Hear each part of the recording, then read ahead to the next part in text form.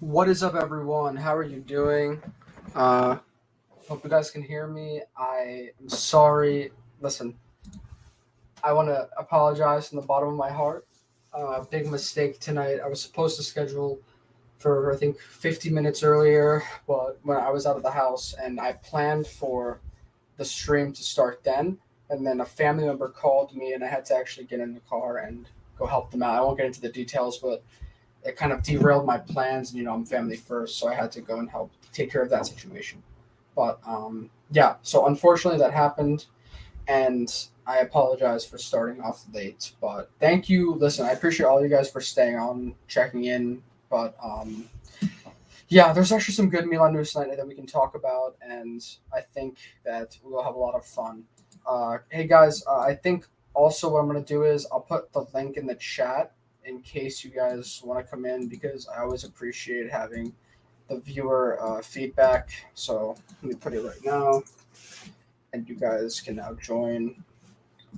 Yes, we have good viewership already. I appreciate all of you guys being here, and once again, I apologize for this. I try to get back home as soon as possible. So, uh, what's up? Let's read the chat. Jamal, Liard is here. Liard, I don't think Liard is still here. Christian, Carlo, thank you guys for all staying on. SSB, Lord Krunich, Majidin, Paul KB. Hey, I saw this earlier, guys. Sorry about this. What the heck? This is definitely Roy. Yeah, that's what I was doing. SSB, I said, Max Cal, Shalanoglu, Donnarumma, and yeah, we are kicking off, guys. Ahmed Hassan, what's up? Forza Milan, thank you guys for coming on. So it looks like we do have, I guess, the first topic to discuss, which is Charles de Ketelaere, because this is a player who you guys, as you know, we've been linked with for the past few months now at this point, and every single week things happen and things get delayed, and I totally understand if what I'm about to read about the Ketelaere doesn't convince you guys at all, because I'm skeptical about it as well still, but there is optimism today from what we've been hearing across various different journalists. But yeah, we will discuss that soon. And expect a Milan news stream tomorrow, just so that you guys are aware. Because I think tomorrow Roy will be on and we can actually, do a stream together and interact with the chat and discuss any developments. Not sure there will be any, but there may be. Is it a done deal? Liar is liar. Yeah, my goodness.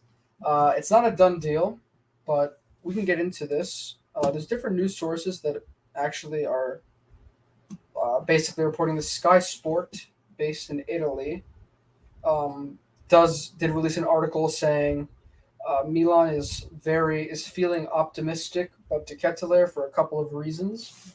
We were going to get into that. It is worth mentioning that some news sources apparently are claiming that De Ketelaere's mom was looking for houses in Milano already, so take that with a grain of salt.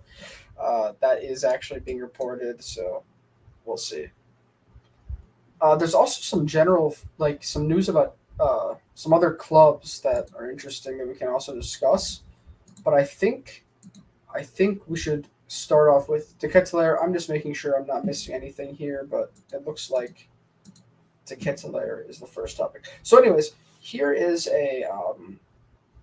the article link on Twitter to the Sky Sport page, and when you click on it, let me transfer the share over to this really quickly.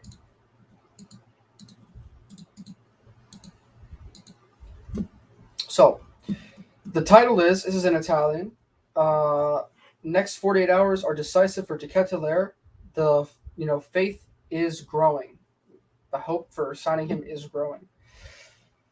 Milan keeps working for De Ketelaere. The next 48 hours are going to be decisive. And listen, I know. When they said the next 48 hours, I know what you guys are thinking. They said the next 48 hours last week when we were in Belgium negotiating. They said the next 48 hours a couple of days, a few weeks ago when we first were interested. It's been a while, but this is what they're saying, so let's hear them out. The next 48 hours are decisive for this deal between Rossoneri and Bruges. In regards to the Ketelaere, right now they are stalled, but in a couple of days, things should get going again towards a conclusion. The confidence is growing for Maldini and Massad because of a good outcome in this deal after their visit to Belgium. If Milan doesn't reach an agreement with Club Bruges, the first alternative would be Ziyech. There is some news about Ziyech we can discuss, but let's keep going. De Ketelaere, he was not part of the first two official games, apparently, for Club Bruges, which we do know. And yeah, he was left on the bench for the Super Cup game and the first game of the season, which I think hasn't happened yet, if I remember reading that correctly. Um, Apparently, Milan wants to buy him, and Bruges would like to give him up to the RossonARI. Like they're totally open to this, so both sides are, and the players' will is really pushing this to actually come to a close. So the bottom line is, from what I'm reading today, the Ketelaere is starting to urge the club to get this done, and their Bruges is trying to accommodate his will, especially because he's in a very difficult position. He's kind of been pushed out of the Bruges squad, and that is like the main thing. And Bruges are actually starting to try to accommodate this, so they're willing to go forward. And Milan, let me find you the source, but there is another development in regards to this. Some people are saying that we could actually raise our bid by a few with bonuses, basically add some more bonuses to reach 35 million. And let me just actually confirm this. But yes, let me see the chat real quick. Isco. Yeah, Isco, guys. I don't think that's gonna happen. So CDK and Renato, no, unfortunately, they're not done. Renato Sanchez is not looking like it's gonna happen for other reasons. Uh, Ziyech is not looking like it's going to happen yet because it kind of depends on the Ketelaere, apparently, from what I've been reading. So there's some problems with those deals. And there's also some other news, but let me just find. It's interesting because I did see this somewhere. I did see that there was another De Ketelaere news link that I'm trying to find right now. But yeah, it looks like Ziyech is not going to come if Ketelaere arrives. That's what I've been reading. It's very unfortunate because we need both players, in my opinion. But that looks like the most likely scenario. There is some Ziyech news, though, if you can discuss. Yeah, guys, I'm not finding the exact news source yet, but I did see today that the Ketelaere, the Ketelaere deal has been boosted because of Milan's potential, will to raise the offer. Okay, actually, okay, I did. Now I found the article on. It's stated by the Belgian broadcaster RTL Sport, so it's not one of my top reliability sources, but it is up. It is not the worst possible source. So let's look into this. This is posted on Sempre Milan. AC Milan's attempts to sign Charles de Ketelaere from Bruges are far from over as an improved offer is ready, a report claims. So take that with a grain of salt. According to what was stated by the Belgian broadcaster RTL Sport, the chances of seeing de Ketelaere Milan are not over as the RossonARI have a new offer worth 33 million plus a percentage of the player's future resale. After the last refusal from the Belgian champs, Milan are now confident that this offer with the green light will finally arrive that could see De Ketelaere become a new RossonARI player as early as this week. This week, guys. This week. Percentage of the player's potential future resale could represent the right addition to receive the long-awaited yes from Belgium. Meanwhile, an agreement has already been reached with the 21-year-old playmaker over personal terms, and he will earn 2.5 net per season, million euros net, the next 5 years if he were to join, so 5-year contract. Daniele Longo claims that after this afternoon of reflections, Milan are evaluating to raise to 32 million fixed plus a percentage on a future resale for De Ketelaere as a last effort. So basically, we're going to improve our offer by a little bit. And what this means is either we increase the bonuses and reach 35 million, or we do like 33, 32 million plus a resale value. So we're trying our best, but it looks like our budget is really running thin for De Ketelaere, and we can't really go much higher than that. So that is the development today. Let's see what you guys are thinking. Longo was saying one does not discount the other, and I hope he's right. I think it depends on who you hear. What's up, Jamal? How are you? A couple of journalists mentioned on the Bluebird app. Yeah. How tragic would it be to lose CDK to Leeds? It's just they're just gonna banter us for it, so it's really annoying. And I don't like losing out to these lower mid-table Prem teams. The team that was fighting against relegation this year. To Ketelaere, uh, Gundogan, Ronaldo, Depay. Yeah, these are that would be nice. It'd be nice for sure. All right, guys. The link is in the chat, I believe. Yep. So if you guys want to join, come on. Feel free. And I am going to. If you guys would like to talk more about Charles de Ketelaere, ask some questions. If not, we can go into the next topic. But I think I know what the next topic should be. But we'll see. We'll see. It looks like De Ketelaere. I mean, according to Roy, it looks like he's optimistic, just from me speaking to him. So he's been optimistic for a while, and I hope that his optimism is correct because I think that there's definitely a standstill in the negotiations. Um, the problem is, will Bruges actually accept this offer? Because for me, if you ask me, what do we need to close this deal? I'm pretty confident that a 35 million total bid would close the deal. Uh, but the problem is, if we're doing this 32, 33 plus a resale, then it's not really necessarily the best because it's not, I mean, decisive, uh, as that's the better choice of words, but it's not going to be decisive to close the Ketelaere, like, uh, as far as we know, because that's not what Bruges was really sticking to with their total price. But if Bruges has had enough of us negotiating and De Ketelaere is pushing, then maybe this last offer, and also they know that it's probably going to be our last offer before we walk away.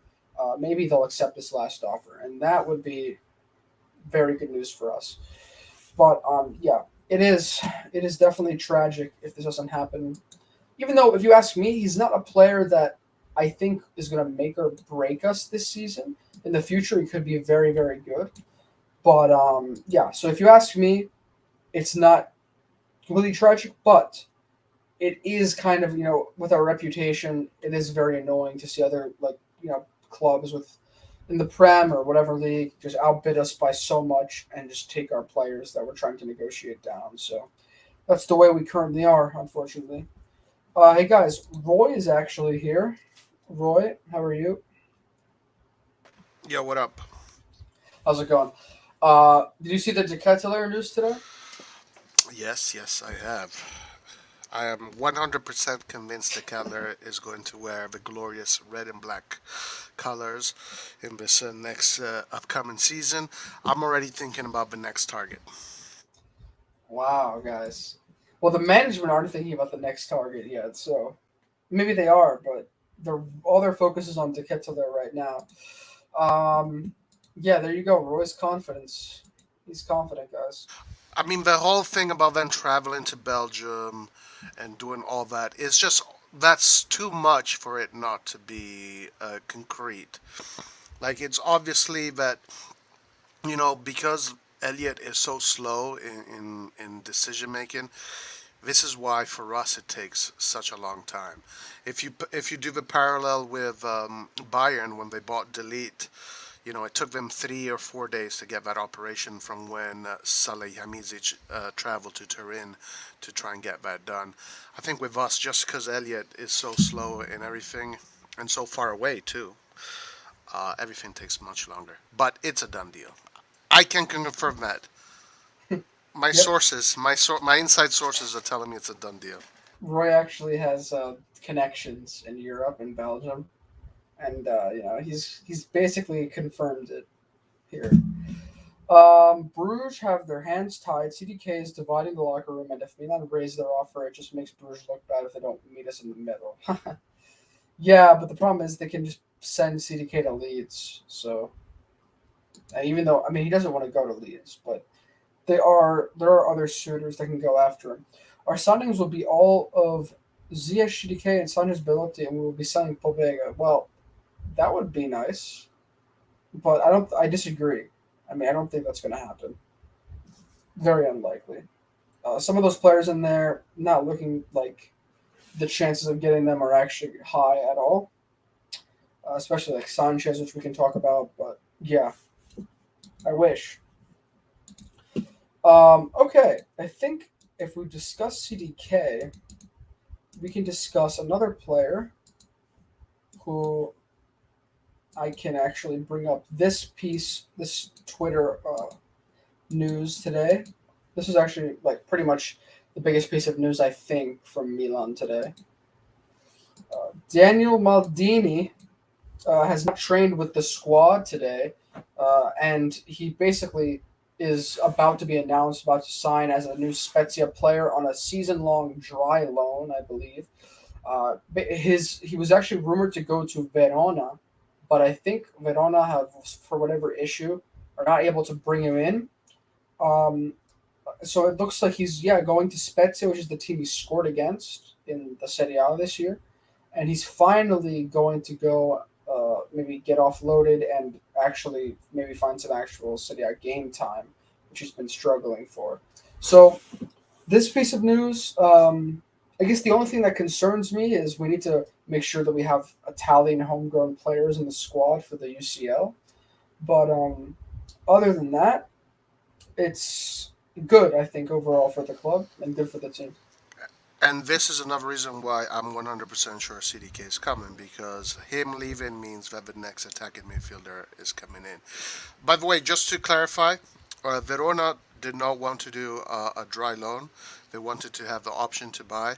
So because they did not find an agreement with that, Verona bought another player from South America who is apparently very interesting, and that's why that didn't happen. So Spezia came in and agreed with the dry loan. Good for Maldini. That means good for Maldini. Go get it, Maldini. Go get it. So, you have confidence in Maldini? Yes, 100%. Really? I think he's going to become a super player. I don't know. Like, what makes you say that? Like, Well, if a player has an Italian last name, you already count them out. Okay, but for me, this guy, first of all, it's in his genes. You know, the jeans he wears every night to go to nightclubs. No, it's in his DNA. He had an incredible experience with Milan alongside Ibrahimovic, alongside a winning team, and all he needs is to learn how to be more intense. He needs to get in the rhythm of intense. Spezia is a perfect team for him, even better than Verona, because at Spezia you got to work your socks off. You got to be humble and work your socks off and sweat, sweat, sweat. You can't rest in Spezia. Those guys have to run and run and run. Why? Because these guys are playing to not get relegated, and that's a whole different beast. Whole different beast. So this is a perfect for Maldini. Maldini will come back to Milan, a new player, an exceptional player. I'm calling it right now.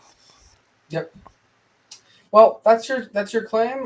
Listen, like I said, I don't have that faith. I think that he may have some skill, but he has to prove to me still that he can play with the best teams. But we'll see what happens. We'll see what happens. Hopefully, he gets consistent game time. He can actually have a chance to show. I want to say something about Paul. Paul, probably out of all of our regular viewers and friends, is probably the one that has had some of the worst takes so far. Okay, and I'm gonna call him out. Three takes. Three takes. I'm gonna call out Paul's three takes. Take number one is Origi is gonna score more than 20 goals or 20 goals. Bad take. Take number two, which is a very, very, very bad take, was that Vicha Veraskilya is not a good player. Take number three, this one right here, that he won't even get minutes in Spezia. So three really poor takes from Paul, and it's going to be a fun season. Hey, listen, Roy. What if Vicha flops this season and Daniel Maldini gets no playing time? Then he's right. That means we got lucky. Nice, nice. Okay. And Roy, what about homegrown Italian players? If we get rid of Daniel Maldini, I think so. Let's look at them in the squad. Obviously, we can bring up Primavera players. We have Calabria. I think Florenzi counts. Tonali counts. That's three. I think we need a total of 4-4, right? 4 Italians at least, and then 4 homegrown players. But maybe they can cross, like, do they cross count basically if there's four? Well, I think they're going to have the fringe players be Primavera players, and they're going to be the Italian ones, and also the AC Milan ones. Obviously, because it's the next generation needs to come through. One player that is very interesting is Michelis. Michelis had a very good game against the German team, and I think he might be that fifth defender. Maybe we'll see. Italian. But also, guys, I'm calling this one out. It's a gut feeling. This is a gut feeling. In August, guys, this is a gut feeling I have. We're going to go all in for Zaniolo. Oh my gosh. Oh my gosh, Roy, stop with this stuff. What the hell? Guys, if we get Zaniolo by the end of August, you guys need to call me Sir Roy. I'm officially knighted. You have to call me Sir Roy if we get Zaniolo by the end of August. Guys, listen. Do not listen. Roy is on his, like, his crazy side tonight. So be careful and take everything he says with a little grain of insanity. And just be careful with what he says, guys. Because this is not supported by any news source. So you heard it here. Be very careful believing Zaniolo links right now. Guys, I'm talking about August. You will see. It's a gut feeling. Well, all right. SSB is loving it. SSB is like Roy's, like, if Roy was like the general of an army, SSB would be his first lieutenant. He'd be the the vice, his assistant. He'd be by his side 24/7, Yeah. supporting him. So yeah, SSB is ready for war. I'll be fine with that. Yeah, we're talking about Pogba later. So yeah. Spezia plays kids. Pobega was there 2 seasons back. Yeah, he does get. I think he'll get lots of chances at Spezia for sure.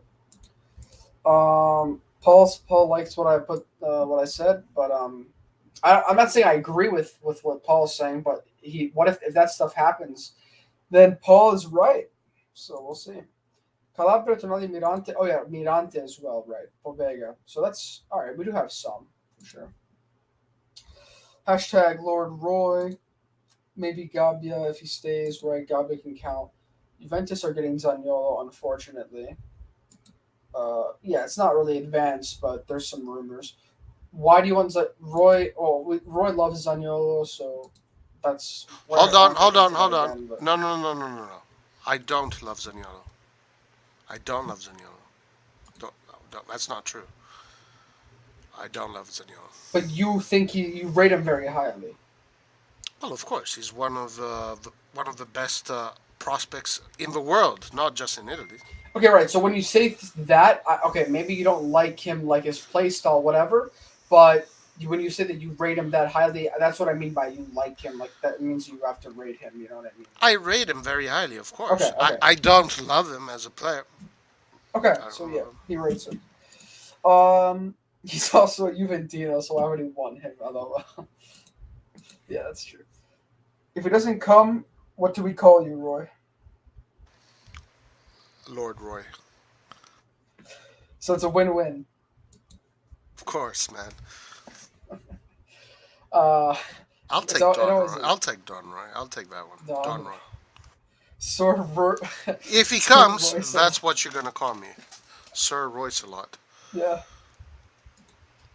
Roy is our Oracle. Yep.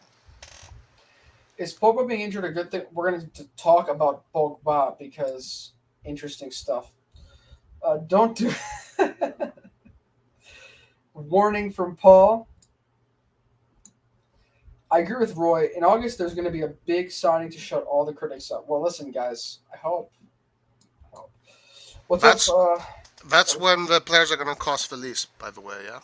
And we know how this club operates with money. Yeah, we'll get Messias. So these guys they can't wait for August. Messias, Mr. X signing. Yeah, speaking of which, I just want to clarify something. Guys, today Redbird does not own the club. The club Yeah. is still being operated by Elliot. And I think Redbird is going to be very different. I think Redbird is going to have political motivations, sporting political motivations to get big signings for their company, which is a sports company. Yep. What's up, Hussein? He is a Bayern fan. Actually, came on towards the end of the stream yesterday that we were doing. Very, very great fan and good person to have discussions with. We actually had a very nice civil discussion yesterday towards the end of all the chaos of the 10-hour Oh, stream. I hate civility. Yeah, well, civility is nice sometimes. Lowers your heart rate, and you can actually maybe save some years of your life. Because if not, you're just stuck to these yelling matches, and they really take a lot of energy out of you. So it's good to have some nice, knowledgeable discussions. Ali says, "I say if we can't get Renato, we might end up with Fratesi. That's more likely than Zaniolo." I wouldn't mind Fratesi at all. He's really good. So the issue with Fratesi is always that Sassuolo makes prices for exactly what happened this summer for English teams, not for Italian teams, and that's the issue with Sassuolo. But Fratesi would be an excellent sign. Yeah. Uh oh. Look who's joining the stream. It's Paul KB, the most wanted man to Roy right now. You know it. You know it. I couldn't sleep. I heard Roy chat shit, so I had to come and check him quickly. Oh no. Here we go, Nah, What's guys. up, Paul? I'm good, my guy. What are you telling me? You alright? I'm doing great, Paul. Did you hear the three terrible takes you've had this year that are not going to come true? Three terrible takes. I know the Origi take is one of them. Yeah.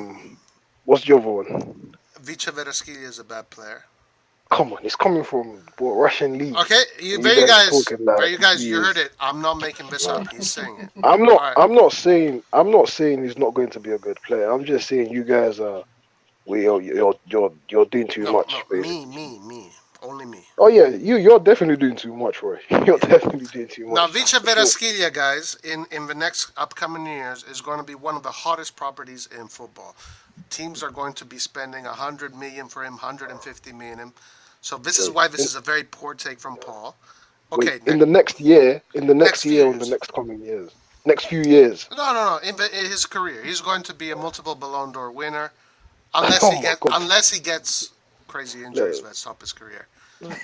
Ballon d'Or. Come on, Roy. That's Multiple, that's multiple. that's cap. That's just cap. Okay. What's the other one? Kaká only won one, bro. And the other really bad take you had was today, which was what was it? That Daniel Wait, Maldini won't get any minutes in Verona, in Spezia. he won't get minutes. All Daniel right. Maldini, as of now, is not a Serie A player. Okay. Did you watch him last game? I did. How good is He he? was pretty poor last game. He was shocking. He's a very good footballer. Very good. I honestly think he doesn't get called out enough. One, because he's young. Two, because his last name is Maldini. Anyway, we're going to find out whether or not your takes were poor by the end of next season. Boy, Okay. I'm a sharp shooter. I don't miss. Okay. All I right. don't miss. All right. We will see. I We will don't see. miss. That We, being said, though, I do want Daniel Maldini to prove me wrong. I actually do want that guy to come back and be good for us. Like, it'll be a very nice story. But as of now, I don't see what everyone else sees in him. I'm not going to lie. listen, Daniel Maldini, from a technical standpoint, is excellent. He really is. Technically, No, I don't disagree with that. I don't and disagree with that. also, yeah, and also like in his slide tackle and his recovery of the ball, he's excellent. What Daniel Maldini That that needs? that only happened once, by the way, and everyone is No, just that's not going true. over the top of it. But It cool. just happened He once. was crap the rest of the game, All but right, cool. but anyway, oh, you're talking about the last game. I'm talking about in general. Every time I've seen him play. But anyway, He always tackles like that, slide tackling. Really? I've seen him do many good slide tackles in the middle of the park. I've seen him do many good recoveries of the ball in the middle of the park. By the way, Raul, CDK will be a Milan player before the weekend, Yep. so you All right, can. guys, let's keep going with the chats. Oh, hold on, Nathan's hold here. on. Nathan's here But as well. What's up, but let Nathan? me finish with Paul. And Paul, let me Yeah. tell you this. Let me tell you this. Are you ready? Are you Yeah, ready go for on. this? Go Daniel on. Maldini at Milan, he's treated like a child, and he's not given the responsibilities that he needs to get. And I see one defect in his playing, that he lacks intensity. He lacks that fighting spirit intensity. And a team like Spezia is the best place because he won't be treated like a child in Spezia. He won't be treated like the special kid, the boss's son. He'll be treated like everybody else there, and he's going to be put in the front lines, and he's going to show the world why he deserves that name on the back of the shirt.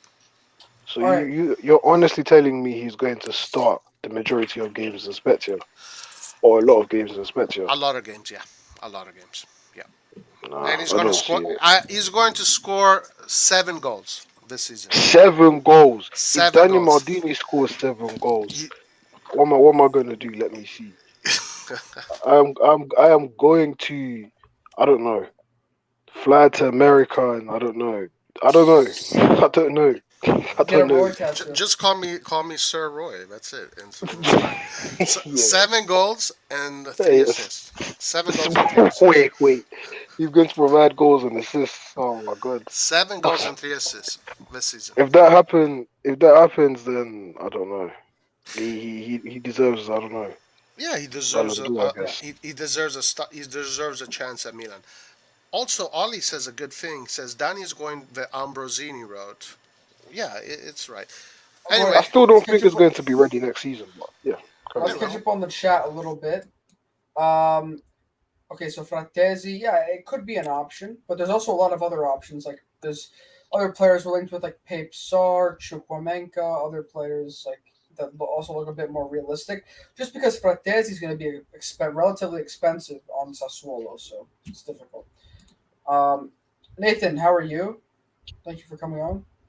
Uh, I'm doing all right, but I've got to mute myself for like 10 minutes. That's fine. That's fine. At this point, I'll take LeBron James. Just anyone. Yeah, I'll take LeBron. He can play. He doesn't care about sports anymore. LeBron James, he's done. What makes you say that? Come on, man. I mean, LeBron is finished. He's done everything he has to do. He's thinking about his next life. It's like those I don't know. wrestlers that they're He is, done I'm not but with. at the same exactly time, sure. like he's just still very competitive. Yeah. I still think he definitely wants to play with his son. Yeah. Anyways, Lakers are trash. Okay, let's keep going. Redbird first order of business is the stadium. It should be the stadium, guys. That's really important for us. Guys, my dad's here. Everyone say hello to Hey Matt, guys, how are you? legend. Hello, Antonio's dad. Ciao, Guido. Ciao. Ciao, Ciao. ciao, ciao, Guido. Roy. Ciao. What's your name again? Mi chiamo Paul. Paul. Paul Sì, sì. Gascogne. Paul Pogba. No, solo Paul. Eh? Paul, sì, come Paul Gascoigne, sì, ma Bravo, just Paul, bravo. Paul's good. Gascogne was funny and good player too. I heard. I mean, I wasn't old enough to watch him, so I don't I know know. about I'm it. sorry. Yeah, that was a while ago. Yeah. I mean, I'm not as young as Antonio, but I What wasn't. if Pobega? Pobega got hurt? Yeah, bad injury, really bad injury. Let's get into Yeah. that later, though. Let's No. finish the chat and then. Let's wait for Di Maria now. So you will go Serie B. All right. This guy Muslim here has been just giving us random player names, so thank you. What's up, Rahul? How are you? Hopefully, CDK is a Milan player by this weekend. Roy says earlier. Oh, by the way, guys, if you want to become members, click on the link. You can become member. You get special perks, and then soon we're going to do special events only for members. So, join the membership. Raul is one Rahul's of a our member. members. Yep. From 1870 to 2022, guess what are the top 10 teams that spend the most on transfers? I think Milan is up there, right? I think so. Anyways, Jamal Probably because says, of that. yeah, The spending we did with the, what do you call it? The the ownership Chinese before ownership. Elliot. Yeah, Chinese ownership. Whoa. Oh my god. Nightmares. Absolute nightmare. Yeah, Jamal says, what about Adli? Talk to me about Adli. Well, what do you mean about Adli? Yasin Adli is our player. He's probably going to be one of our cam players. Even if CDK comes in, they can interchange. CDK can play striker sometimes. He can play on the right. So it depends. Ali can also potentially play in the pivot if we need him to. But I think Ali is still like going to be one of our top cams. So it's kind of up for debate. But we don't know who is going to I play more believe in Rui that position. Costa. Rui Costa. Yeah. I think Redbird is in trouble. Addirittura Rui Costa. Oh yeah. Wow. Really? You think so? Actually, I believe it's faster than Rui Costa. But Rui Costa is Rui Costa. But you got to consider the player Rui Costa was playing with. It's difficult to compare, guys. Football, it's 11 players. It's difficult to judge one player by himself because when you have players like that close to you, Rui Costa was in a bench when we got Kaká, if you guys remember. Yeah, Kaká bench Rui Costa actually. Imagine Seedorf, Gattuso, Ambrosini. I mean, the famoso Rombo, the Ancelotti was making the diamond. That's where Milan was playing, with the diamond. A rombo in Italian. Guido, how many goals do you think Origi is going to get this season? I mean, if you keep the average, we're screwed. I'm sorry the word. You think so? I hope, listen, I don't know. Is he going to play? Because the Giroud is going to play. I mean, I'm sure they're going to alternate. I still think we need another offender too, bro. Because because they're all the Origi never score many goals. I mean, I like the way he plays, but if you look every year he played, he never scored much. So I hope so. And we play one offender. We don't play two. Because I think he's good player. He could play two. I wish we change the system sometimes. I don't think that's for the players we have. We could do even better with the midfield at 3, even 3-5-2 or 3-4-3.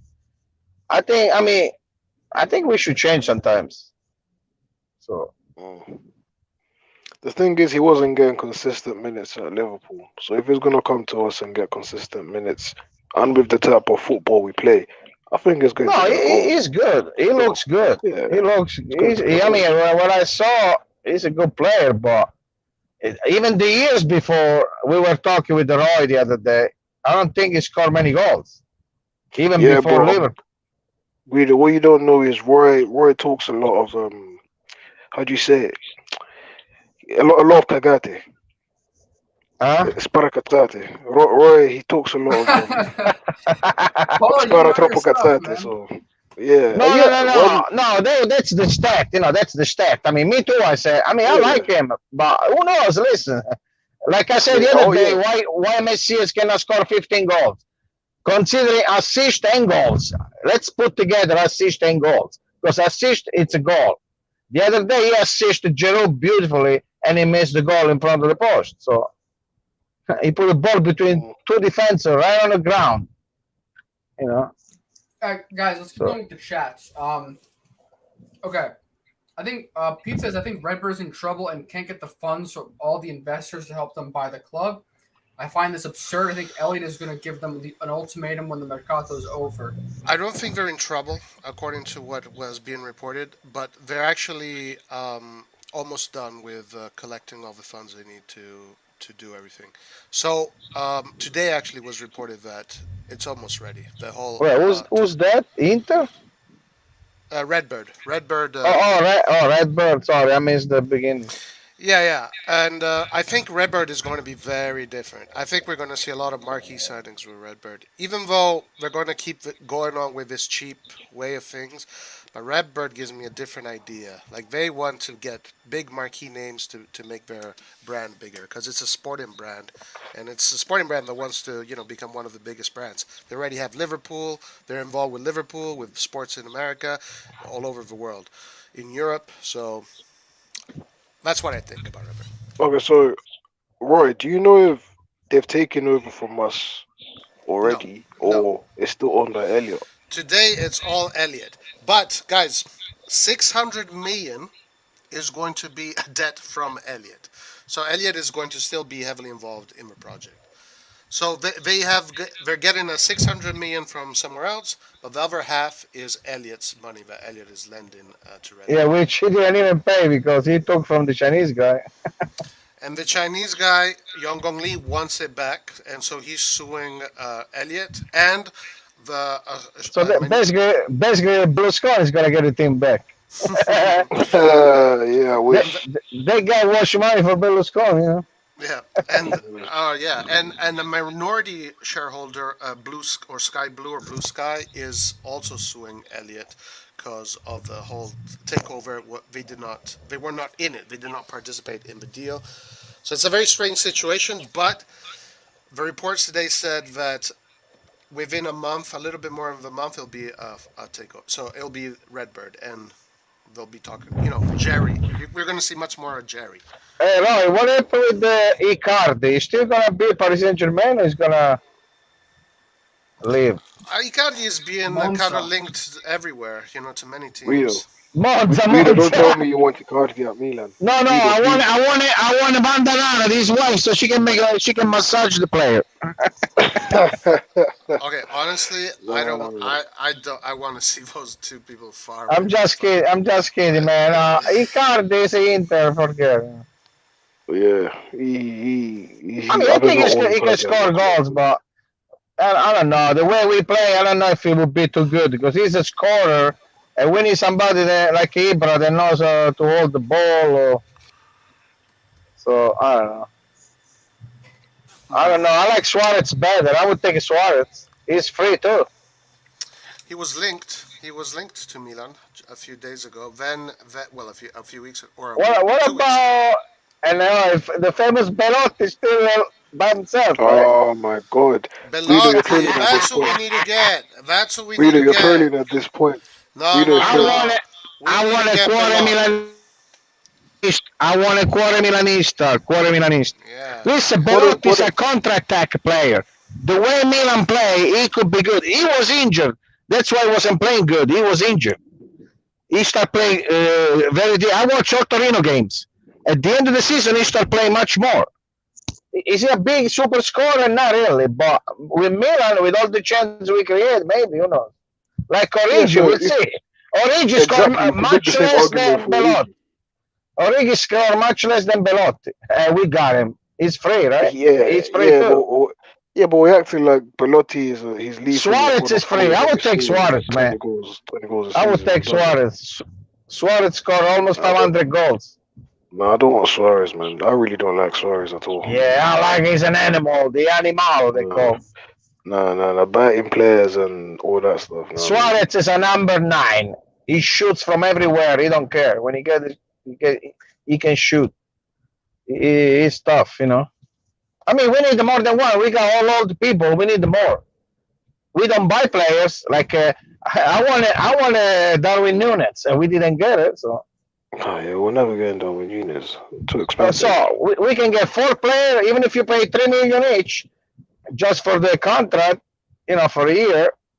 But how much you spend? Nothing, You don't even spend 20 million for 4 players, Like 15 million maybe. How much Giroud makes? 3 million.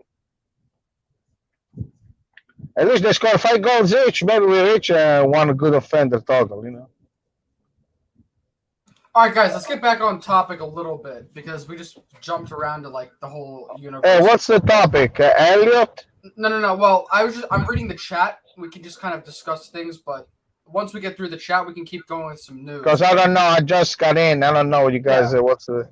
That's fine. Paul, who do you want Milan to get? Just very quickly. Who's the guy? Well, one player or just series of one players? player. One player.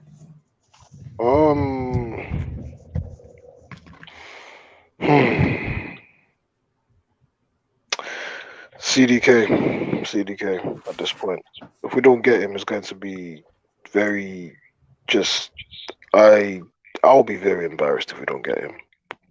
Pretty much, yeah. CDK. Charles. What's the topic? We're just going through chat a little bit. Teams who spent the Oh, most Nathan- money on transfers, and here 1 to 10, Milan number 10 apparently in the past I think since 1870, from 1870 to 2023. Interesting. How the heck is Juventus not? Oh no, they are. They're fourth. Okay, never mind. We're still third behind Juve and Inter, so we're good. Donnie is going the Ambrosini route. Yeah, Roy said this earlier. Guys, is Messias getting 15 goals next season? No. I don't think so. I don't think so. No. Hey, between a goal and assist, you never know. I say goal and assist. I mean, I think that's a maximum he could get if he has a great season. Yeah, depends how much he plays too. I mean, But I don't. Maybe. I wouldn't have the confidence today to. I think that the second year after the first year, you should do better. If not, you can go. Then that means Salamakers Yeah. shouldn't be here anymore. I was waiting for someone to say Salamakers, he play left and right, both feet, but each one is not really super good. So. Salamakers, I would normally say a player has 1 foot. Salamakers has 0 feet. No, he's good at both. No, that's not true. He's good at both feet. No. I'm gonna call it like it is. Listen, he don't finish. His problem is finishing. He don't finish. He's not bad. He just don't finish. No, when you say both feet, Guido, Salamakers. He can use left and right, no problem. Both. I don't know if his left is that good personally. Yeah, he scored a goal. He curved the ball many times. I mean, it is. Many times. I wouldn't say many times, but he's only scored one goal. Well, I mean, he curved, he shot. Okay, he didn't score much, of course, but I mean, he tries. My left foot. I might as well shoot my left foot off, but I can still walk on it too. I mean, it doesn't good. No, listen, you guys got to watch games though, because I mean, I say he don't score, but he move back and forth both feet. Look at Hernandez, he's great, but he walk. He don't even walk with the right foot. Listen, how many times? Guido, these guys have been hating on him for 2 years now. Salamakers is a great player. He's got great heart. Yeah, he can play everywhere. He can play everywhere. He can play many positions. In possession, he never loses the ball. And hold on. I'm not done. Everybody loses possession in the possession, but his possession is really good. Right. We can check it out. And hold on. Let me finish. And Milan's big part of its game is high press. That's how we get to score goals, with high press. When he is in there, our high press looks the best. Yeah, you're right. And that's when we score many goals. When he is in the pitch, not when he's off the pitch. We score more goals when he's on the pitch because the high press is what makes us score more goals. Grande, sono un campione, Guido. Questi non capiscono niente. Sono un campione. As I said before, football, it's 11 players. It's not only one. When Real Madrid bought all the Galacticos, spent 250, 300 million a long time ago, they didn't win nothing to compare what they're winning now or later or before. Guys, they didn't win anything. Listen, let me say something real quick on this topic. I'm kind of in the middle here. Like, I don't despise Salamakers. Listen, we had the Brescianini and Dad, please stop interrupting me. I know okay, you talk because I gotta get off. I gotta do something. Yeah, I am speaking. But listen, so on this topic, I'm kind of in the middle. I don't despise him. I think we should keep him. Like, I don't think he needs to go. But at the same time, I don't think that he's necessarily, our starting right winger. I will say that there are some similarities, but don't cut me off when I say this. So maybe like a Valverde on Real, in the sense that he's not the most attacking player as a winger, as a right winger, but he's supposed to do more with his work rate. The only difference is Valverde is better at contributing offensively with his assists, and I think he's a bit more quality. So if Salamakers can keep improving, maybe he can be like that sort of player, but we'll see. That's just my take on him. Look, I don't want Salamakers to leave either. Again, he's a great closer. Are you sure, Nathan? Are you sure? No, I've said 100 times he's a great closer, and I want him on the field when the game is, let's say we're winning 1-0 and it's a close game and it's back and forth. Then I want Salamakers because he is good under pressure and he's going to retain the ball. But if we're losing the game or if we're tied and we need to score a goal, Salamakers is not going to get you that. No matter how much you want it to be true, it's just not. I mean, I know I said his right foot's decent, but no, I don't even know, to be fair. Because how many assists does he actually get? That's not his job. It really isn't his job. Like Roy, Salamakers is a player that you just if you try to judge him based on his offensive end product, then you're not judging him correctly. Roy, you can't say that's not his job. But you He keep plays on as a saying. winger. But wait, hold on, guys. But this is something that pisses me off. Like, there's no rule that says if you play in that role, you have to do that specific thing that you guys think it is. You can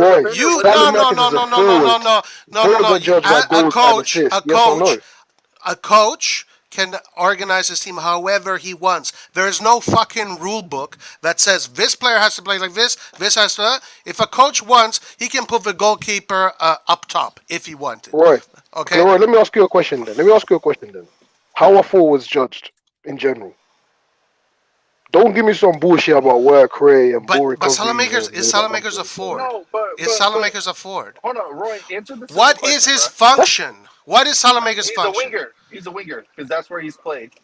Oh my god! First of all, he's not a winger. I don't care. He's a right attacking midfielder. Right attacking midfielder, which is a completely different position than winger. Okay, first of all. There we go. The hint is in his name. Attacking mid. Right attacking midfielder. But what he does there is that he's always there, the extra man in possession. In possession, he's great. He's great in possession. Boy, no one cares about that. And the high press. You guys don't understand the value of that because you guys want to fucking see highlights. That's all you want to fucking see, highlights. Roy, let me ask you a question. Wait, guys, 1 second, please. Clint is here. Guys, we said Messi has 15 goals, and here's Clint. Clint is the one who we quoted yesterday on this. Sorry, Clint. Wait, what's up, bro? And I'm talking, please, if you can go back to the chats, because you're doing a good job with the chats. Yeah, I am, but it's hard because you guys are all like debating. Yeah, and a lot of people wrote stuff. Right. I'm just trying to go through here. All right, let's keep going. Okay, Messias. This is going to be Maldini's make or break season. If he flops in Spezia, bye-bye. That's interesting. I think I would agree with that. I still don't think it's going to be ready after like just one season of just. Yeah, but he should show improvement, I think. Yeah, for sure.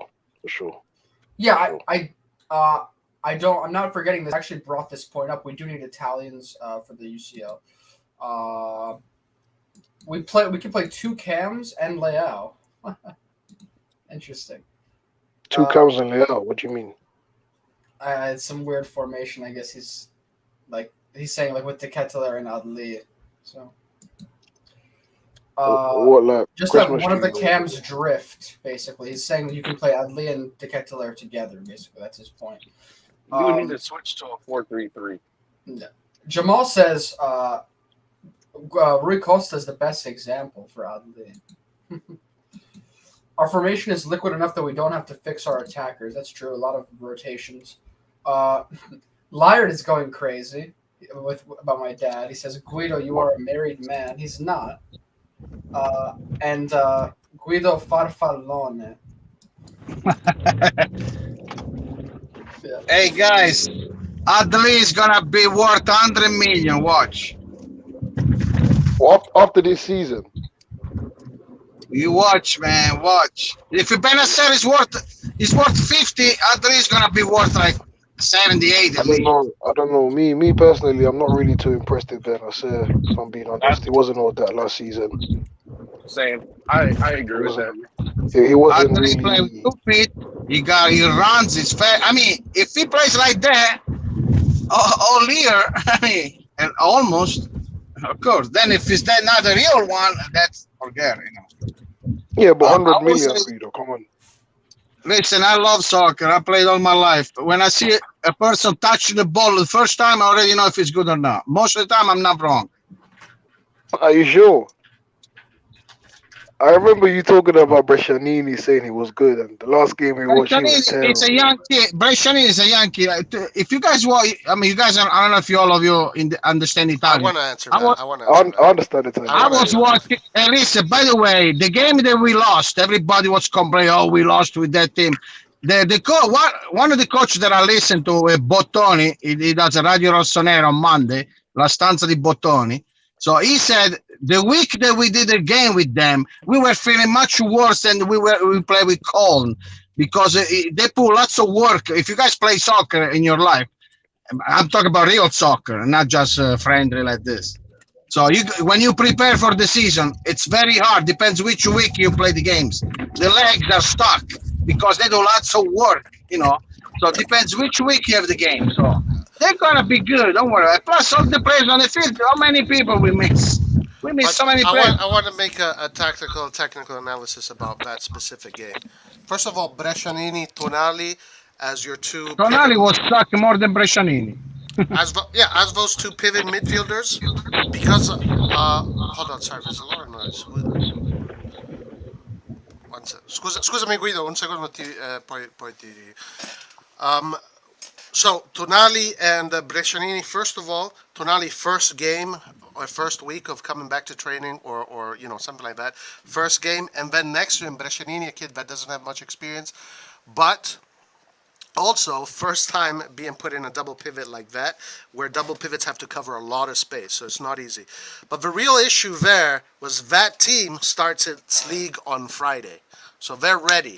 So if you're two double pivots and you have to cover these guys that are super fit while you're still in your preparation, it's very difficult. So I'm not gonna judge anybody on that game. And Roy, to add to your point, remember like that year when we played like Bodo, or like where Hauger was, there were like 20 games in the season already when we played against them before, like that Europa League playoff, and they were way more physically, where we were just struggling during that time. So that's a big part of it. The physical fitness is definitely a big part of it. So Brescianini, I want to see, because he looked promising against the training match against Lemine, you know. He looked promising there. So I don't want to count him out. Paul, where did Paul go? Paul left? Yeah, all right, let's keep going. We only have a max of 17 foreigners. That's the issue. Yeah, I haven't really calculated how many players we have, but do you guys think that Lee will have a positive effect on Diaz, or do you think he'll fall away? Lee looks like he could fit the role if he has to. Hey guys, Brescianini, I hope we don't have to keep, because he needs experience. Because if we don't buy nobody, I don't know, we have lots of midfield, but if we keep play with the one, I still think we need somebody else on in front of the defense. Because if Tonali get a red card, he get hurt. Benacer, he never played all season, every year. Always a problem. So, Bakayoko, I don't know. I wish was Bakayoko we got two, so is he going? He's staying? I don't even know. I hope we get a young kid. What's the name? I cannot pronounce those names. The one in England, the 19 years old. Chimichanga, what's his name? You know him, Dad? Dad, you know him? I've seen I got intel on that kid. Like, you know, a lot of people are doing high praises of him. Me personally, I don't know him, but I try to see people that actually watch, you know, Villa and all that. But I don't know, man. At least if we bring signings at this point, that's all I care. I just don't care. At least those kids are physically strong. Those kids are strong. So.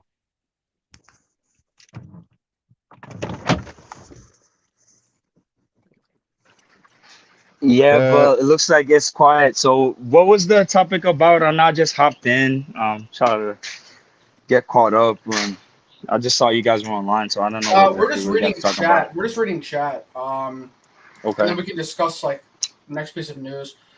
Sandwich maker isn't okay. Milan need better attackers. I think that's true.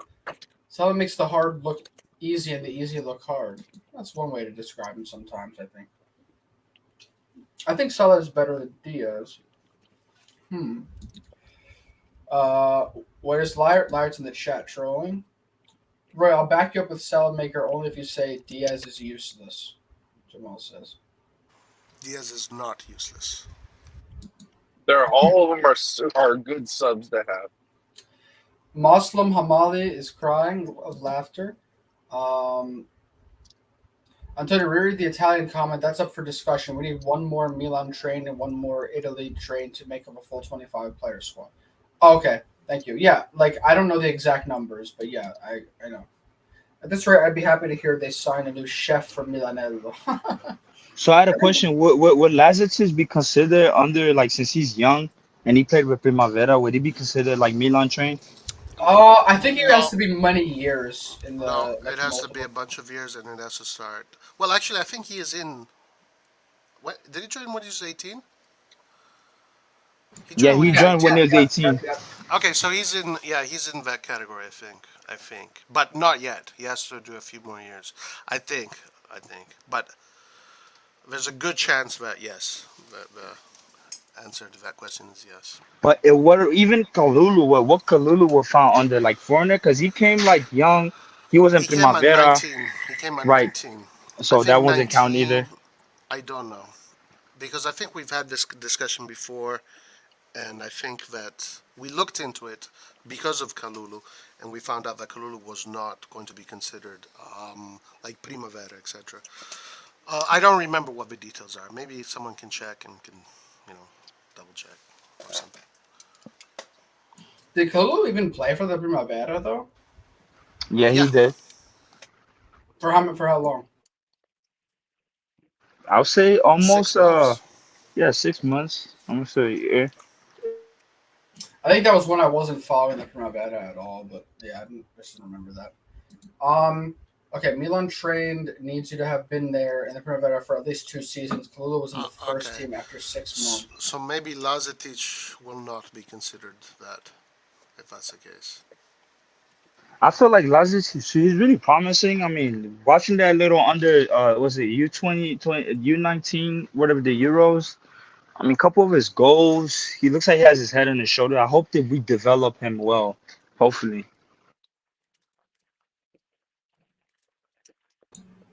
Yeah, for sure. He definitely has potential. I saw those goals as well. All right, guys, we can move on. I guess we've exhausted Daniel Maldini. Well, I I want to did. know why Paul left because he came here to attack me. He came here to attack me because I commented about some of his takes, and yeah, I want Paul to end that conversation. Hey guys, let's look at this Daniele Longo tweet. Hakim Ziyech on Friday um, re-emphasized that he's ready to come to Milan. So what do you guys think? Like, if we get CDK, you think we're not getting Ziyech? Because that's what I believe. But what do you guys think about that? I think we're gonna get because I saw some reports, not on the English side, but on the French side of things. Like I was thinking, I think he was alluding. I don't know how true it is, but saying that Chelsea's a mess right now and he wants out, and which I think there's not Chelsea is not really stable, especially what's going to happen with this whole Kunde deal. So they're not even getting the targets they want. Barcelona's getting Koundé for sure. Right, right. And then the players that are not starting, I mean, Ziyech is not a starter at Chelsea. He's not going to be a starter going into this season.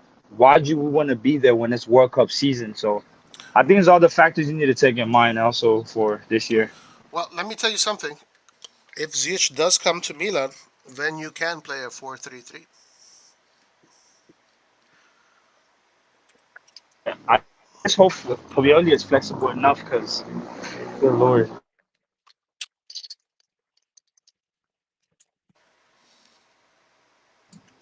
I think if you play a 4-3-3, you have to evaluate the balance of the midfield. Because I can totally see our front three or back four. Do you think we could play in a three-man midfield, Tonali, Adli, and CDK together? No, you'd have to I think they sacrifice one of can. the players. I think they I mean, can I haven't seen CDK play. As far as I know, he's an attacker. So being because a Adley midfielder would is be different. kind of like a Busquets, while CDK and Tonali are kind of like not so much Iniesta, but more like Xavi players. Okay, but in a 4-3-3, you need one guy there that directs the game, and then you need the other two Yeah, players to do Adley. box to box. Yeah, and that's Tonali, and we already know Tonali can box to box, and But Tonali CDK can do looks like box he to can. box. Well, I don't know. Maybe he can. I don't know. From the No, players that I seen today, Benacer, Ali and Tonali could do that. You probably put Benacer in the middle and Tonali and Ali go up and down because Benacer is not that much of a box-to-box player. I agree. Right, because even because when you establish that 4-3-3 and that midfield right there, that's where Tonali will usually operate. Now I can't really see another CDK being on those wings, even though I do know it's like a 4-3-3. So I don't think you can have all three of them together. It doesn't make sense to me. I don't know. Roy, quick question. Can you see the Carlos emoji? On the chat, yeah, I can see them. Like on okay, because I can't see it. I think it's just my computer. It's not loading it. But Yeah, if you look at the chat, you can see the emojis. We have the Bunga Bunga emoji. We have the Lord Krunich emoji. We have the Maldini emoji. We have the Narnia emoji. We have Larry's shut up emoji. So we got a bunch of them. So they said Pogba's already injured. 2 months out. Who? Pogba. let's discuss Pogba. Lateral meniscus. That's basically like the ACL. It's like an ACL injury, but on the side. Sometimes, like, I don't know, but sometimes I feel like players know they're gonna get injured, or they kind of like know their body. Sometimes I'm just being just a bit of a conspiracy, but I feel like they know and they ask for certain moves and they just know they're not gonna play, or they know they need operation and they wait until to get to that team and they just go in and like, okay, I need to get operated now, and they don't disclose that right away. That's what I feel like. Well, I think they do medical checks, so they check everything. And if there's a problem, you're saying psychologically they kind of feel like something is about, like they feel something's going about, or they know that there's an issue. What are you saying? No. I mean, like they probably know there's an issue to them, like something like I know they go through the whole medical check, but like sometimes I just feel they know internally because sometimes the stuff is really internal. If it can't be detected, I mean, you feel it. If you know you Right. need surgery, yes, I will say I'm not saying you're wrong because there's some players that maybe are like this with small little things. They want to stay at maybe they even want to rest a little bit so they like prolong their injuries and they're a little like delicate. But an ACL or left meniscus, that's for Pogba at least that's a very different story. I think. right. But so, do you think like when he did like his when he did his medicals, like do you think like they at least saw it before, or it's just No, no, popped no, out no. of What nowhere now? happens is this happened. This is a very quick thing. So when you're playing, it happens in like if with one wrong move, you can like it happens. It doesn't just it's not there, and it doesn't like just Right, slowly right. appear. Because did he even started with Juve already? Did he Yeah, start but with so Juve? but what you're saying is that like with what you're the way you're explaining this, it sounds like you're saying Pogba self injured himself. Like I Oh mean, no, there that's isn't really not a No, what. lot no, of No, no, that. that's not what Clint said. no, that's not what I said. It was more like meaning like he knew that he probably had, and I'm just speculating, and I'm not saying by no means it's true, but meaning you had a sense that like, okay, there's an injury there, No, right? that's Let me impossible. sign. That's impossible. I No, don't for an know, man. I ACL. disagree there because I mean, you know your body. Yeah, but you can't I, Yeah, predict I, an but I no, but I, ACL but yeah, thing, but that guys. injury is not an injury. I don't think you're gonna Yeah, you're not play going to on. predict yeah. that, That's You're guys. just not gonna gonna happen. play on that. Okay, there's a difference between an older player saying, "Yeah, guys, my knees are getting a little old. I'm feeling tired," but that's different from an ACL because ACLs can happen to anyone at any time randomly, no matter how you're feeling. Right, It's which I it's agree. completely So different. that's why like my question now, what I'm asking is, did he know? Like, did he play? Sorry, did he play at least a game with Juve, or Oh how did yeah, he he get the did. injury? Okay, So the injury supposedly happened on a Bro, you contrast fucking with idiot! I should with fuck your Perin. car up. relax, man. Who's is it Nathan? Bruh, It's Houston drivers for you, man. bruh, this person's car is literally sticking halfway out in the road, and I'm sitting next to a dump truck going 50 miles an hour. I literally would kill this person. I don't understand why they would do that. Fuck, dude. Yeah, and I'm literally a driving bomb. Like I'd Hey, rather you not should explode. you should come to Philadelphia to drive. You can have fun. Yeah. I have enough fun over here, Guido. I'm okay. Yeah, yeah, but I also heard I don't want to dwell on Juve too much, but I heard like Timo Werner is like linked to Juve right now. That Yep. they're trying to acquire him. Yeah. A bunch of Hmm. players are Paredes, Firmino, Timo Werner, Belotti, um, some other ones too. I can't remember who. Oh, the Morata. Oh, did you say Firmino? yeah. Hey, Roy, Villarreal. Belotti is coming with us. He just won a shirt. He don't care about money, just the shirt. I want him to come to Milan. I want him to come to Milan. Me too. I just want to know what's the deal with Belotti. Like, what exactly? It has to be something because it would be a no-brainer to any team to just pick him up right now. Like a Napoli or even Juve. Go and you pick up Belotti, but it's like I don't know. It's maybe something that's out there that we just don't know about. Because he would have been had a team by now. Even if he clean the bathrooms, the dressing room, he's gonna be happy. He's a Milan fan, you know. No, but I don't think we'll get him for that though. You know, we got Origi, Giroud, Belotti. If they score 3 goals each, it's like a regular player, you know. Guys, Paul is back for more. I think Belotti would be very helpful to the team actually if he comes. I'm gonna stand by this. Belotti is not good enough. That's just my opinion.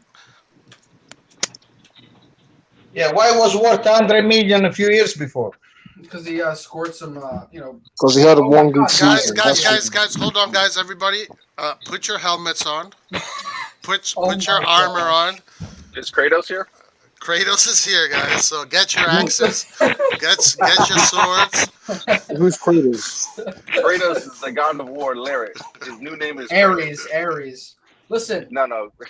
Listen, guys. This is unbelievable. I can't believe we have everyone here. We got Clint, Nathan, Paul, my dad, and Liard all on the same stream. Guys, I was just about to do a nice, relaxing news stream, but it looks like this is turning into insanity. So you guys gonna shut down. So you know what, Guido? It's funny you say that because my phone literally shut down when Roy was talking. I think my phone had enough of Roy's bullshit as well. So yeah, there's that as well. But I'm back. I'm back for more. I'm back. Your phone is capping too. I love the fighting spirit from Paul. He's ready. Nah, Roy and Light have the worst takes on this channel. That's one thing I realized. Absolutely. Roy and Light have the worst takes, man. Our takes are almost always right. No, especially Light. That's why they piss people off. The bullshit you lot come up with, yeah. I don't know. So I don't understand. I just want to say something before I go to sleep, guys. That you guys talked about Paul Pogba, and no one had the balls to say that actually that idiot called Laird was right. That Paul Pogba is an injury-prone player that is not going to be effective. He's not going to add anything to the Juventus team. And I was really offended by that. You guys Liard, listen. Try to go I wish ahead of the argument and just don't mention that. Antonio, after fighting me for fucking, I don't know how many lives, telling me how good is Pogba and how good is Juventus with Pogba, and no wait, one hold on. mentioned. Since when was I praising you? I think you're getting me confused with someone else. Since when was No, you, the live in general. Nathan, Roy, it's telling still me a how good good signing. Pogba's a good player. But wait a minute. So, but you're happy with Sanchez, but then complain about Pogba. Come on. Because I have other 5 midfielders. They're actually good. They won the league. That's a good point. That's a good point. No one actually say, you know what, that idiot Liard was actually right. We should actually. Liner, you make sense. Liner, you one of the few that make sense about football. You know. It's Liard. Guido, come on. What about Pato? Pato was unbelievable. Pato was unbelievable. Was always injured. Pato was unbelievable. He was always injured. I don't need a player like Sanchez. The same thing. He can stay with the Paris Saint-Germain. I don't need it. Even though I love him, I used to love him. We're saying though, Guido, we said, how can you be happy with Sanchez because he's injury prone? And then Larry turns around and says the same thing about Paul. But because you got to be consistent, bro. Hey guys, let me say one thing about my dad. Sorry, I need to go to sleep. I'm consistent because Juventus is putting all their eggs in the Pogba basket. They are saying Pogba. That about Sanchez, though. No, I told you we have 5 midfielders. Sanchez is the cherry on top of the cake. Hey guys, Man, that's guys, bullshit. You really were quickly, really quickly. We have a new person. Hussein is here. He's a Bayern Munich fan. Hussein, listen. Thank you for coming on. Good luck, because I hope you're prepared. This could go in many directions, this conversation. Right. But, yeah. thank you for coming on. Yeah. No, problem, man. Antonio, you should moderate though. So like, you know, people are not going to top of each other. But the thing is, I don't even think a professional like stream manager could moderate the personalities on this channel right now. But I will try my best, guys. I'll try my best. No, not even. Everyone over here is civil. Everyone except for Light. Maybe Roy. Everyone else is civil. 100%. I'm really. I'm not civil. I don't give a shit. No, Roy is not civil. Come on. I don't give a shit about. I become a beast when they don't give me credit. When Light, I'm right, becoming a beast and shouting. It's two different things, my bro. Guys, you know what's funny? Guys, liar. You know what's funny about you? My dad just said he agrees with you, but if my dad hears some of your takes, like he's gonna disagree strongly. So everyone here says random stuff sometimes. No, what is the last random stuff that I say? You remember? Sorry, you make 1,000 claims. One of them is going to be true. You know, everyone here makes it a lot of stuff. Not everything comes true, guys. It's we're not prophets here. Listen, do we need to go to all of the transfers that you said? But that's Nathan. But how many do we need to go to? Dude, but Nathan, I'm not a transfer expert. When I say I would like to see Sterling play for Milan, that's not me saying Sterling is going to sign for Milan. Well, guys, that's just me liking a liar. Player. You know what's funny, liar? The Sterling take is actually something my dad would strongly disagree with. Okay, but that's a taste of a player, and I don't disagree. I can disagree with the taste of a player. What about Vlahovic? Yeah, I wanted. What is about Vlahovic, man? I said he was coming. Dude, no. I said. Okay, guys. All right, listen, I would love Milan to have to buy Vlahovic. Listen. Let me, from an outside perspective, I think the confusion is sometimes when Lyre's talking about players he likes, he does say, like, I think he's coming. Like, I don't think Lyre, like, he said, Lyre, it is true that you do say sometimes you say that. But I don't have contact with anyone. Right. Just feelings. Like Botman and Sanchez? Oh my God! That's these not guys are coming 100%. Laird said Sterling is going to be a Milan player. Listen, he was super convinced. I mean, we're just saying that some of the things that you're wrong at, Laird. That's all we're trying to say. I never say it was a done deal, man, because I'm not in that business. You guys like that because when I say things, most of the time I'm right, and you guys try to pick the only thing that maybe I was wrong. And use that for the entire season. All right, guys, let's not make this all about Lyre. I know Lyre loves the attention. Yeah, exactly. Let's keep it going. All right, keep it going, Nathan. Let's talk about Juventus and because of what happened with them today, and because of a lot of people had them as the Scudetto favorites this year. If Pogba is out for a lot, does that set them back a bit, or do you still think they're like should they still be the favorites? What are your expectations for Juventus? Anto. Can go first. What's up? Anto, Di Maria is going to be taken down from Balotore. He's going to take care of him. He's going to break his leg.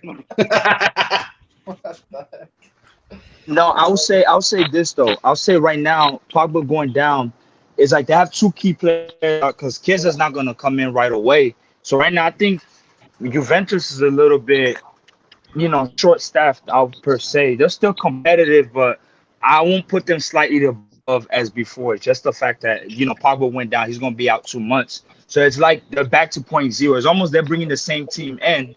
They also got Bremer. Let me take that back. I'll try to left. But I don't know. I put them at the same levels as Inter right now in terms of like them being favorites and we're underdogs. I'll just keep it like that. Yeah. Anyone else about Juventus? Never rate them, man. With Pogba, without. I knew Pogba is going to get injured. Yeah, laugh, Nathan. Keep laughing, Nathan. That's what I say. I've watched enough football to know that you never count Juventus out. Never. Guys, all right, guys. Yeah, let's. Yeah. All right, Roy or Hussein, whoever wants to speak, if anyone is interested. No, look, Juventus will definitely replace him, get another player, and they'll still keep on going with their mercato. This team has infinite money. Like they don't have any limits. So whatever. The mercato is still 5 weeks long. But Pogba is a big loss for sure. 2 months, that's a long time. Yeah. Yeah. You know what? I agree that Pogba's a big loss, but at the same time, I mean, that's not their biggest. Well, that is one of their biggest concerns. How long is gonna be out? Hey, let's stop. Watch the interruptions, but I think at least a few months. But Hussein, keep going. Yeah. So they said if he gets surgery, he might be out for like 2 to 3 months. And the other thing with Juve right now is they have Alexandro, man, and and he's kind of bad. He's kind of garbage. So I'm also, trying to see who they'll get for the left back position. Me being, watching the Bundesliga, they've been linked with a left back from Hoffenheim named David Raum, but I don't think he's going to Juve, so they're gonna have to look at other options from there. But yeah, in terms of where to put them, I'd say they're on the same level as Inter right now. Yeah, interesting. So does everyone here like? I mean, okay, I don't think we're all going to agree on this, but let's just say like top 3 because I think we all agree that Milan should still make top 4. But what do we think about the order of the top 3 today without any signings? And whoever wants to start, go ahead. But watch the interruption. I'll start. Roma, Inter, Juve. All right. Next. Oh, what's the question again? Just name your top 3 in the Serie A based, like, just today from what you think. Early prediction. I'll say Inter, Milan, then Juve. In that order. I'll put Inter first as well. Yeah. I'll put Inter first as well. Okay. Actually, no. I would go Inter, Milan, Juve. Okay. I guess for me, I think I'm gonna say Milan 1, Inter 2, Juventus 3. But things can change. Milan, Monza, Inter. No, Milan, Monza, Roma. That's it. Monza. Forza Monza. In honor of Berlusconi. Giroud. Hey guys, listen. I was thinking about Inter, right? Because I was looking at their mercato, and first of all, I mean, yes, Milan hasn't really signed anyone but Origi, but on the other hand, if you look at the players that Juventus and Inter have signed, a lot of it was because of the amount of revenue they've cleared for themselves by selling some players, and also for Inter specifically, Lukaku. The more I look at this deal, the more it's like it doesn't make any sense because with Lukaku, yes, you're pleasing the fans and you're getting a good striker, but he is. I mean, the fact saying that he'll be as good as he was 2 years ago, it's not really certain. There's a lot of variables with him and a new coach, so there's some slight differences. But with Lukaku, I mean, this guy, I think his wages are 15 million a year at Chelsea, and Inter have to pay that fee, and I think they're paying plus 8 million for the loan. So they're paying. It's like a transfer of 23 million euros. Basically, it's a 23 million euro expense total for him, just for 1 year, and it's a dry loan. But yes, he can go to Inter with negotiations next year. But it's a dry loan, so there's no He's not going to Inter next season because Tuchel is not going to last more than 5 months this season. So he's going back to Chelsea. Yeah. So, but anyways, my point is that this Lukaku deal is like. Yes, Lukaku is very good, but I think this is a stupid deal. They're paying 25 million for a player they're not gonna have in 12 months. Okay, yeah, guys. Also, we have a Maldini, super chat. Guys, before we keep going, we have a super chat from Gio Aguiluz. Thank you so much, Gio. I really appreciate it. He says, "Guido, remember that Barbara destroyed Pato. Also, Milan should go get Parisi and Viti and leave them on loan to get a better deal. We need more Italians." I think he's talking about Pato's girlfriend, right? Barbara Berlusconi. Is that who it is? Yeah. Yes. Yeah. Oh, listen, that's a joke. Okay, I agree with that. That was a wild era when Barbara Berlusconi. Like I'll never forget, man. Oh my god, it's such a wild era, man. It was such a weird time, man. Who's talking right now? That's Clint. Pato was too explosive with his muscle, his legs. He was running too fast. He was too young. With the time, I think he learned how to control his.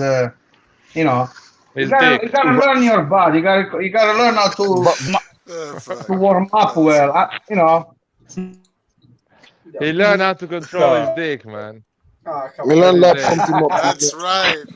That's right. He couldn't But control his dick. if Barbara took after her father, I mean, it can explain. Yeah. Yeah. I don't guys- know, man. For me, Go ahead. Paul, you were saying something? no, I was gonna say for me, Barbara Berlusconi she's a legend as well, man. Never forget. Oh, She's the why? one. She's the one who fired Allegri. Never forget. Allegri for me is a fraud. I do not like him Okay. one bit. Okay. So I agree with yeah, That makes her. no, never forget. That gives her a little bit of clout. Hey guys, Anto, you saw Barbara Berlusconi on the hologram at the Milan Museum, remember? Oh, was that her?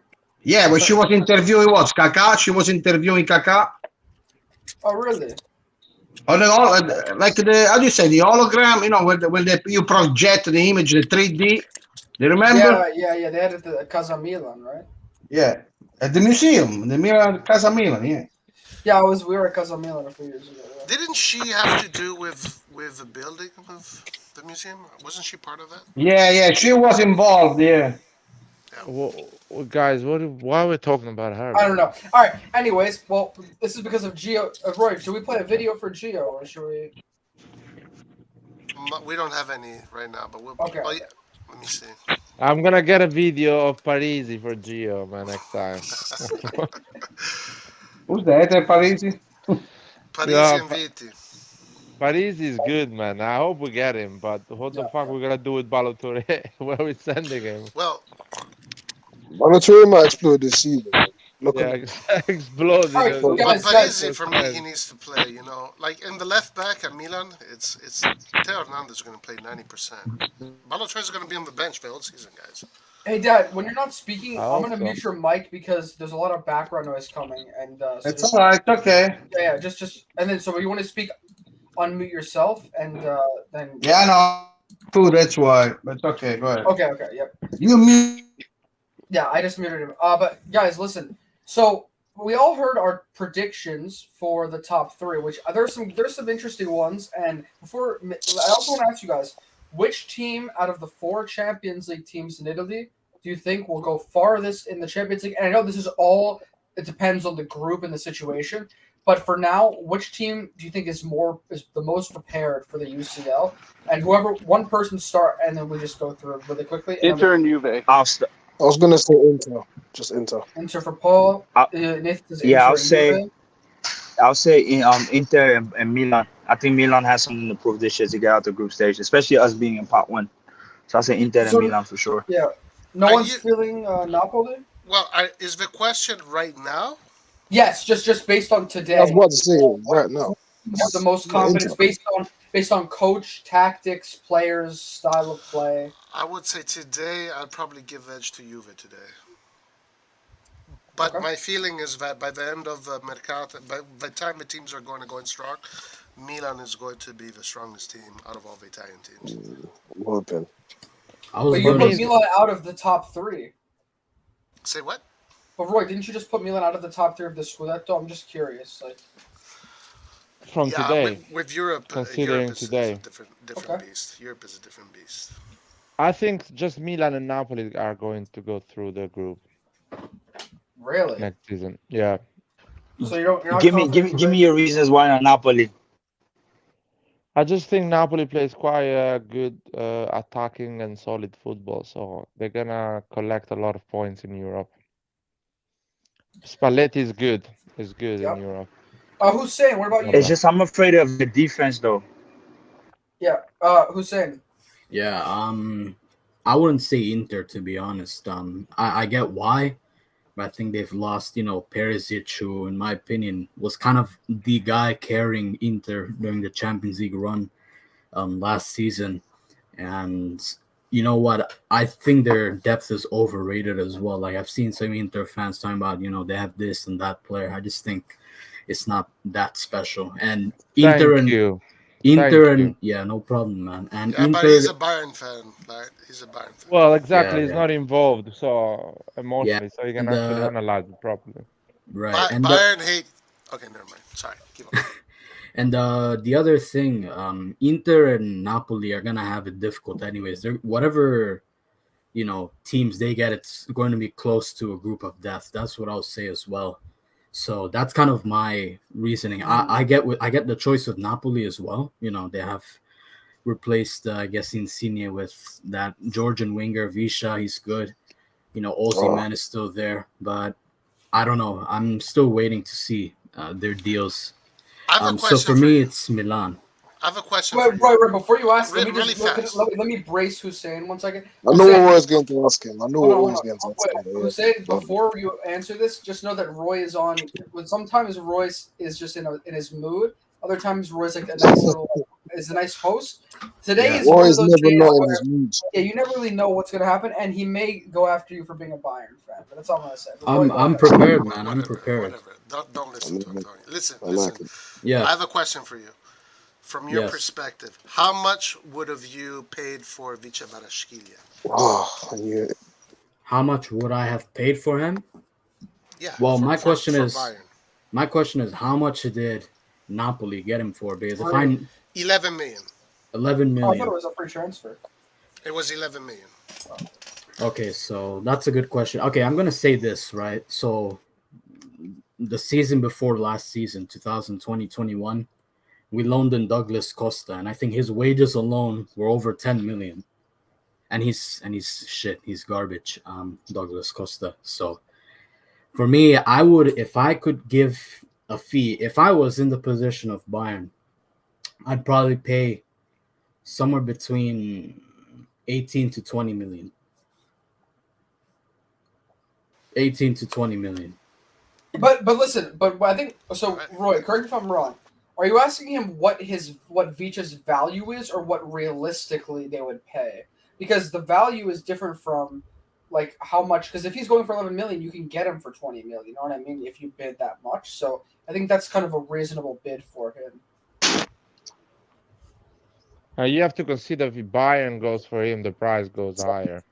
So it goes 20 million. If Napoli goes for him, it stays lower as the price. Yeah, I think firstly, like Visha's value in general is, and I saw like on Transfermarkt a few times when we were linked with him, it was around 15 million US dollars, right? So I would say 18 to 20 million is a reasonable price. And especially with the competition that we might have faced if we did decide let's make a bid. But Napoli obviously got the bargain. So hey guys, so we are linked with Depay again. What do y'all think about Depay? Bullshit, I say. I think Depay's not what you think about the link. I'm talking about what do you think of the player? It's shit. I like Depay. I'm not gonna lie. I like Depay as well. Yeah. No, I don't like him. Like, you give rubbish opinions, man. What did What the heck? Paul is swinging today. Paul wants war tonight, man.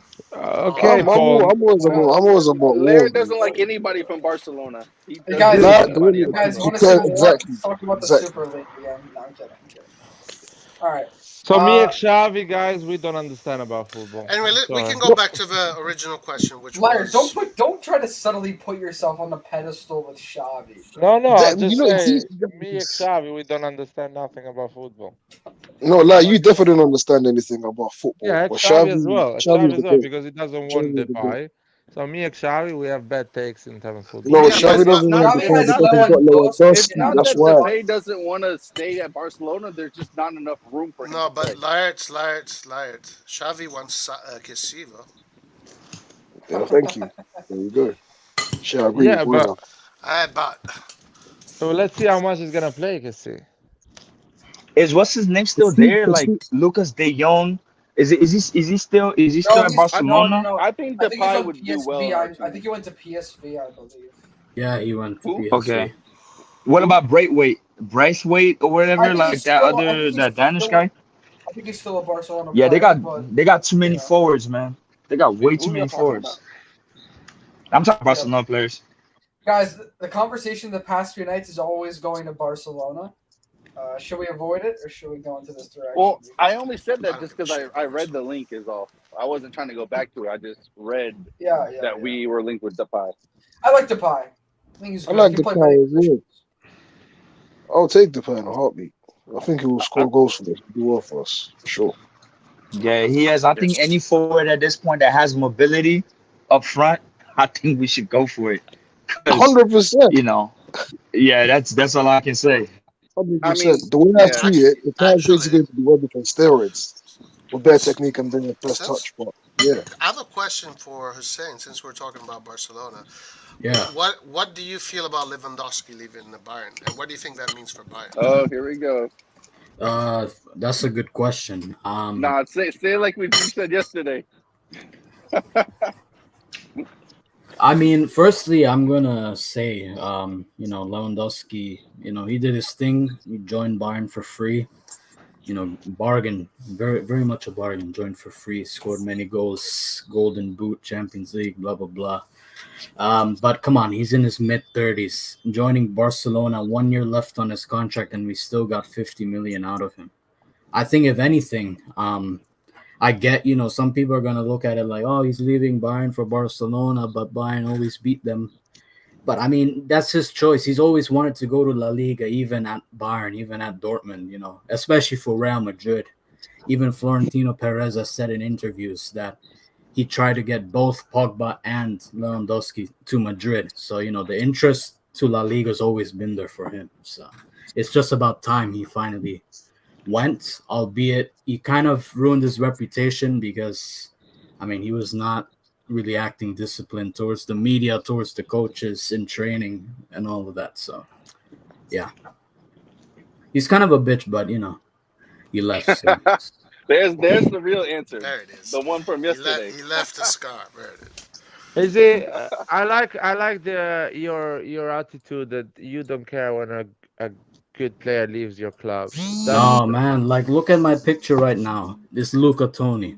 This is a player I really loved. A player that was very respectful. He came to Bayern after winning a Golden Boot with Fiorentina. This is a real footballer to me. And boss, to add to your point though, that's when. Oh, Clint, your mic, you're freezing a lot. Yes, breaking up. That Bayern was too talented. Clint, your mic is really breaking up. Oh, my mic is breaking. Can you hear me? Now I can Is it good? No. Yeah, I can hear you now. It's not the mic; it's the internet. By the way. Okay. Tech support, liar. I'm struggling to figure out, but is there any player? Maybe it's the internet. Hold on, I'm gonna cut it off. Yeah. No, now you're working, man. Go for it. Well, no. It's delayed. It's delayed. I think he speaks, he cuts off, and then he jumps back in. So let's wait a little bit. I'm struggling to figure out. But is there any player last second left to Juve and has been successful? Who left Juve? Is that what the question is? What? There was a question about what? In the chat. Do you like De Ligt? I don't think De Ligt is a good defender. He will do well with Bayern, but you got it's not a scammed, good... Hussein. You guys got scammed. Nah, scam is a big word. You guys, Hussein, you got. I like No. Let me say it. Delit, you guys got scammed with Delit. The amount of money you guys paid for Delit, it's you got scammed. Well, forget about the money. It doesn't matter. They have the money. So if you pay for the league 50 or 80, who cares, man? I'm saying, as a defender, I don't think is so good. But what if they win the Champions League with the best defensive record? Will you change your mind? Well, yeah, that's different. Though. It needs to happen. Well, Nathan, what if De Ligt doesn't play? Dude, they win. No, I mean, my question to you guys as Serie A fans, and when you see, Juve or at least Milan facing Juve, my question to you is, do you consider De Ligt to be a leader? That's my question to you, because no. Listen, Hussein, I'm going to be honest with you. I'm going to be honest. Right. There's one thing that all of us probably agree on in this stream is De Ligt is extremely overrated. Although I don't think that. Okay, sorry, Nathan. But listen, most of us, I mean, Delict, Roy is gonna have an extreme opinion in one way, and I'm more on the side that I think Delict is decent. He can be a solid defender, but at least from what I've seen in Italy, he's got a lot of issues. Very reckless in his tackles, caused a lot of penalties. Really, not the best. He I positionally. rate, Oh, yeah. I rate. What's his name over him? Becao. I think Becao is goated. Yeah, I stop playing. I think he's even I better do not than like Delete. Beckham, man. I do No, not I'm like just Beckham. No, Becao, no, man. no. Okay, It's okay, Becao. nothing guys. to Okay, do. yeah. It's nothing to do with him being a footballer. I mean, Yo, kinda guys, is. can we He scored 2 goals in his can career, we and hear those the 2 goals were opinion against of a Milan. Bayern Munich I supporter? really For fuck's do. sake. Wait, yeah, Yeah. Hold on. No, no, no. Can I just He say one asked more thing? us. He asked us for our opinion. This is what you're gonna Okay. get from Delete. A guy that is going to screw up the most important games of the season. He's going to do terrible mistakes, and he will keep on Handballs. doing them. He will never stop doing them. Mm. So And he wasn't that good in Italy, but when he was on Ajax, he was really good. Yeah, that's the thing. Well, he got But it's 3 also goals from guys. I Tottenham. think Guys, no, but it's that also was guys. It has to be the style of play as well. Guys, The he like Yeah, got that's 3 what I think it goals Juventus from was. Tottenham. He was got 3 So, goals from Tottenham. so did the rest of the defense. We also got scored on 4 times by No what? one You is know what rating the defense rest I'm of and the listen, defense. Don't worry. No one is rating. okay. Hussein. yeah. I'm just gonna tell you one word, okay? Raiola. All right. This is who he's. This is where he comes from. This is why his prices are super elevated. So whatever. You guys are gonna. Maybe he's gonna be great for Bayern, but Why you I don't why think you so. don't yeah, no, use sorry, Roy, why you don't use that logic with Pogba as well? Because Pogba has shown to be really good, though. Delete has No, just not not in the shown. last 40 years with Man United. Well, they won a Yeah, but Europa Man League, United hasn't had a real coach since Ferguson either. but he So won the Still, World Cup. He won the World Cup. Like I don't know, Pogba has done a lot of things in his career that, yeah, to me, exactly 5 years deserve ago. In the last 40 deserve years is deserve rate. I maybe Delete, but what has Delete done in these 4 years? He What the hell kind of bullshit argument are you trying to make, no, it's bro? a simple argument, man. It's a Laird doesn't like football. No, anybody. no. That's the I don't problem. Can I understand. Pogba has can I won the World sorry, Cup. guys. He's Why won you don't Europa like my League. logic? If you He's don't won all perform in the types of last stuff. sorry, Paul, if you don't perform the last 40 years, you're not gonna wake up in the morning and become fucking Maradona. You're It gonna depends stay on the with that tactics and the trajectory. coach. You need to change that trajectory day by day. So you're not gonna be effective straight away. It's gonna take you maybe a season to be okay, and another season to be good, and another season to be incredibly good. So I don't think that's what that's I'm true. saying. Yeah, Pogba that is true. definitely is a talented player. Okay. That's not up for But debate. no one is I agree questioning that he doesn't show up Lamela. Sorry, Paul. consistently, Lamela is a but talented player. He's not effective. He's not useful for a big come team. Paul, on, you man, might as well give There up. is Laird, Laird only that's won just his not fair. Ben Arfa is So an okay what? game. extremely Like talented player. you're All right, telling me guys, he No, I'm won. guys, telling you the right things, man. order, You, all right, No, all he right. didn't. I'm No, you're telling you not. the right Order, things. guys. order, Okay, guys. I'm telling you the right things. okay, I No, can Liar, you're even not. tell you. I can No, even you're tell you not. the order. Ligt is Okay, is a talented player, but he makes liar. a lot of mistakes. He doesn't perform for a Okay, big club. all I right, can guys, tell you back. that as Okay, well. okay, guys, back on the topic. Back My on the topic. question is why Roy doesn't use that logic with Because I Pogba? told you, Pogba, Liar, man. I've seen. Hold on. Let me answer. I've 4 seen years Pogba. ago, you've seen Hold him. on, liar. Let Okay. him answer. hold Let's on. speak one at a time. Come on. I've seen Pogba do a lot of great things. I've seen him win big games. I've seen him win major tournaments like the World Cup. That is huge for a football player, and he was instrumental in that. So I've seen him do great things on the football field. And he beat us. Don't you remember when he came? He took him 5 minutes to beat us and get us out of the Europa League. Pogba is a player that to me has shown deserves a lot of respect. The Leeds, I mean, I've only seen this guy give away penalty after penalty, fouls, bad calls, bad decision making, just making Juventus lose some huge games. And it's always like he's always in the middle of it. It's his actions that cause those games to be lost. Like, how can I compare him with Pogba? Well, I can tell you that the last Euro, Pogba lost the ball against Switzerland, and Switzerland scored the second goal against France. Yes, but before that, He scored a bang. 5 years before. He won a World Cup. Okay, fine, whatever. Wait, hold on. Liar. If De Ligt goes to Bayern and wins a Champions League as the best defender in the world, then I'll give him his credit. But right now, what I saw from him was that this guy at 87 million is a scam. Roy, don't change. I don't want it. I don't want you to rate the league. Why you don't have the same concern you have for the league for Pogba? He's been. Pogba has credit in the bank, liar. That's why. That's the whole point. Guys, in that Switzerland game, didn't Pogba score top corner in that game? Is that just? Yeah, and did an average game. Pogba's class. Dude, Antonio, no one is questioning the talent of Pogba. If the other 90 minutes or 120 minutes, how long that game went, Pogba was useless. I don't think so. I think yes, he was useless. I will say Pogba's passing is very important. I think he's one of the best passers. Come on, guys. This guy's incredible. Switzerland scored 3 goals, man. 3 goals. But anyways, guys, what's the can we not group Pogba and De Ligt together? Like, I don't think it's the best thing. The Raiola thing doesn't work for Pogba. No. But Pogba is a okay, good player. hold on. I said Raiola, and you have to expect a lot of money when it comes to Raiola.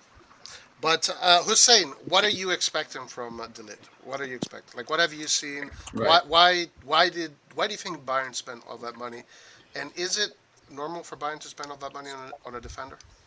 So the last defender that we spent quite a lot of money on before De Ligt was Lucas Hernandez, who came from Atletico Madrid. And in my opinion, he's been a very good transfer, Lucas Hernandez. The price is quite high, around the 65-70 million euro mark, but he's been very good. Every time I watch him, just fantastic performances, never really puts a foot wrong.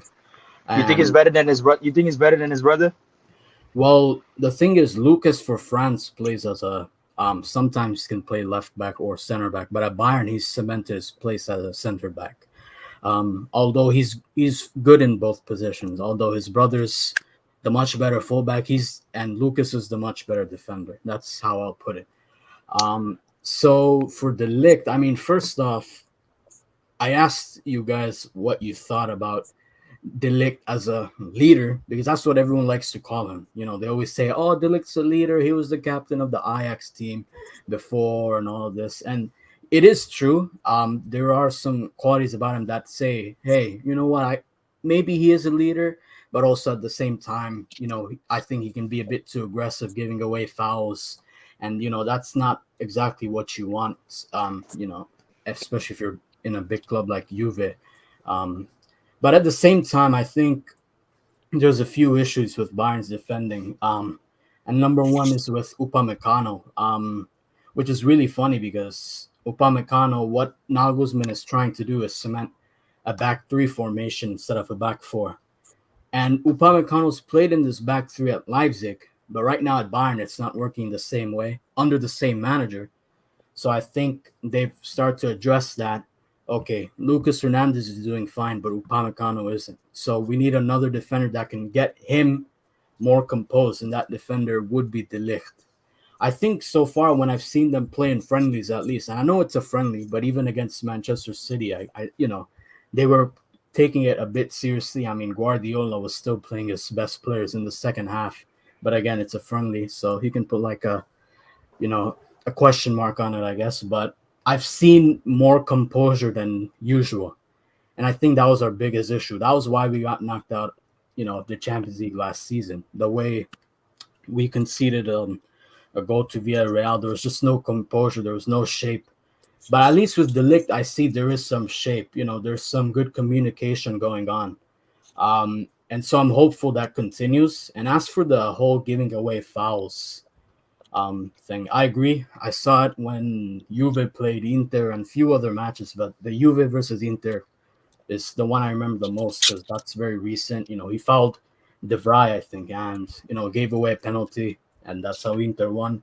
But with Bayern Munich, we've had aggressive defenders, especially most recently. We got a defender from PSG, and he's very aggressive. Literally the few matches he's played for us, he's always getting yellow cards, and he ends up getting suspended, so you don't see him that often. And this is Tanguy Nianzou. That's the defender's name. But over time, I feel like the way Bayern coaches these players individually is so that they can become less aggressive, because that's all you hear in the press conferences, that, oh, we're trying to tone down this defender's aggression. We're trying to do this to Lucas. We're trying to do this to Nianzou. We're trying to do this to Pavard. And eventually that's happened, and you can see less fouls and better defending. But now is the question, how can we implement that in the big games? And, that's just something I'm waiting for. But so far, from my experience, and at least watching 2 friendlies, although the main match is on Friday or Saturday, I mean, I'm liking it so far. That's just my opinion. But I will definitely take into consideration his time at Juve wasn't that good. But at the same time, you know what? There was a lot of players that were at Juve and it didn't work out for them. And, after leaving the club, these are players that technically part of a so-called rebuild, the likes of Demiral. I mean, Demiral's not that great either, but I mean, you can see he put some good performances. But I think Romero is a good example. Yeah, he was good at Atalanta as well, but you could still see he's a bit aggressive, but kind of toned down at Tottenham. And he's been a very well recognized defender ever since. And so that's what I'm hoping happens to De Ligt. It's all about the team. At Hey, Ajax, I have a cool question for you, saying just staying on that whole ex-Juve topic. Why do you think? Okay, why is that? Like, Bayern is not going for CR7. Like, I would assume, like, they'll need a forward. Why do you think is that? Yeah, CR7 is not good at that type of hold up like Lewandowski is. It doesn't even make sense when you look at it. Same point of how. No. Let me ask him, being the Bayern fan, Nathan. Let me ask him, being the Bayern fan.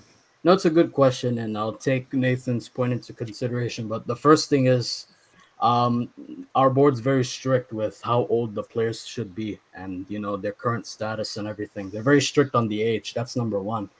I mean, just recently we spent 28 million on a youngster from France, Matthias Tell. Little game time in Ligue 1, but he's just regarded as like one of the best strikers of his age group, if not the best striker of his age group. And we're spending more on these guys than we would on Ronaldo, as you can see. And the second thing, as for Ronaldo and trying to be the next Lewandowski for this team, I just think they're just worried about how he'll fit into Nagelsmann's plans, and part of a high press team, because we have Mane, we have Sane, Gnabry, Coman. These guys are quick, very good at pressing, especially Gnabry and Mane from what I've seen. Sane's been pretty bad, so I would obviously love to have Ronaldo. I mean, why wouldn't you? Which club would not want to have him, even if he's kind of out of depth in terms of tactics? I just feel like he can still get you goals. And obviously, I'm a bit conflicted because it's like he's getting older, but at the same time, he's a proper striker, which is what we don't have. So the most important thing basically is the age. That the age is a really big factor here, because that's just okay. And then the reason why I was asking is, I think Nagelsmann really struggled, because I paid attention a bit to Leipzig, and they really struggled that year when Timo left. They didn't really. I mean, we can talk about what's that Norwegian dude, the main forward, Yusuf. I keep forgetting that number 9 for Leipzig. Yusuf Poulsen. Yeah, Poulsen, right? Really struggled to score, and I think that's why they couldn't beat PSG, because they didn't really have that front man like Werner to be able to score. His formation is really good. These guys will be high pressing, but him lacking a number 9, I just feel it's gonna be that repeat with that Leipzig when Timo Werner made that move to Chelsea. Them not having that forward and that Lewandowski leaving. That's why I was asking.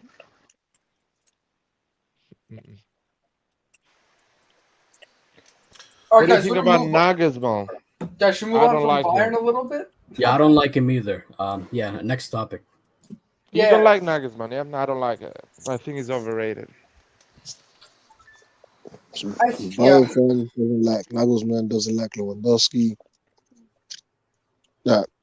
Who do you actually like on your team then? Everyone but Lewandowski. He agrees with you, Paul, that Origi is going to score 20 goals. Oh, is it? My man, Yeah, man. Yeah, of course, man. I like it. Origi 20. Roy doesn't know football like I do. That's the thing. Roy is gonna tell me that I'm gonna be lucky if he does that. If he scores 20 He goals. is not. He is going to get around 10 to 12 goals. He is not getting 20. No, Yeah, I think he That's can get correct. 15 to 20 Hey goals. guys, how I'm about telling you.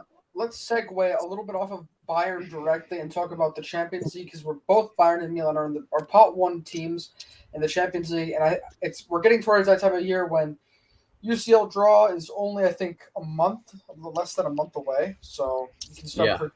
making our expectations. Even though it's early because we have to get a lot of players, but I'm just thinking what Roy is very optimistic about the UCL for Milan this season. And then let me ask you guys first general question because last season I remember when we were doing the UCL group, or UCL watch along for the draw. Lyard, I think, and Roy, both you guys were agreeing that you would rather have a harder group just so that to grow as a team and also to be tested. Do you still agree with that mentality? Like, do you want us to have hard teams like Barcelona or Yes. Tottenham, other teams? Yes. Yeah, Or I do you don't want us to mind have that. an easier group? I don't mind Yes. that. No, Yeah, we need happy one with whole that. team at least. Not even two, man. I like it. We No, definitely need we got to learn how to play against the bigger teams right away. So it. Sure. I would take that. I would get Sure. that out of the way as soon as possible. So what type of group would you want? You would want the hardest possible I group? don't care. Any group is fine, But if we get a hard group, it's better because they learn faster. If you play against Barcelona, you're gonna learn right away what it's like to play against a team that keeps the ball really well, at high levels. And better learning against them in the group stages than in and out game. And the third and the second team are not going to be that hard for Milan, so it's not a problem. Yeah. I'll say, Antonio, I want a London team so I can go and watch a game without traveling too much. I have to agree with Larry on that one as well. So I would love Chelsea or Tottenham. That would be an incredible test, a good test. Hey, wait, quick question for Paul. Paul, are you based in London? Yeah, kinda. But are you French? Isn't that what I'm Roy not said? French. No, I'm not French. Why do you think I'm French? Because I thought Roy said that. I told you, Roy, don't do I drugs, never kids. said that. Don't do drugs. I Don't do don't know where he's drugs. getting. I thought you said that earlier on. Wait, but do you speak Italian, Paul? Yeah, I speak Italian. I was born in Italy. Oh, okay, nice. Yeah, I wasn't sure. That's interesting. I heard you speak earlier, but yeah, no, okay, interesting. But guys, I'm gonna pull up all the possible groups, and we can look through who our potential opponents are. I did this on the other stream, but you guys weren't here. Only Nathan and Hussein were here, and Red John. But, yeah, welcome to the big boys, guys. Spot one. Welcome to the yeah. big boys. None of this Juve, none of this Inter. The king of Milan, the king of Italy. Welcome. I hope you beat one of those London clubs because I hate Premier League fans. So. Oh man. Man, I'm not gonna lie. I'm not gonna lie. In London, though, I do want to see Tottenham win just as a Conte. So because he's been really disrespected in British media, and I don't like it. And Are I'm you always for guys Italians winning. Milan fans? I'm sorry. Like, what the fuck? No, you don't want to see Conte when you want to see Milan win. No, when I say Conte win, no, when I mean Conte win, no, when I mean Conte win, I'm talking in terms of Premier League because he said Premier League fans. That's what I'm alluding to. I thought you meant the. Oh no, for sure. But I it's just think he's gonna win it. I think he's gonna win it next season. He's gonna win it. What, the or league? He's gonna go, or he's gonna go really close. Like he's gonna He's lose not gonna 12 win points it. or something like I that. still think City's gonna run away with it. Right. That's No, not even but up for debate. right. Yeah. Conte has a high chance to win the league next season. Nah, City's gonna run away with it, man. Come on. All right, guys. That's Obviously, we know the pot one teams are all the league winners. Enough said. Also, yeah, Frankfurt because they won the Europa League. So Bayern is here, of course. Pot two, Liverpool. We could get Liverpool again. Chelsea, Barcelona, Juventus, Atletico Madrid, Sevilla, Leipzig, Tottenham Hotspur. So, guys, Liverpool. You guys are fine with Liverpool again?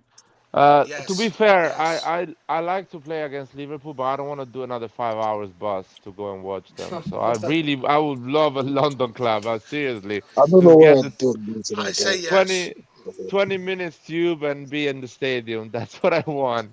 Liar, as when with you were football, looking for tickets against Liverpool, how quickly did you buy them when they were released? straight away, man. Like, did they sell out right away? Well, because it was COVID, so those 500 tickets were just Oh, available for Milan Club London. oh, are you okay? That's nice. You're part of the Milan club. Nice. Yeah, we had 1,000 tickets, but just 500 got sold because other people from Italy could not travel for Yeah. the COVID reasons, So was there less Milan fans than there would be without COVID then? Because, Usually we will go like 10,000 or 15,000. oh wow. Will be Hey, like that's one. good at least that they. Let's see. I'm since I don't live in Europe, I'm a little out of touch with like how the stadiums in the top 5 leagues or in the top leagues work with like accommodating away fans. Like I know that I'm a little bit new to that because that doesn't work like that in the U.S. But so there's like a percentage, right, that away fans get, right? Isn't that? Yeah, they get a percentage, but usually people find tickets in a different way as well. For example, Chelsea, if you're up in Chelsea, Chelsea sells a lot of tickets to tourists because Chelsea doesn't have a lot of fans. So a lot of tourists buy their tickets. Yeah. So you Yeah. can find that if I don't find the one from Milan club, or from Milan side, I can buy a Chelsea ticket. Nice. Yeah. Okay. So part 2. Liverpool is hard. Sorry, Liverpool is Yeah. different. They have a lot of supporters. Okay, can I say real fast why I would like to get if we get Liverpool, it'd be good because Liverpool plays high intensity, and that's really good. If we can beat them in their high intensity game, the team will grow a lot. Yeah. So let me ask you this: based on this pot 2, obviously we can't get Juventus because Juventus is an Italian team. But out of these teams, which one would you want to have the most? And give me the one reason why. And we'll start with maybe Roy if you want to start. Okay, maybe Sevilla Yeah. Why? because it's probably the easiest game. Okay. So then wait. Roy. Then No, why? no, no. But that's if I had a choice, right? Yeah. But the No, thing is so that we I'm don't asking have you, a though. choice. Anything that comes, I'm good with. Of But course, if I would of have course, a choice, of course. Sevilla. No, so I'm asking you though. But You're when no, I ask you no that shit, question, Roy. You're not gonna Roy, turn off the TV and not watch it. Roy, listen. Well, guys, when I ask the question, I got your who question, Antonio. I during got the your question. UCL, when you guys are watching the draw, who do you want more to fall I'll into tell our you. pot? I'll tell you what. I would love a London club or Barcelona as a second pot. Oh my god. I will go with Sevilla because I think that's the team that probably. Sorry, guys, someone's making a shitload of noise. Who is this?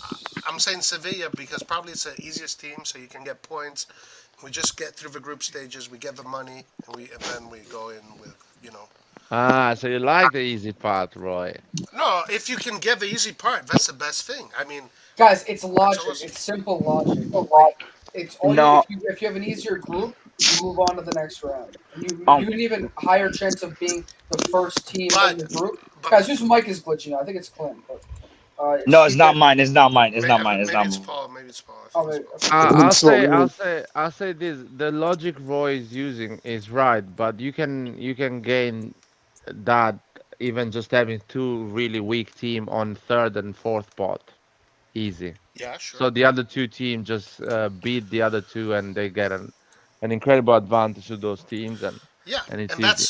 That's why this Champions League here in particular for me is going to be. So you can get an incredible good team in second pot, but the other two are so weak that the other team beats them twice. We beat them twice, and it's done. The job is done.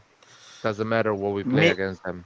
me personally, I would want Atletico Madrid. Nah.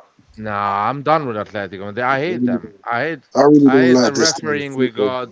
They're really dodgy. The way they. I don't want to play against them. Guys, I think I'll be I honest. It's So against. let me be honest. I think the team that I would want to avoid is Tottenham. I think Yeah, it's a tough team, but because why not? Conte he knows Pioli. Yeah. And that's much easier. And This Conte's, Roy actually. He'll break him. He'll break him. but the other guys, I think any of them is fine. No. I don't know why you guys are underestimating Pioli. You know. Yeah. This I think we're guy We've underestimating literally. seen Conte with Come his on, Conte watching. is Conte not a better coach? We know that Conte is Conte a better Purely, coach than Pioli? Yes or no? purely has learned a lot from last season and the season before. Like, And you he give has him a better bit of credit. players. He has At Yeah, better the end of players. the exactly. day, I know he has a lot to prove, but it's come about on, the let's trust our guy to deliver. my take is at the end of the day, it's not just about for coaches. It's not just about how good they are, but it's the players they have. Conte is a coach who right now he's been successful in different domestic leagues.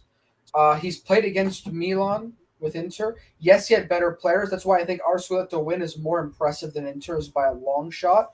But because of that, right now Conte has some very, very good players on Spurs, and they're going to be a very difficult team. And they look like they're even going to be a dark horse in the Premier League race potentially. So they're a difficult team, and that's why I would like to avoid them personally. I think for me, my opinion, I kind of agree with Roy on this one. Either Sevilla, who I think will still be hard, but I like that, and maybe Leipzig because I think in an open game, if we have very good fast defenders, I think we can defend like that sort of like game style against Leipzig. But anyways, it's very all these teams are difficult. Like there's no easy game here. So Just get a good team in second pot and two really weak team on third and fourth pot. And you let's have look at pot close. three. Also, Hussein, what do you think about you? And also as a Bayern fan, for Bayern, who would you want the most out of these two? Yeah.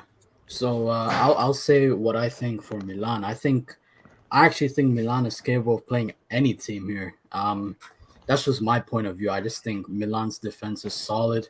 I think even if it's Champions League, the heritage is there. That's gonna come into the players' minds. That we're playing for Milan. This is Champions League night. We have to put our all, and I think they can. They can play any team. Although I think a team like Sevilla would be your preference because getting to the knockout stages is gonna be your big priority. But yeah, that's just my take. I think any team is fine for Milan, but for me, it's the same thing. I would love to play either clubs in this list. But for me, if there was like a specific team, it's probably Juve because I don't like Juve. I don't like their fans. I don't like their club. And I would like to see Delict knock them out of the Champions League if possible. With the header or goal, anything like that, really.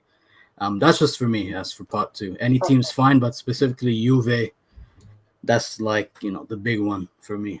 And also because we just like smack Juve around like it's nothing all the time. So Please smack them again, man. Yeah. Kick them out again, please. Hey, Juventus. All right, pot three, guys. Dortmund, Red Bull Salzburg, Shakhtar. By the way, what's happening to Shakhtar in Ukraine? Like, is their league suspended because of the conflict? Or, but anyways, Inter Milan, Napoli, Sporting Lisbon, and Bayern Leverkusen. A German team, anyone. So I was gonna say Salzburg actually. I'll take Shakhtar Donetsk here. Oh yeah, Salzburg as well. Shakhtar Don is a bit dodgy, but I think they lost a lot of players and Hey guys, the war and everything. I think the worst team is Sporting here because I think Milan, these Portuguese teams are very technical. Even though Sporting aren't as good as they were like last year, they're still going to be very difficult. Same as a Shakhtar. Like with these, I wouldn't even want to play them because they always end up finding these Brazilians out of nowhere, and they just get inspired when they be playing these Italian teams for some godly reasons.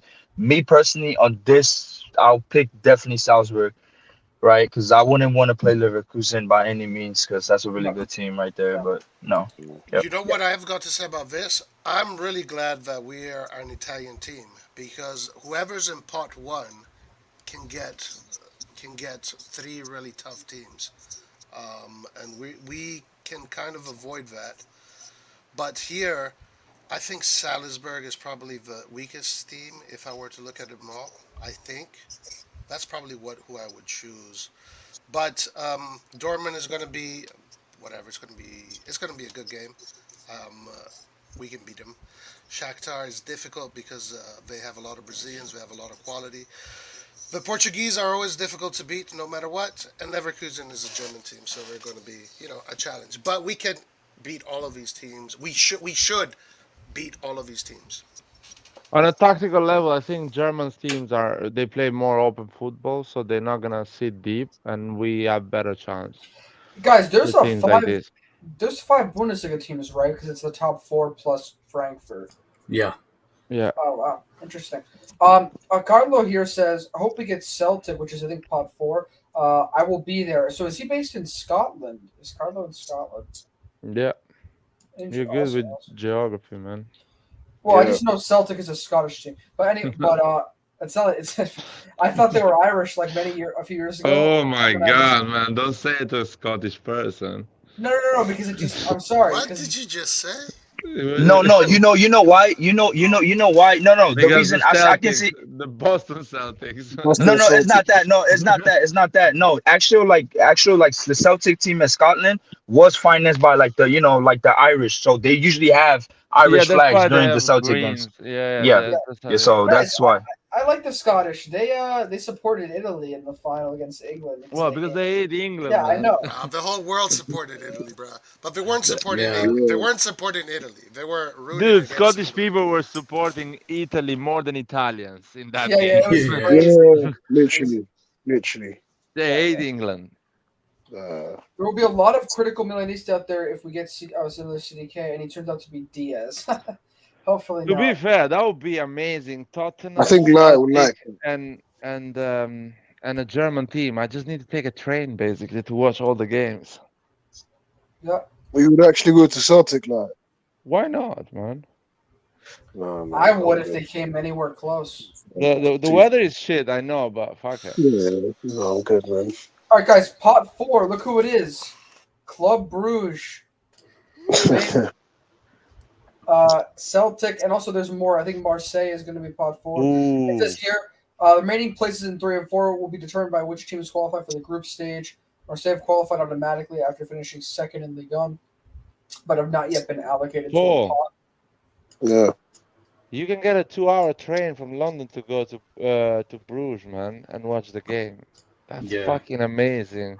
Guys, I think what we can take away here from these pots is we should if we finish first or second, and I'm looking at just on paper.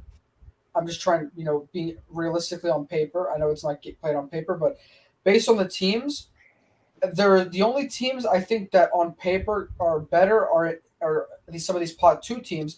But in pots 3 and 4, we pretty much have them. We should be able to take these points if we're in the right situation with not a lot of injuries, things like that.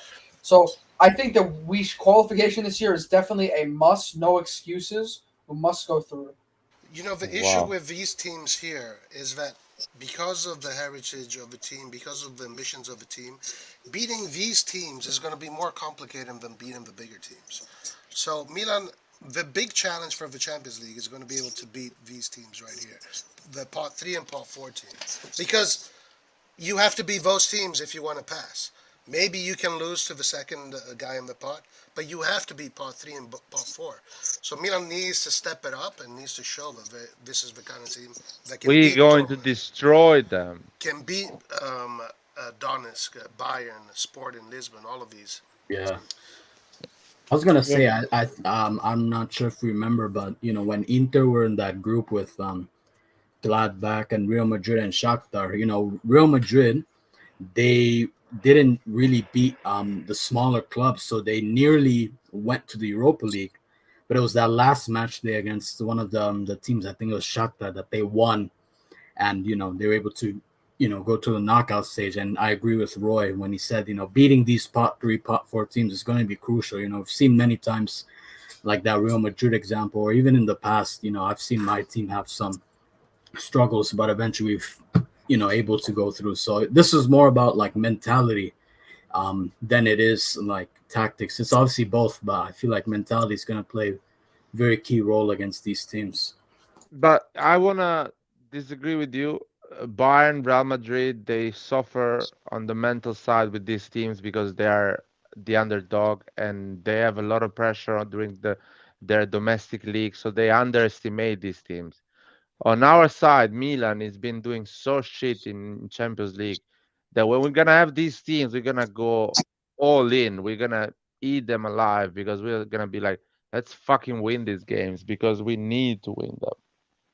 So I think we're gonna have a different way of seeing those games because we are technically not a big team.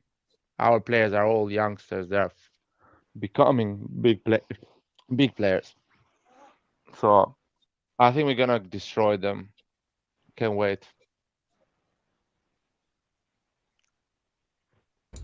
All right, yeah. So let's do the ideal group now. I guess I'll go first. Like I said before, I'll take a nice Sevilla and. Wait. Who's saying choose for Bayern? For the top spot. Oh yeah, sorry. Oh yeah, so obviously we can't play Dortmund or Leverkusen, they're German clubs. Again, I'm fine with either. I think Bayern against Inter would be really interesting to watch. Actually, you know, our attack against their back three, that'd be very interesting to watch. You know, they have Skriniar, who I like a lot, so that'd be interesting. But for me, if I had a preference, I'd do Salzburg because I'm actually from Austria. I was born in Salzburg, so I'd like to go back home and watch them play. So yeah, that's literally my only reasoning. So I have an interesting question. Why Bayern didn't go for Skriniar? They pay 80 million basically. Why they didn't go for Skriniar? honestly, I'm not too sure. That's a very good question. I mean, I would have loved to see Skriniar. It could be age. I'm not really sure because again, that'd be like a much smarter signing than De Ligt. I mean, I'm pleased with having De Ligt. I have no issue, albeit 80 million is a lot. But again, at the same time, I mean, if Inter was willing to sell, you know, a For Skriniar 70. for 70 exactly, then I would have gotten him. Maybe, I mean, it could be age, or maybe you know what. There was an issue that we had with trying to buy Brozovic, and Inter just wouldn't, you know, really respond at all. So does Bayern play high on the field, high press? yes, high line and high press. Yeah, maybe that's why they got to it. Yeah, that could be another reason. So yeah. So, but again, yeah, he's a good defender, but this is how it is. Can work out because the thing you want to do when you have De Ligt is not have him play in the box. So keep him outside of the box as much as you can, and maybe that's the best thing. Yeah, that's what I've seen in our friendlies so far. Actually, he's more on the outside of the box with the other defenders in Lucas or Pavard. They're more in the box, you know. So absolutely right on that.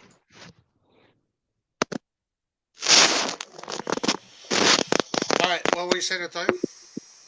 No, I just want to summarize. My ideal group, I'll take any pot four team at this point because I guess Marseille, if their pot four is a bit more difficult, but these teams are fine. I mean, I guess I have to see the rest of the pot four teams that are still qualifying.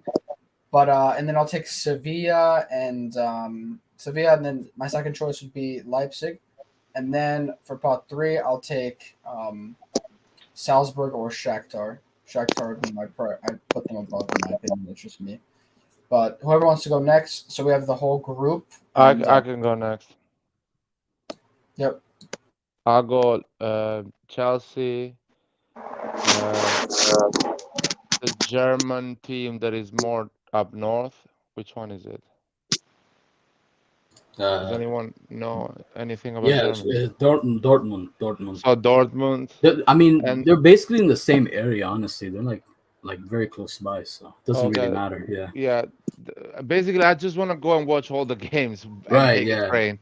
Yeah. That's the thing. Yeah, so Club Bruges is perfect for me as well. That's amazing. That will be in all the 6 Champions League games. Gorgeous. Lara, you would travel like across Northern Europe to you guys, my dad's back. What's up? Dad, Lara, you would travel across Northern Europe to just see all these games? Like, yeah, Northern Europe is quite a civilized place in Europe, man. Well, wait, that has nothing to do with. I'm not saying it's not civilized. I'm just saying like. I wouldn't go to South Europe. Nothing works there. Train never runs. But Northern Europe, actually, you get to the stadium on time. Yeah. Hey, Dad, can you see my screen by any chance? Like what I'm showing? No. I'm showing all the pots of the Champions League, like the teams. I cannot see. I need the glass. I'm with the phone. What does it say? I'm just showing the pots of the I can make it bigger. Wait, the groups?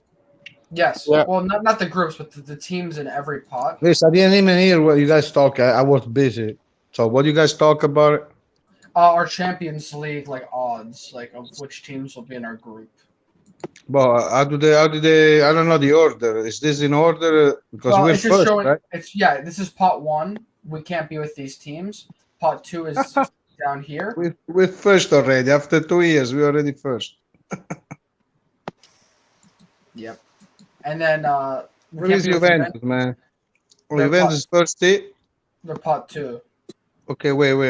My phone is acting crazy. Okay, but so we can get Juventus too? I wish. No, because they're an Italian team. So.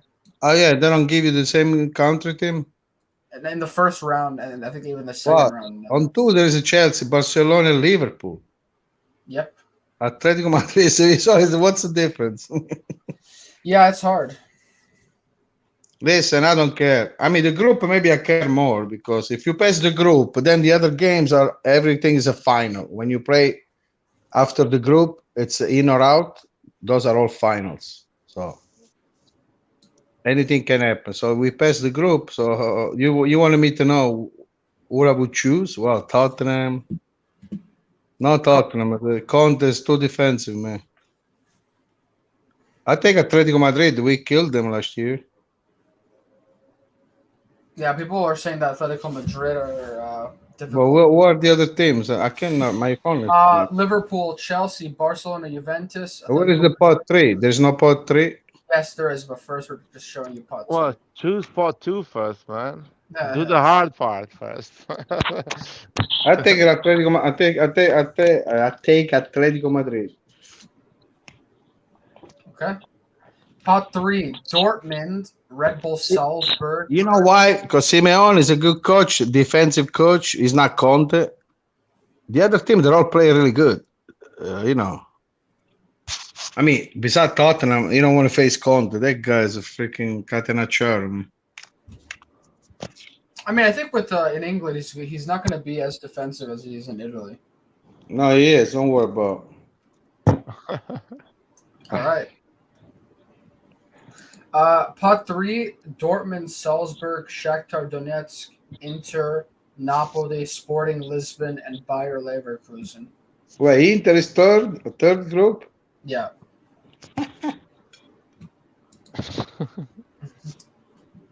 How did they win the Scudetto this year?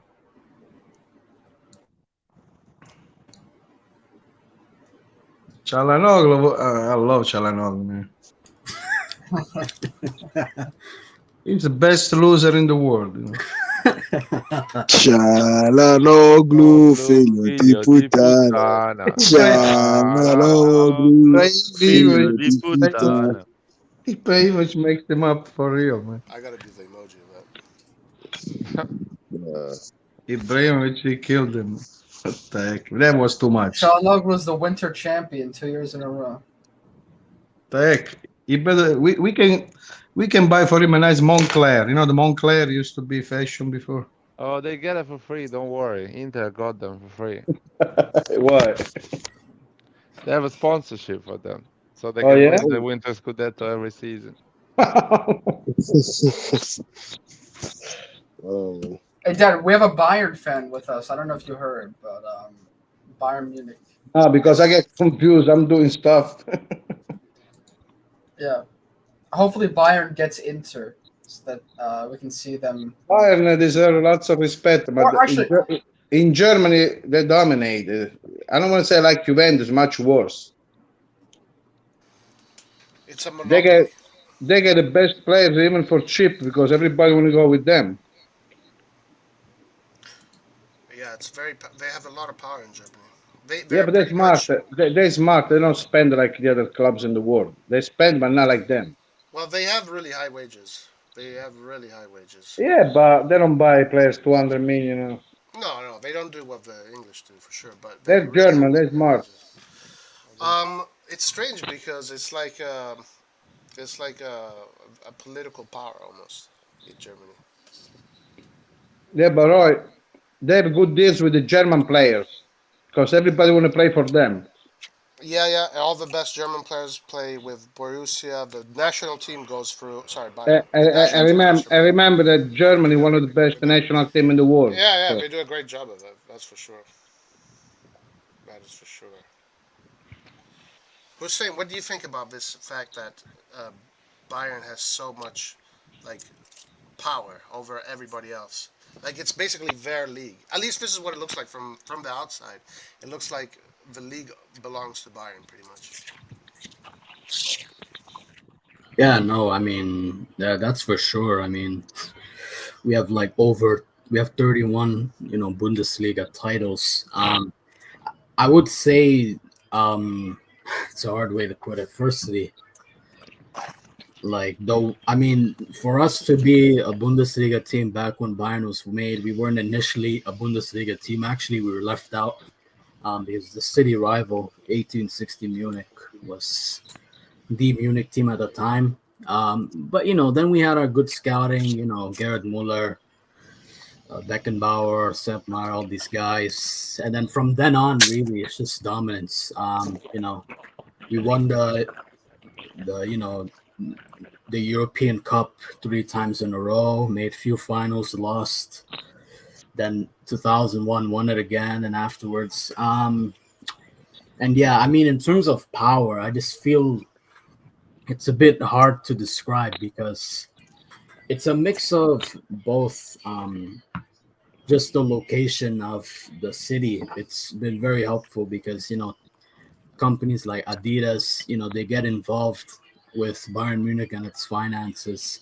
So you get some help from that, and I think things like that made it a stronger team. But yeah, I'm not gonna lie, I'm not the most educated as to. Well, you know what? That kind of told me pretty much all I needed to hear is that Yeah, Bayern won in Europe, and they're the only German team that did it consistently, yeah, and no other German team stepped up. So yeah. So yeah, you're right because I think in every decade since we first played the Champions League in the 70s, every decade we've at least played the final one time. So 70s we played like 3 times. 80s we played twice, 90s we played twice, 2000s we played once, 2010s we played 3 times, and already 2020 we played one final.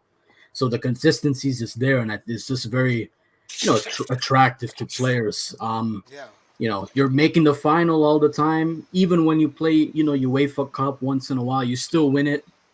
And then just the overall dominance. Before though, I'd say it was at least reasonable because you had many different clubs competing. You had Dortmund competing, you had Wolfsburg competing, you had Werder Bremen, Stuttgart, all these teams competing. But now it's just Bayern.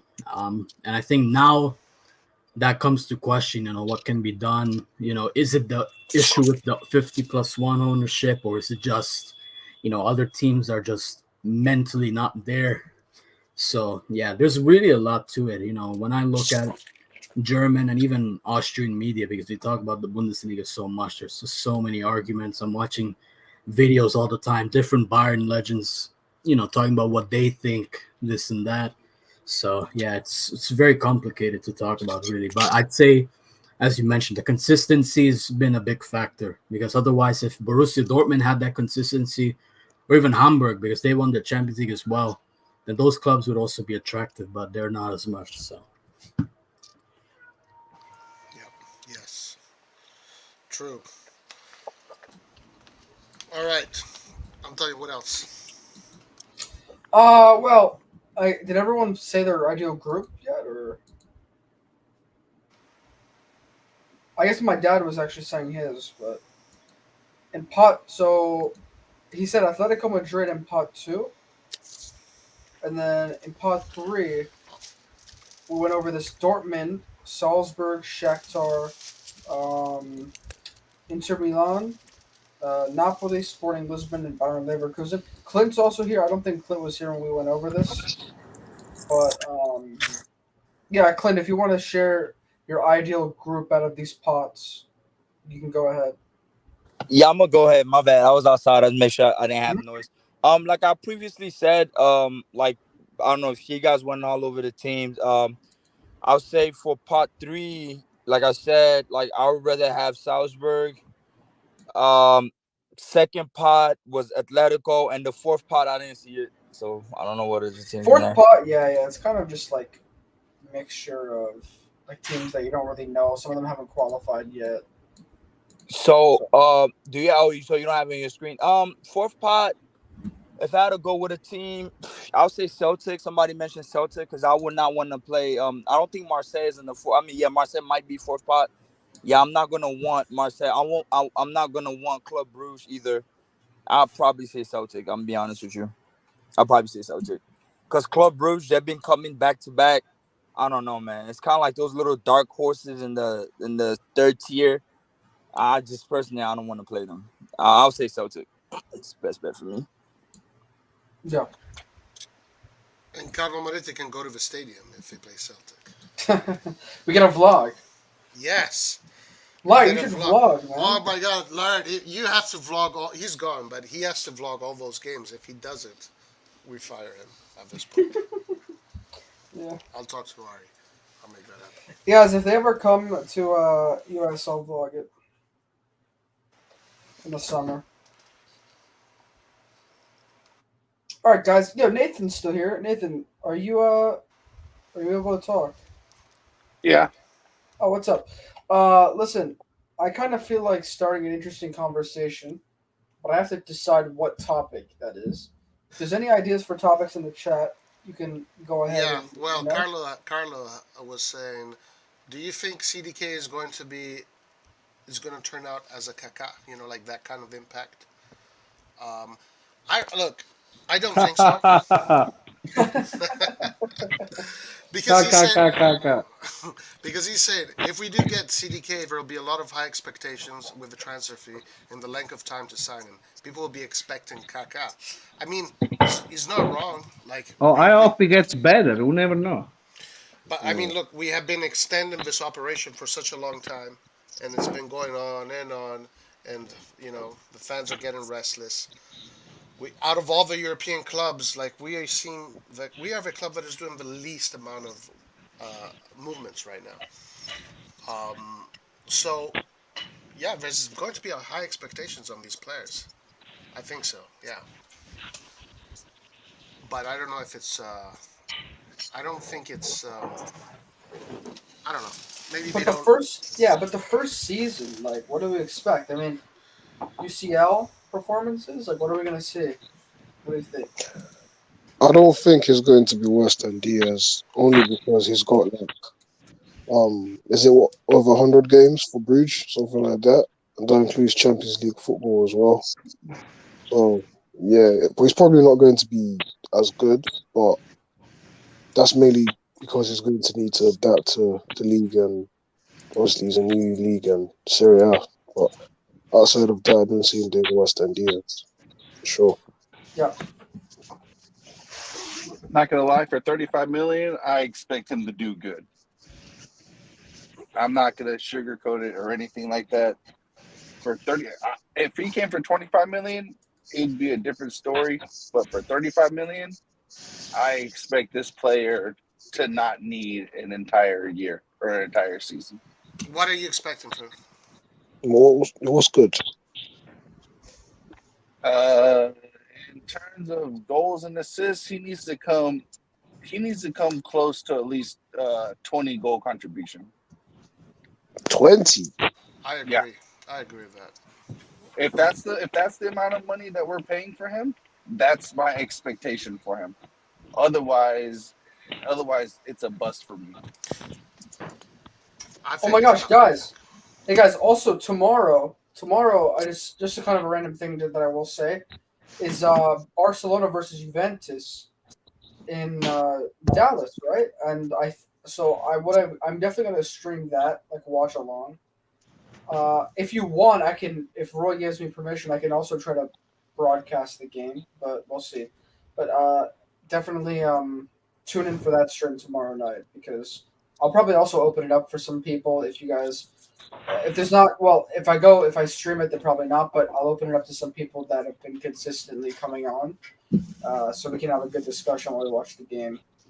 Interesting to see Juventus without Pogba and with Di Maria how they do against Barcelona tomorrow, even though it's just a preseason. See, PhD Max new tactics, of course. Hey, Dad. I was gonna ask my dad. Do you like Allegri, Dad, as a coach? Yeah. Roy does not like him. A lot of people here don't like him. I think he's disgusting. I can't stand it. Honestly, the last Scudetto we won, the one we won with him, I don't even count that as a Scudetto. For me, better. I'm not even gonna celebrate that. Oh, Nocerino scored 8 goals. I think it was 11. Maybe 11. Imagine. Yeah, I know. Nocerino, can you imagine? And all 11 assists were Ibrahimovic. Yeah. Yes, I think yes, Allegri doesn't impress. For sure. Now Arrigo Sacchi. I'm sure I prefer Ancelotti, those coaches, but I mean Ancelotti, I don't know. Just thinking on coach for a second, who do you think is the next crop, like the next best thing out of Italy? We'll say. I already have somebody in mind, but footballers or coaches? No, coaches. I have somebody in mind, but let's see. I don't know. They all look pretty average to me, to be honest. I'll say Italiano. I don't know. Something tells me Italiano is Italiano, I like in the beginning. Now it pisses me off every time he changes formation. And I don't know why he does. He put the best player on the bench all the time. I don't know. He's crazy, I think. He put the best player on the bench all the time. I don't know what's wrong with him. There's something about Italiano. I don't know, but I can be wrong. But I don't know. Well, is Italiano the Fiorentina coach? Yes. But I like what he keeps the best players in the bench. Do you know what it is with him? Everyone was already talking about him before they played us. Fiorentina is a very good players. He could do much better than what he did. Sure. But what I didn't like is when spend money. He wants to buy Milan. I wish he bought Milan, the guy. What's his name? People made it look like it was a tactical masterclass or whatever. We just played shit that game. It wasn't anything to do with his tactics, but yeah, he's a decent coach, I guess. I don't know. No, I wouldn't say. I'm not even talking about us losing to him. I caught a lot of his games. Milan losing to him that game. Yeah, we should have won, but even with Spezia, just his gradual evolution, at least what I've seen the past 2 years, I've been, I won't say convinced, but I've been entertained a bit with his style of football, especially like the new crop. I like De Serbi, but for me, I think Italiano, looking at it, if he took a right team, I'll say for his. I think I like the new Sassuolo coach better than De Zerbi. I mean, Milan wasn't playing good the first game with Sassuolo, but they destroyed us. It's the only team that destroyed Milan. And yes, thank Romagnoli for that one. I'm not talking about the goals. You talking all about game, right? They destroyed us all game. All game. Don't forget. Milan wasn't in good shape that time, but they destroyed us. Nobody destroyed Milan on a game like they did. Yeah. I don't know, guys. For me, I have to see these coaches first have to show what they can do in Europe first, because as long as they don't do that, I don't see anybody coming up in Italy. Maybe Pioli and Inzaghi, maybe them two are going to do something. Hey guys, Roy, what do you guys think about Italiano on Fiorentina? Let's see how he does in the Conference League. If he does really well in the Conference League, then I think he's got something. Okay. What if you guys think Fiorentina can win the Conference League? Yes. I mean, they can. They got a squad for it. They have a squad. Not? Yeah, I think they can for sure. It will be more difficult than it was for Roma, though. But Roma, though, I think a lot of this year Roma played Leicester City, the English team. Leicester City was declined so much from last season. So I don't want to hear none of that bullshit.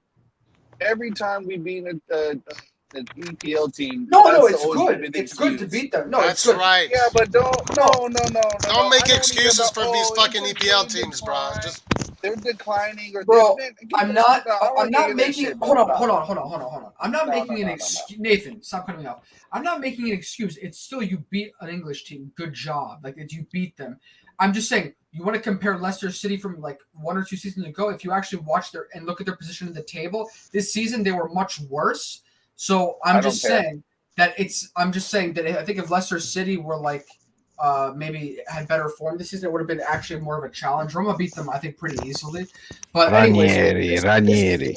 This season, Napoli beat them too. This season, I think the English team is West Ham, and I think the Spanish team is. Let me check real quick. This is Villarreal.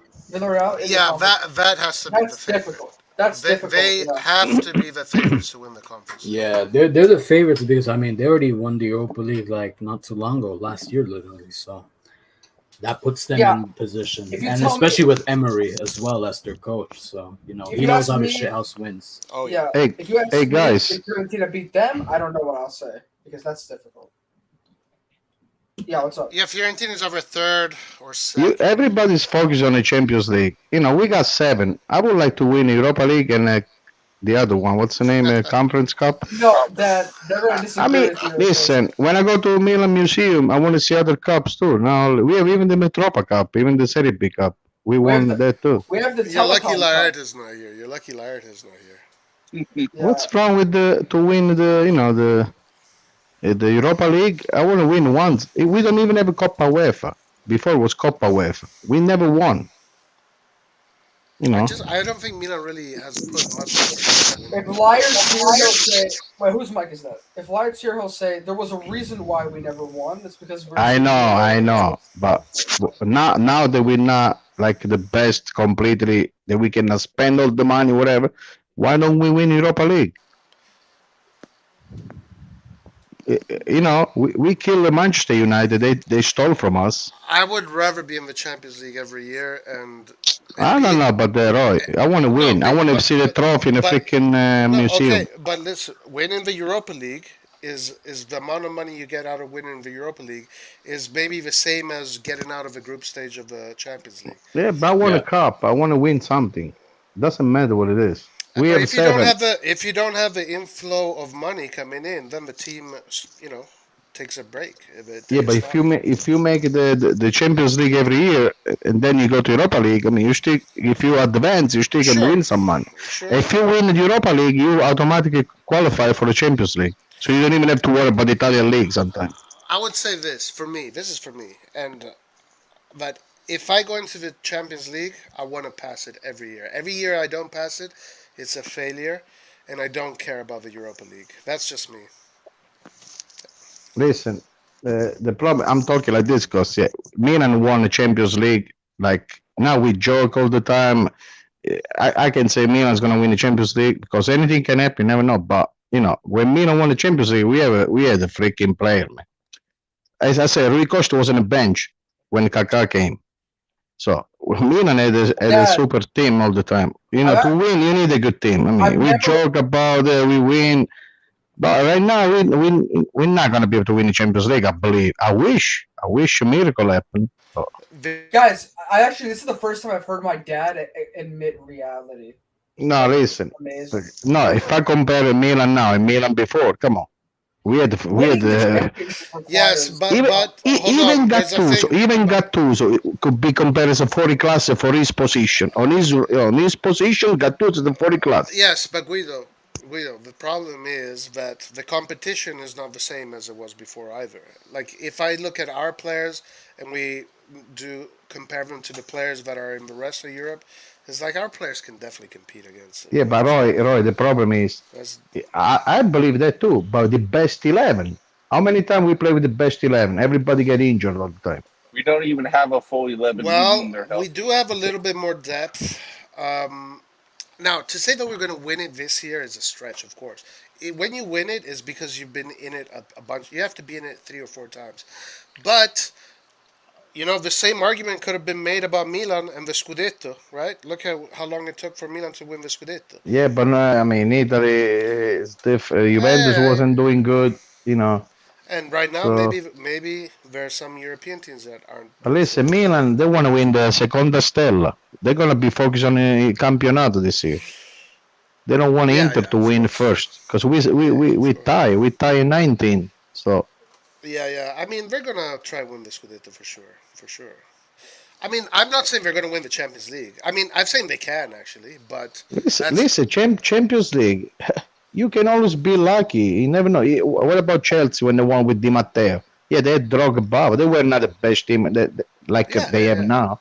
Champions League is Chelsea with the Di Matteo the first time they won the Champions League. I mean, no, it wasn't like they had Drogba. It was good, but I don't remember many. Look, Champions League, you have to have, first of all, the warrior mentality spirit on the field, and you have to go there guns blazing. You have to be lucky because it's about details. You know, small details can change a game. And then, listen, as I said before, and then you have to be tactically astute because. Listen, Roy, once you pass the first group, it's all finals. So anything can happen. You can win one game, tie another game, and you go up. You never know. The final, you can win a penalty kick, like we beat Inter and Juventus. Yeah, so if I look at our team today, I think we definitely have the quality to do well in Europe. Yeah, but what I said, if you start missing the best player, before we take Kessie, we lost Kessie, now we have Tonali. You lose Tonali, who's going to play? You said Adli is going to become a Ballon d'Or player, didn't you? No, I know, but Adli, you know what I'm worried about Adli? That if we buy CDK, Adli is going to play less. Watch. You know what's wrong just with this because of CDK.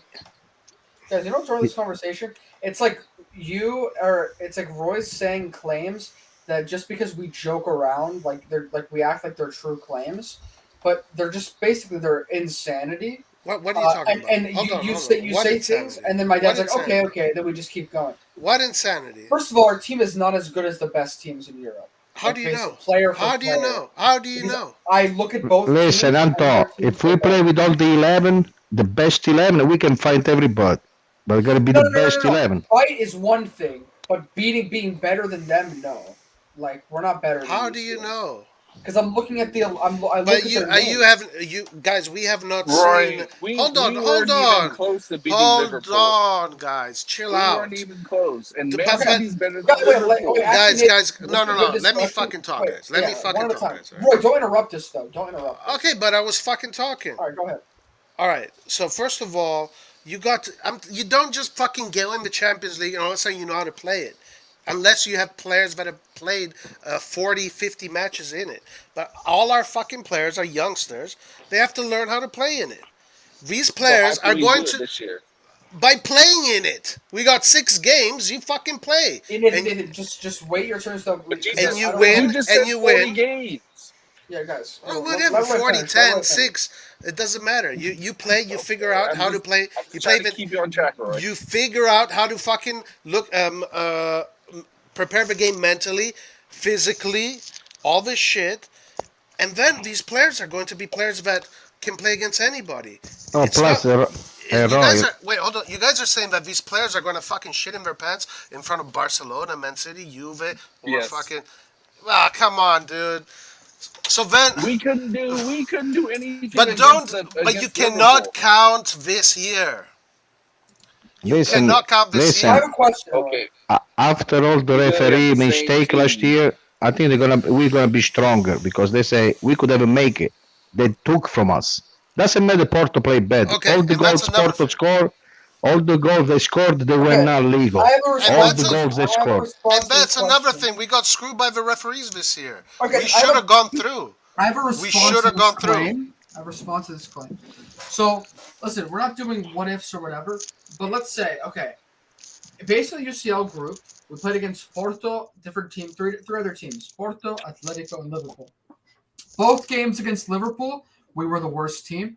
Both games against Porto, we were the worst team. You can say, hey, don't interrupt me. I know what you're going to say. No, I'll tell you what. 2 goals Porto scored were not okay. Okay, say that. So what? Who cares? Okay, Anto. I don't care. Anto, did Porto qualify? Did Porto qualify? Did Porto qualify?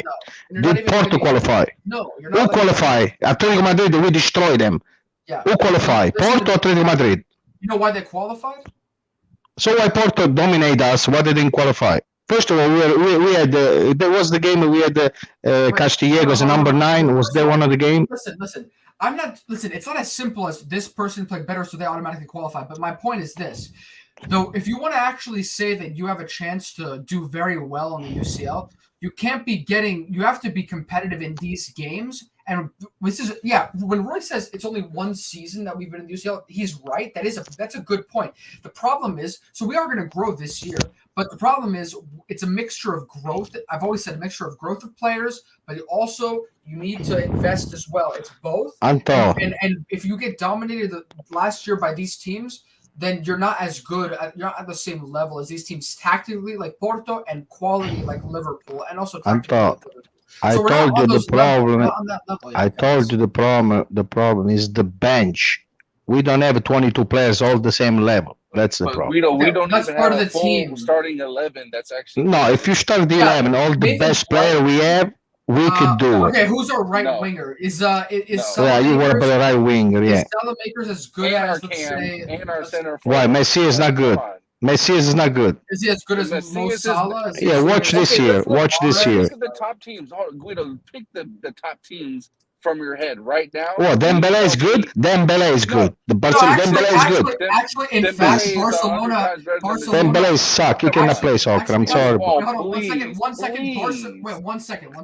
Dembele cannot play football. Barcelona actually benched Dembele this year with Rafinha. So, It's about time. so there you go. And they got another 160 million. How much they pay the Guido, junk, did please? you watch Dembele's resurgence this year? Listen, I don't think you did. I watch you play. I don't watch Barcelona games. I watch Dembele a few times, Guido, so and I saw many mistakes he made in front of the post, like Salamakers does. But Salamakers is junk. That guy's good. I want to see who does more work on the field, him or what's his name, Salamaker on the field for his team. I want to see who works more. Salamaker goes all over the field to help everywhere. So you need those players on the field. You need those players on the field. Does more work than those other top players on the other teams, and yet you're going to say that they're better than Salamakers. Don't get me wrong. Doesn't matter. Listen, hard work without any end product. You guys too young. Milan, they was dominated. It's considered the best team in the history of soccer when Arrigo Sacchi was the coach. Okay, Colombo was playing. Ask Roy. Colombo. He couldn't even. He played 2 years. He disappeared. Nobody knows who he is. He was playing on the freaking right wing. Colombo. Go look. I don't know if there is any video. That guy was running on the wing without doing it. He was just running, stopping people, and put the ball the closest post to somebody that could play soccer. That guy couldn't play soccer. And he played on 11 when Milan won everything. Hey guys, give me like different time. Give me 1 minute, and then No, when you guys but that applies today too. That applies today as well. Listen, Paris Saint-Germain, they put all those players together, they cannot win. Why they cannot win? So Real Madrid, Chelsea, Bayern Munich, how come they don't have a Salamakers? And yet they're the ones who are in the semifinals, the finals. No, they don't. No, if they do, they don't start. why? Casemiro is technique. He got technique, Casemiro. He's a technical player. Again, the thing about Nathan. Casemiro is a killer. He should be a red card so many times. The thing about Roy's Nathan. Roy's gonna say something stupid when he knows my position on Salamakers. You just don't want to accept my position. The thing about Nathan is that Nathan thinks that Salamakers, because he's on that right wing or in that area, he should play like a right winger, right? Meaning, hold on, let me finish. Hold on. But meaning, he doesn't play right wing, Roy. Okay, Salamakers doesn't play right wing. I've never seen him go to the line and cross the ball. I've never seen him. This is what I'm trying to tell Nathan. No, it's not that he can't. It's Because that because he can't. He's not good enough. Okay, he can't, but that's not how he's being used. His functioning. But that's Roy. oh my God, do you agree that as no, a coach, I don't. you assign Yes. you Yeah, okay. Ask me this. This is a good question. Ask me a good question. This is a good question. So you tell your players what to do based on what they can actually do, right? Yes. Yeah. Based on their ability, you then form what they can do. So if he's telling Salamakers to play a certain way, it's because he cannot play the other type of way like Leao can. He simply cannot do it. So the only reason why Salamakers does not play like Leao is because he simply does not have the physical and technical ability to do it. Plain and simple. Okay, but that is okay. Sure, if we had Salah would be playing there. Okay, I get that. No, not for you, Roy. It would be Salamakers still because Salamakers works harder than Salah. No. Salah's Salamaker different. is not a right Salah wing. does not. Hold on. He's not a right wing. Guys, as much listen. as Salamaker. There's no. I said this a million times. First of all, he's not a winger. In a 4-2-3-1, those positions there, those are attacking midfielders. It's central attacking midfielder, right attacking midfielder, and left attacking midfielder. Okay? Now, you can choose one to play more similar to a winger and the other more similar to play an attacking midfielder, meaning None of you the go other inside. teams do that. No, that's not true. We can find plenty of teams that. Tell me who. Tell me who. I'm not going. I don't give a fuck about proving Because this you to you. can. No, Because you can. because this is Because normal. you This is cannot do it. normal. This is normal. Because you can't do it. Roy. Anyway, that's why. Anyway, Because you don't whatever, watch, you whatever. do not watch enough of the other No, leagues. You I've simply seen. cannot do it. Otherwise, just give me one team. If you can give me one team, I'll say. Hey, okay, Roy, you're right, Roy, but Roy, you can't do it. Roy. No, this conversation. Roy, listen to me, Roy. Because you guys do Roy. not watch other leagues and you try and put a point on something that you Hey, don't Roy. watch. Nathan, this is such a bad argument that you. Hey, listen to me. It's like it's so bad that I can't even have a real conversation with you about it. That's how bad this argument when is. you guys, Honestly, when people are saying, it's like I don't even know how to have a conversation with that. Hey, Roy. You've gone into Narnia. Now you're in Narnia, Nathan. You're in Narnia. You have entered. You have officially entered Narnia. You said that you could find No. You have officially entered into Narnia now. Roy, can you please tell? If you tell me the team, Roy, I don't care that because the conversation is not about. Give me one example. Give me one example. Okay, Ancelotti's Milan, Lippi's No, Italy. Right now, I don't give a fuck. I'm not looking for that. Ambrosini Gattuso. Ancelotti was playing Ambrosini Gattuso. Rui Costa was on the bench. Okay, you see, Ambrosini Nathan, Gattuso. you are bringing this conversation here. You're bringing this conversation here because you can. Okay. Let's talk fact. Let's talk football, not fucking little children's games. Let's talk football. Okay, if you have a team and you have certain players that do something, you are the coach. You see the perfect formula you can create in order to put together a winning team. If that means having Salamakers on the right to do the work he does and give you the results you need, then as a coach, you have done an incredible job. Roy, hold on. Okay. And if Salamakers gets you those wins by the way he plays, then Salamakers is doing an incredible job.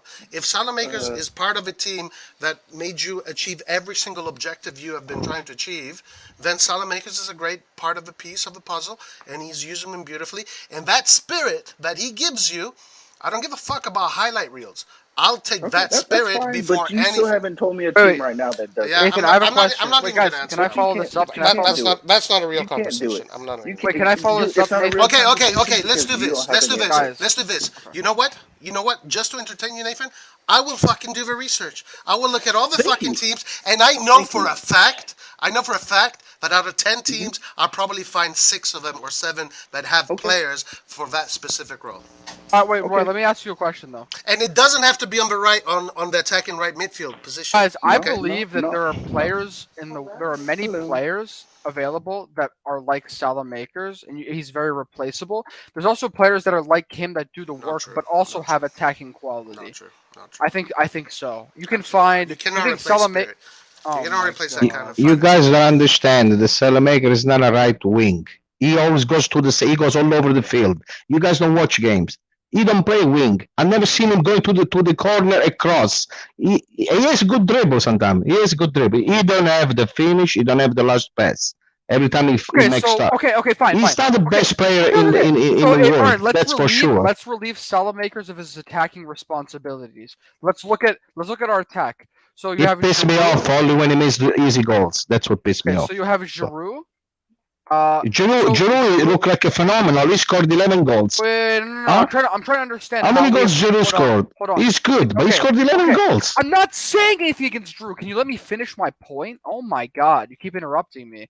All I'm saying is let's look at our attack, because I think our attack, it has some problems, because that's the department where we can't seem to increase our goals scored, expected goals, things like that. So I'm saying if we relieve the right midfielder, that's what it's a right mid position in the 4-2-3-1 of attacking responsibilities.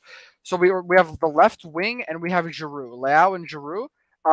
two players and also our center attacking mid apparently is also responsible for tracking back and doing other things. So we only have two forward players then, basically. So explain to me, how are we supposed to get more goals if we're playing without any attacking responsibilities of these players? Listen, we can even have now more goals, but if we get scored less. Remember this: in any sport you play, the best winning team always have the best defense. Okay, first you don't have to get scored. Remember that. Okay, because if not Zeman, those kind of coach, they will kill everywhere. Zeman, what's the other guy? Galeone, they were scoring 5 goals, they were scoring 6. So if you don't have a good defense, you cannot win anything in any sport. Not only football, any sport. Okay. So let me also say this. Okay, with the Salamaker, the team is balanced. Without Salamaker, it's not balanced. Actually, Messias does a good job. I like Messias. He scored 6 goals. Giroud scored 11. We want to put the Messias on a cross. He's not even a number 9. Yeah, I'm not getting into Messias. Let's not get into Messias. Reader's right. Giroud scored 11 goals. I'm not talking about Messias right. Let's go back to Salamaker's the main point. It's the same position, right? I have 2 points here on this topic. Nathan has a question. Okay. Hussein, are you still here? Yes, I'm still here. Can you hear me? Yeah. Bayern Munich plays a 4-2-3. Well, they played a 4-2-3-1 before Nagelsmann, right? They still play it. It just changes time to time from back 4 to back 3. Does Bayern Munich play with a player that's the starting player? Can you repeat that, because you kind of cut off? Sorry. Yeah, you cut out. Does Bayern Munich play with a Salamakers, or do they play with 2 attack-minded right wingers? Yeah, we do not have a Salamakers. Thank you. There you go. Wait. Okay, now let me add my point though to this conversation. I'm not saying, of course, he brings balance. I'm not denying that. But my question is this though: in games, I have 2 points. First of all, I think if you bring a right winger who is more attacking, you even see this with Messias, like you said. Messias, who has more technical ability, even though he's not very as prolific as some of the world's best right wingers, he has more attacking quality than Salamakers, better finishing, things like that. And even he does defensive work, not as much as Salamakers, I know, but he still does enough to keep our team sort of in balance. And I think we're fine with Messias. So my point is, if we bring in another right winger that, as long as they're not very a sort of old player that won't move around at all, I think as long as they're willing to track back up the wing, that we'll be fine. That's my belief. And on top of that, I will also say this. I think that I said this yesterday on the stream, but we didn't really mention this at all after I said it. I think Real Madrid this year, they played a 4-3-3 with Ancelotti. Valverde was their right winger. And Valverde is good at tracking back, so he does give balance when you have Vinicius in the other wing. The thing with Valverde is he's also a player who has more attacking quality. When did he do that? When did he do that? What do you mean? Can I say one thing? Hold on, no. When did he do that? Valverde doesn't look a wing at all to me. Hold on. When did he do that? When did he do what? What? This Valverde move. When did he do that? Which season? What do you mean this? Wait, what do you mean? What season did he do this Valverde thing? Maybe I didn't. What Valverde thing? Ancelotti? Yeah. Well, this season he was. This is his first season with Barcelona. So the team that did the Salamakers things is the fucking team that won the Champions League. There you go. Wait. Let me explain something. No. But that's not the point. The point is that Valverde is not like Salamakers. He has the same role. Yeah, but he does more than Salamakers. I don't know about that. But he used them for balance. He used them for balance. But I'm not saying, but the concept is not wrong. I'm not saying your concept is wrong. I think Salamakers needs more. We need a little bit more attacking quality from that position, even though even though less than Leao. I agree that maybe it doesn't have to be as much as Leao, but it still needs to be. Hussein, can we also agree that Bayern Munich plays a 4-2-3-1 better than Milan? I'd say yes, because I mean that's all. Well, they won the UCL with a 4-2-3-1. Let's ask the person whose team plays a 4-2-3-1 better than AC Milan what he thinks AC Milan needs. Do we need a right winger? No, I don't need to hear. No disrespect. No disrespect to Hussein. I don't need to hear Hussein tell me that we don't need Salamakers or whatever. I know how Milan plays. I see what Pioli is doing, and honestly, if Bayern and Milan play today, I don't know if Bayern is going to beat Milan. Hey guys, we talk about something. First of all, I could say Salamaker important, but I don't think he's the best in the world. And first of all, Salamaker was always in a bench. Messias was on the 11. So I don't know why you worry about so much about Salamaker. No. Salamaker is good when you need to protect the team once you're winning or stuff like that. Yeah, He switch with Nathan says Messias. that too. Nathan says that too. But the point It's is a good switch with we're not- Messias. But we're not- Salamaker can play when you need to be harder on the field. You need strength. He goes all over the field to defend. He does everything. Listen, You we're need those not- kind of players. yeah, we're not That's disagreeing with why you. Paris Saint-Germain don't win anything. Not yet. This year they can win. This concept is We're not is disagreeing with you. so I think important. we've lost touch of what we're disagreeing with once again. Nathan also says that too. He said that keep Salamakers on the team, sub him in the situation, sure- whatever. But I think what we're disagreeing with here is that would you rather have Salamakers on the right wing or one of the world's best right wingers? That's the question. Well, tell Okay, me the which player. one? Tell Which me the one? player. I don't know. Name one. Salah. You can say Mahrez. Say whoever. Salah you is want. completely One of those offensive player. players. Salah He's is an a offensive player. 4-3-3. But if you put He's Salah in our four, Salah cannot play with the Milan system. He play 4-3-3. 4-3-3 means you got 3 midfielder, not 2. You got 3. I'll take That's any why of he the play. Bayern Munich wingers. I'll take any of the Bayern Dad, Munich you're wingers. telling Which ones? Who are they? Who are they? And that's why I want Milan to change the system sometimes. I'm tired of 4-2-3-1. I want to see the. I love the 4-2-3-1. I love Yeah, but Roy, we have all midfielder that play at 3. Okay, See, okay. all I the midfielder we disagree, though. buy, they play at 3. Wait, but All he's the winning. midfielder we buy. He's winning. So I have nothing to say about it. Okay, this year, who's going to replace Kessie or Bakayoko? Because Bakayoko is going to go. But that's Apparently, the player we I need. read today that we're not trying to replace them. We're trying to just find creative players. Yeah, Ali is going to replace Kessie. Maybe Laird was right about Adli, yeah, but Adli, I think, I don't know, I see Adli more, a little bit up. That's why I want to play. I think Adli can play number 10 with the midfield at 3. Instead of Diaz put Adli, he's going to play all over the field, so he's going to cover the field, plus he's going to do the assist that Diaz doesn't do it. So. Well, if we play a different formation, a 4-3-3, we need a Ziyech, because with the players that we have, a 4-3-3. I mean, Messias in that 4-3-3 is not that reliable. If Ziyech plays like with Ajax, I'd take it tomorrow. I'd take it yesterday. Yeah, but if you don't have Ziyech, like you have to play the. But what about CDK? You know what I'm worried about CDK? He's gonna take Adli's spot. Watch what's gonna happen. I don't think so. I think they're going to. If they put him on the right, because he always started from the right, even though he's a number 10, whatever he is, number 9, he's everything. I want to see. I hope so. I mean, I like. Based on this discussion, I don't know him. I cannot talk about him because I don't know. I want to know who the Bayern wingers are. Who are they? Kingsley Coman is really good. Gnabry. Hussein, who are the Bayern wingers? I mean, obviously, you know. Yeah, so we have Leroy Sané, Gnabry, and Coman. Coman is good. You only have 3? Well, yeah. There's probably more, but those are the biggest ones. Liz, how many substitutions gonna be this year? Still 5? Wait, but why do you only have 3? How many subs the teams can have? Still 5? Yeah, it's 5. So that's why you need a good bench. When you have 5 substitution, and you have all play the same level, you can put 5 good players in the second half or whatever. No, if you don't have all good players at the same level, and with the locker room. that's the only problem I say. If Milan play with the best 11, we can compete. If we don't have the best 11, forget it. So competing is different from being better than them, though. That's my point. I'm not saying better. Nobody's better than anybody else. We'll see. I think Liverpool's a better team.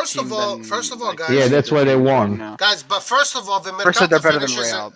It finishes in 5 weeks. Guys, it finishes in 5 weeks, the dumb Mercato, okay? So let's see what the team does. Of course, it's not going to be exactly like today. The Mercato is going to finish in 31st of August. Of course, we're going to get more players, okay? Look at Kalulu. Kalulu, $500,000. Now he's one of the best defenders around. Watch. I have a question for Roy on back just the Salamakers thing. I think I understand what you guys are saying. Like, it's a logical conversation to say that we need a player like Salamakers in our system that does defensive work. I'm not saying you guys are. I'm not disagreeing with that. I'll take his spirit over the feet of anybody.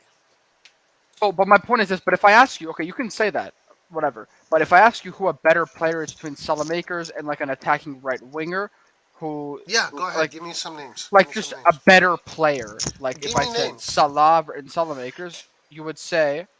If I am to change the formation to a 4-3-3, Salah is worth it. Yeah, of course. Okay, right. So Salah I'm saying, cannot play for 2-3-1. I'm not saying that. So I'm just saying. I But said see, if that's Salah, that's the misunderstanding that I if- have, because sometimes when you speak, I get confused because it sounds like you're saying Salamakers is better than like the world's best right wingers. Salamaker is not the same player as Salah. You understand that? I understand that, but the question is, then we have to define Salah that. is one of the best players in the world. Of course, I'd take Salah, man. Come on, bro. There you what go. kind of question is that? Roy, you also, But you say some insane stuff. If Salah is coming to Milan, I change the system for him. That's the kind of player that you change the system for. So obviously, I'm not going to play a 4-2-3-1 with Salah. I don't want Salah fucking messing around in the midfield. I want Salah close to the box, because that's where he's the most valuable. So but I feel like also though sometimes we're underestimating, like, just because Salah is more of a forward player, he does track back a lot. He tracks back like any normal person. But Roy. Sometimes if Rebic is in shape, I really would love to see a 4-3-3 with Rebic, Leao, and Giroud. I want to see sometimes. Rebic and Leao, they play with both feet. They have left and right exactly the same. They can shoot with both feet. They can do both feet. I would love to see Rebic in shape, because he looks in shape right now.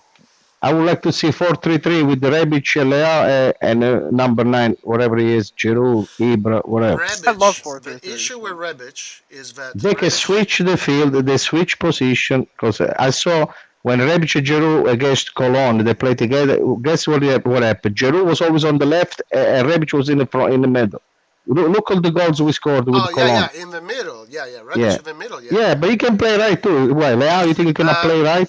No. Rebic, the problem with Rebic on the right is that he's a right foot. Leao is a right foot. Yeah, okay, but he's told purely that he doesn't want to play on the right. Listen, and he's had a fight with the national team coach because the national team coach played on the right. Imagine Leao. Imagine the way he jumped the players on the left side. He's a right foot. Imagine with the right foot on the right side. Leao? He's fast. Leao? That's his foot. He can go inside and then he can shoot the left, because he can shoot the left. He shoot many times with the left. I gotta see that. I'm saying when they're both in shape, they gotta be both in shape. Because Rebic in shape is another player. The problem with Rebic is that he doesn't want to play on the right, because he should. I'm gonna quote Roy here: "If it ain't broke, don't fix it." Listen, he should be. If you ask me, what is the best 4-2-3-1 in this squad? For me, that attacking midfield would have Leao on the left, Rebic on the right. But he doesn't want to play there. He'd rather sit on the bench than playing there. So he can play left and Leao right. Rebic can play a right mid in a 4-2-3-1, but like another attacking player can't. Like no, he just doesn't want to do it. Wait, so what's the difference between Rebic as a winger compared to like a Salah? Do you think Rebic works that much harder on the right wing? Rebic is more of a... He has more of the midfield. Hey, Roy, imagine a midfield. I feel like you're underestimating. Roy, imagine Adeli in the center, Tonali on the right, Benacer on the left. The midfield. Yeah, but you wouldn't... Yeah, I mean, with Salah... Adeli will play like Rui Costa. He has the same style. Between Pirlo and Rui Costa. The way he moves the ball, the way he runs. Adeli is gonna be worth it. Watch what's gonna happen, man. If we don't have to lose the spot because CDK, because if we want to put CDK on that position, we're not gonna do nothing. CDK gotta play right. Come on, that's a bit going to the center. Is CDK fast enough to be on the wing? You know what I think is gonna happen? I hope he play right. This is my guess. This is my guess. This is what I think is gonna happen based on some of the things I saw in the friendlies. That CDK will play in the middle. I think. I haven't seen him yet, but I think Ali might be played on the right, and he would give balance and attacking outlet. I think. Who's gonna play on the right? Adli. I don't think so.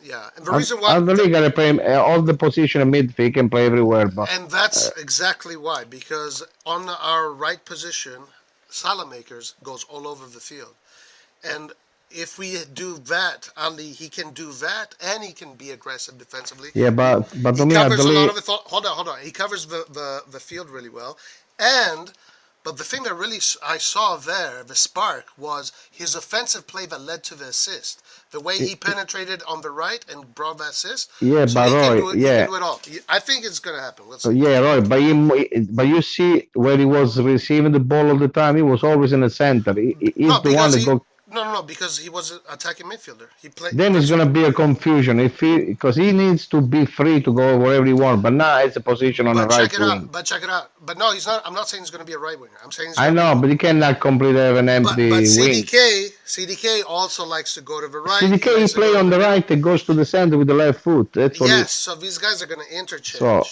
that's what I mean. I've maybe CDK. What I said before, I hope the CDK don't cause the Adli don't play. I hope it doesn't happen. But Because remember, Adli is good. CDK was a center forward this whole time at Bruges. He's seen as a center forward, attacking midfielder. So his best position is close to goal. It's close to goal. 14 goals, 9 assists. That his best position is close to goal. So putting him on the wing, I don't know. Maybe he can take some of that away. But they say he always start from the wing, even though if he play offense. But he always started. He likes to start from the wing and go inside. So. Yeah, I understand that. But I don't think. I don't know. We'll see. I just hope he doesn't kick Adli out of the team. No. That's what I hope. I think you can play them both together. Yeah, from what I saw. Honestly, we should change formation at this point. No, I don't think so. I think our formation is beautiful. It works so beautifully. Like it's such. I think Adli he can definitely play in front of the defense, get the ball and move around. Tonali can cover back and forth. But see, Tonali last year was scoring goals. He was always in the post. Actually, from what I saw from Adli, he can play in all of those 5 positions. He can play on the right, attacking midfielder, left, attacking midfielder, and the double pivots, both right and left. He can literally do all 5 of those positions. But see, Roy, when Adli played, we changed all the players to the first half. He had lots of freedom because we lost Tonali, we lost lots of good players. So he was doing the game. He was everywhere. Because he had the freedom. Now, if you put too many roosters, he's the one that got to have the ball. He's better than Tonali. With the ball on his feet, he's better than Tonali. Tonali is aggressive, he's strong. Okay, but the question then has to be, is Adli better than CDK, Charles de Ketelaere? Yeah, but it's not better. For me, they can play together. That's what I mean. Because, but you're saying put him in the middle, right? But if CDK is better at that position, then listen, CDK is gonna take a Messias or Salamaker spot. You think he's gonna go on the right? Yeah, because he starts always like that. He starts from the right, it goes to the middle, and that's what you mean. We don't play 4-3-3. We play 4-2-3-1. So that's what we mean. Hold on, but when you say he starts from the right, bad idea for me. Hold on. But do you mean in the formation? In the starting formation, he's on the right, or you mean? Yeah, he can. I mean, no. He's saying that when they have the ball, he goes to the right side. Yeah, he moves to the right, and that's perfect. Because he's a center forward, but that's perfect because when he moves to the right, it allows a player like Ali to. And listen, Roy, don't forget if Florenzi play. Florenzi was a wing a long time ago. Florenzi used to be a wing, so if the guy goes inside, Florenzi can go to the side, or even Calabria, but Florenzi is better wing than Calabria as a wing. Then he's an option, yeah. He's an option. I want to see. I think Calabria can play midfield. Calabria can play in front of the defense. If we don't have a player, somebody got to do it. Florenzi play right, and Calabria play with Tonali. In case somebody get injured, somebody get a problem, a red card, Salamakers can also play. The good thing about Milan players, that's why we're good, because everybody can play different position. And that's a requirement in Milan because it does a lot of. And that's what people don't understand. I have a question for Hussein. How come you guys only have 3 wingers? That's strange to me. Yeah, so those 3 are the main wingers. So those are the 3 players you'll see like always playing on the wings. So we have Mane, and I didn't mention him because although he was playing at left wing, technically left wing for Liverpool, though it's more like an inside forward. He'll most likely be our center forward. And the fifth player is actually an attacking midfielder, and that's Musiala, but sometimes he gets put on the left wing. But again, he's an attacking midfielder. So How do you compare the quality of these players to, let's say, when you had the Robben and Flamini in that era? Do you think um, do you think these are better, or do you think Bayern needs to, or not as that level yet? yeah, Like, they're not at that level yet. I think firstly, like what we have in players like Gnabry is more so of a goal scorer. He's not really a tricky winger. He's one of those players that you want to run into the goal and create some space. Um, he I plays feel in the like middle. sometimes he can, yes. I think that's the plan, to have him and Mane kind of switch that center forward position or even play together when we establish a back three. So that's the first thing. As for Sane, I mean, him and Coman are the traditional wingers. They're more, always beating their man and link up plays with the strikers, crossing the ball inside the box. That's the difference between Sane and Coman compared to Gnabry. And so I'd say compared to the times we had like Robin and Ribéry, I would say in terms of goal scoring, that's what we have. I mean, Robin and Ribery obviously could score goals too, but they are more so playmakers. And back then, Bayern would have 2 or 3 strikers at a time, and Muller as well. Although he was an attacking midfielder, you could see that he's a second striker in the matches. So they're more so the playmakers providing for whether it be a Mario Gomez or Mandzukic or Muller, Cruz, whoever it be, they're providing for them. And right now, though, our wingers are more like goal scorers. So, except for, yeah, that's how I analyze it. Although I have to say, though, sorry to cut you off, Ro, I have to say, though, Sane is an interesting one because I just don't think he's talented, obviously, but I just like looking at him now. He's not really good, man. He's Really? been very poor. He's been Sané? very poor. Yeah, Sane very poor. Really? Doesn't look motivated at all. When he plays and he's his head is in the game, Would you you'll rather have see. Salamakers or Sané? Look, I don't watch Salamakers too much. All right. The difference is Yeah, Salamakers plays with his heart, spirit. He runs for the team. He yeah, sacrifices himself for the team, right. but he doesn't give you much offensive output. You know what? I mean, Wait, and just to clarify, by doesn't give you much offensive output, it means that he misses or whiffs open shots, like yeah, almost like clear chances Well, on he goal. doesn't right. get many. He doesn't get many. The Obviously, ones that he does, he whiffs and but misses. but Yeah. look, strikers get in a game probably 7-5 shots. They score 1 goal. All right. Yeah. So Salamaker's not some guy that's always looking for the shot for the whatever. Anyway,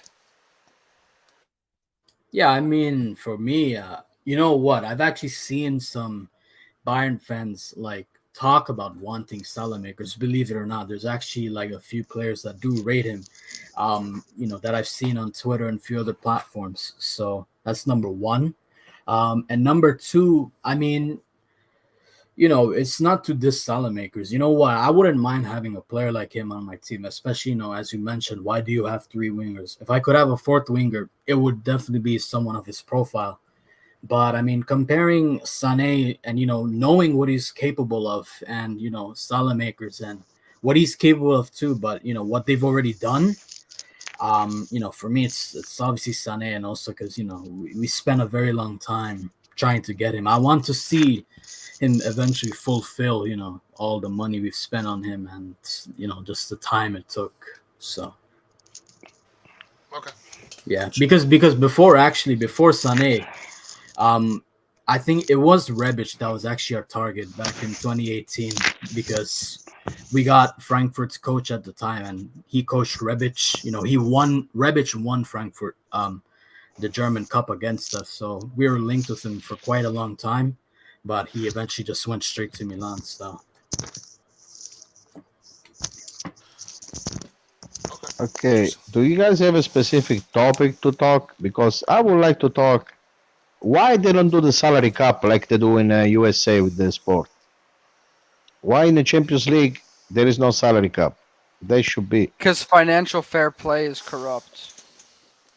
No, there is no Actually, rules. you know, well, If there was actually a there rule, is. There is supposed There's to be a rule. there is no salary cap. There is Don't supposed to- exist. well, let me explain. Salary But- cap don't exist. Okay, It's nothing to do with the financial fair play. Okay, let me actually, yes, there is. 'Cause listen to this. According to the rules and the purpose of financial fair play, teams can only spend what they make in revenue. Basically. That's bullshit. Yeah, exactly. No, but that's Because what they the can rules say. fake like the Qatar. They fake the freaking sponsorship, Oh and my they can give you gosh. whatever money they want. It's almost like you're saying it's corrupt, which is what I It's started not the corrupt. conversation. It's not ruled the right way. There is no rules. Which means The it's rules are corrupt. wrong. Yeah, the rules are actually by written law. The rules are right. That's why you need the salary cap. The players, you cannot spend for the paycheck of the players. Doesn't matter who sponsor give you, whatever give you. You can put a top salary cap. Then maybe not nobody can reach the same way. Doesn't matter. I wanted the salary cap. Okay. Well, can I just explain to you what the FFP? What would it be? What would be your salary cap? How much? This is delusional. Yeah, that's a nice question.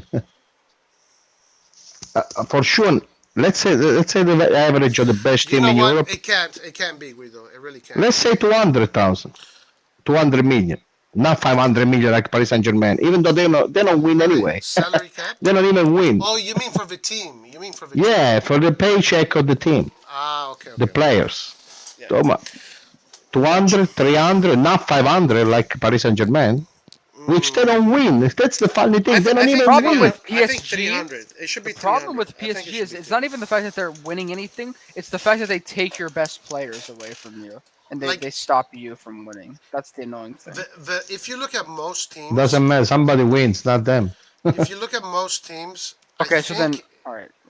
I think it doesn't go over 300 with most teams. I think it's only a few teams that goes beyond that.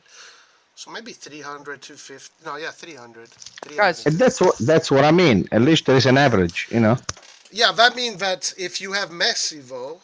How can you go from 300 to 500? So basically, hey, your only Roy. problem. Oh, wait, hold on. Your only problem here is with PSG. That's your argument. The thing about it is that if you do a salary cap, and let's say you get... How much Bayern Munich spend? Go watch Bayern Munich. They don't spend more than all the other teams. I think they're probably 250, 300 million, probably. I don't know.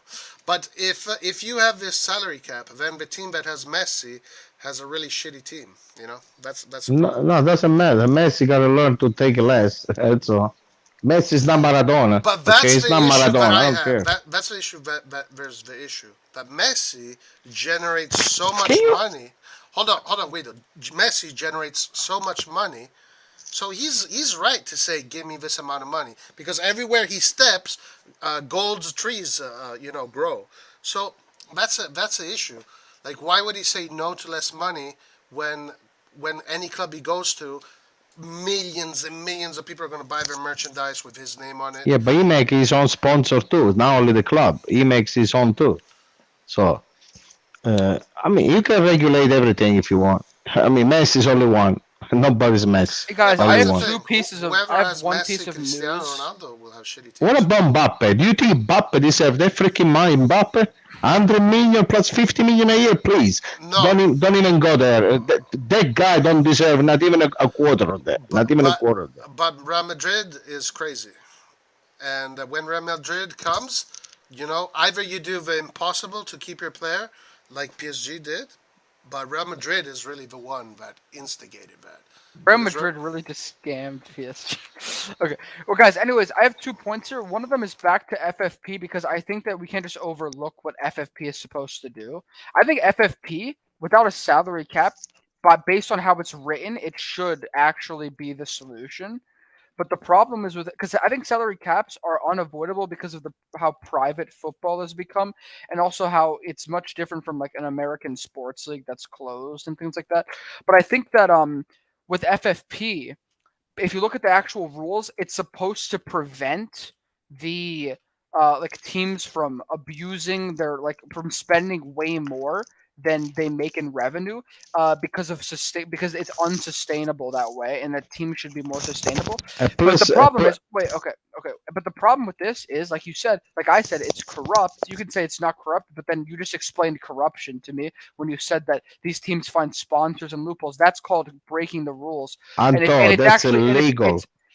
That's illegal corruption. It's illegal corrupt because you allowed them to do that. Right. It's technically they find it's by the law it looks legal, but the problem that's is what I mean. In so reality, you gotta stop that. Yeah, exactly. But that's why it's legal, because it's not being enforced. You don't understand. If you pull a salary caps, doesn't matter how much money the revenue they have. Doesn't care. I don't care, because you can spend 300 million for the players. That's it. Then the money stay with the company, stay with the freaking club. Do it like the NFL. Like the NFL has a salary cap for or they have a cap for all of the teams. I don't really think that's the best idea. Like what Roy said is, if you have Messi, then the rest of your team is going to be garbage. It doesn't matter. It doesn't matter. That's what will happen. But you have Messi. PSG will not. Yeah, but whoever has Messi is not going to have a team. Why? Because he takes. You don't give 200 million to Messi. You give 40 million, not 200. You have another 260 million. It's just like if you have like Tom Brady or Patrick Mahomes. Like you can't do anything else with the team.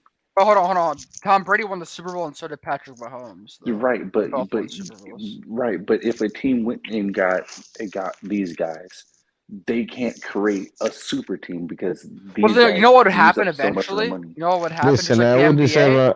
Guys, You think what would happen, guys, with this? The players, what they would do is the players who actually want to win something would cut their salaries, and the other players would just keep their salary. That's the way it Antonio, works. you're living 20 years ago. No. I'm describing the modern day NBA for you. What happens? You know why there's super teams in the NBA? Because all these freaking free agents and whatever, they go to the Lakers, they go to the Warriors, the Nets, because there's like LeBron James, Kevin Durant, Steph. Let me tell you something. And they cut their salaries to play with them because they know they're going to win a ring. Yeah, but if they you're stay missing there. one other point too. One of the points you're missing is that in football, compared to other sports, there's no transfer fees. So I understand that, but I thought we were talking about wages. That's the thing. Hey, another thing I want to talk about. That's why the salary. Another thing is this story with the agent. The story from I feel bad because he died, but from what's his name? The one that died. Raiola. Okay. This story that the agent make more money than the company. They raise the kids, they make them famous, and then the agent freaking collect the money. This story gotta end. The player get paid. The player gotta pay the agent, not the company gotta lose the money. This story gotta end. So they gotta fix the problem because the company Donnarumma, we gave him 60 million a year. 16 years old he was playing, and then we lose for nothing. Thank God he left, because the other one is much better. But you cannot. The owner or the team owner don't deserve to lose the money at the agent. A private person, he makes more money than a company. They gotta stop. Before it wasn't like that. Hey guys, Never I got some before. news. Hey guys, I got some news real quick, before we keep going. CDK. This is from Nicolo Shira. So take it or leave it. AC Milan are confident to finalize Charles de Ketelaere's deal in the next hours. The RossonARI have agreed personal terms, which we know until 2027, so 5-year deal, 2.5 million euros a year, since 3 weeks ago. And today there will be a conference call with Club Bruges to try and close the signing. So that's the news. But I'm still the opinion. Instead of him, I would take Ziyech, the Ndika. What's his name? Ndika. What's his name? And because if we buy this guy, we don't buy any more player. We're screwed. Guys, I've been saying that this was a done deal for a week. I was correct, and I was 100% confident. Done deal. Charles de Ketelaere, AC Milan player. It's not a done deal yet. Buy your merchandise. Buy your merchandise right now before it goes out of Get stock. tattooed, guys. Hey, Anto, Veretout is coming. Oh God. 12 goals a year. 12 goals a year. Anyways, More than Giroud. Anyways, for me, I don't even care about, like, back to this financial topic. I don't care about teams that spend a little bit more money than us because I think we're not spending enough at all. But that's our problem. It's not that where we generate revenues. And if we had a different ownership, we would be spending a bit more money. And I'm not asking for us to spend a lot of money, just a little bit more than what we're doing now. But my problem is with the teams like City, PSG, is that if they can just take your players like it's nothing, and they easily spend more, like a lot more than any other team, that's when I have a bit of a problem. And financial fair play should clearly be stepping in because this sort of sponsor loopholes with fake companies just putting the money of an entire nation into a club is just like, I mean, it's not even like if you have one owner or a group of owners like in an investment group, it's completely different. Like we're talking about another like planet, another universe of football right now. A nation, the money of an entire Middle Eastern nation compared to like a group of people. So that's my only concern. Like that's the only thing that I would try. Can you believe if only think about it? Neymar, Messi, Mbappe together, Icardi on a bench, whatever he is. Maria, and they didn't win 2 years ago. They didn't. Well, no Messi, but they didn't win the French league. They didn't win the French league 2 years ago. Guido, do you know what I'm going to tell you? You know what I'm going to tell you? That this year, if they had salad makers, they would have. Yeah, I would say the same thing. I would say the same thing. Yeah, you cannot play like that. Come on. Listen, remember the Galacticos, the Real Madrid when they got the Galacticos, Ronaldo, Beckham, all the players were. They didn't win much the way they're supposed to win. You can't. You can't. You need a real football team. You need Gattuso and Ambrosini on the field. That's what you need. Yeah, you need the. Gattuso and Ambrosini were on the 11. Rui Costa was on the bench. Kaká, Seedorf. That's the way we were playing. Ambrosini and Gattuso together. You need the Lions in the midfield. You need the Lions. You remember Ronaldo when he was young with Manchester United? He didn't touch a ball. We destroyed them. Yeah. They put Gattuso and Ambrosini doubling Ronaldo. Ronaldo didn't touch a ball. Yeah. Because Ronaldo, if he cannot turn, if he don't have space in front of him, he suck. If you don't give a space in front of him, Ronaldo suck. Yeah. No, I remember that game very well. If you leave Ronaldo shoulder to the post, he's unuseful. Because he don't have skill. Nobody knows how to defend him anymore. Ronaldo has skill. Yeah, you don't have to let him turn. You don't have to give space. You gotta stay on top of him. I think like a Kier did against Juventus. He was on top of him. I think the biggest issue is that after the generation of defenders from the last one, it's like nobody has come up, that has been great. I think Van Dijk is really good. But are you talking about in Italy? Or? You exaggerated with this Van Dijk. I don't know this freaking. Oh, he's very good. Yeah, I take Tomori and Kalul. I love it. I mean, it used to be so that there was no such thing as unstoppable players, right? Now it seems like you have players that can just do whatever they want. And I think there's a big lack of quality defenders that have come out in the last years, and has really helped Messi and Ronaldo. Helped them a lot. Yeah, remember Nesta when he stopped Messi in front of the post? There used to be a time where defenders were stronger than the attackers. I think it's also about how smart they are, to be honest. Yeah, go watch the interview about Mr. Roy. Van Nistelrooy interview. Go. He said it was a Stam, Maldini. Who was Nesta, Stam, Maldini. He said there was no way to go through. And Gattuso in front, Ambrosini. He said there was no way to go through. Yeah, I remember that interview. It was at the Oxford lecture. He was talking about all those players. Yeah, Van Nistelrooy said there was no way to go through. No way, yeah. Nesta, unbelievable. Baresi, Baresi is like me. I'm 5'7", and Baresi was 5'7", 5'8". He was taking all the ball in the air. Look at Cannavaro. He won the best player of the World Cup. He's 180 centimeters. I think it's also about. He was flying. I don't know what kind of drug they used, but he was flying.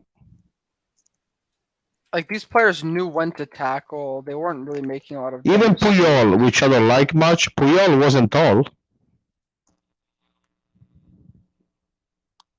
Yeah, Shevchenko that destroyed him. I can't believe that game. And the They thing took a about goal off. Yeah. Okay, Dad, you mentioned this every single stream. Yeah, the freaking semifinal. Go watch the goal Shevchenko score. He don't even touch him. Up in the air. He goes up in the air and score the header, and they didn't give it to us, those motherfuckers. Milan, imagine how many cups Milan. We could have won. We could have so many more cups just because of the referee stuff. Okay. The one in South America, they killed us where Rivera was playing. They get out the field with the blood. With the Santos, Pelé wasn't even playing. The referee sold the game. Go watch the history, man. We could have. Oof. Okay. Anyways, I guess I spoke a little bit about FFP because that's what I think about that. But Roy, do you agree that that there should be a limit on City and PSG spending the?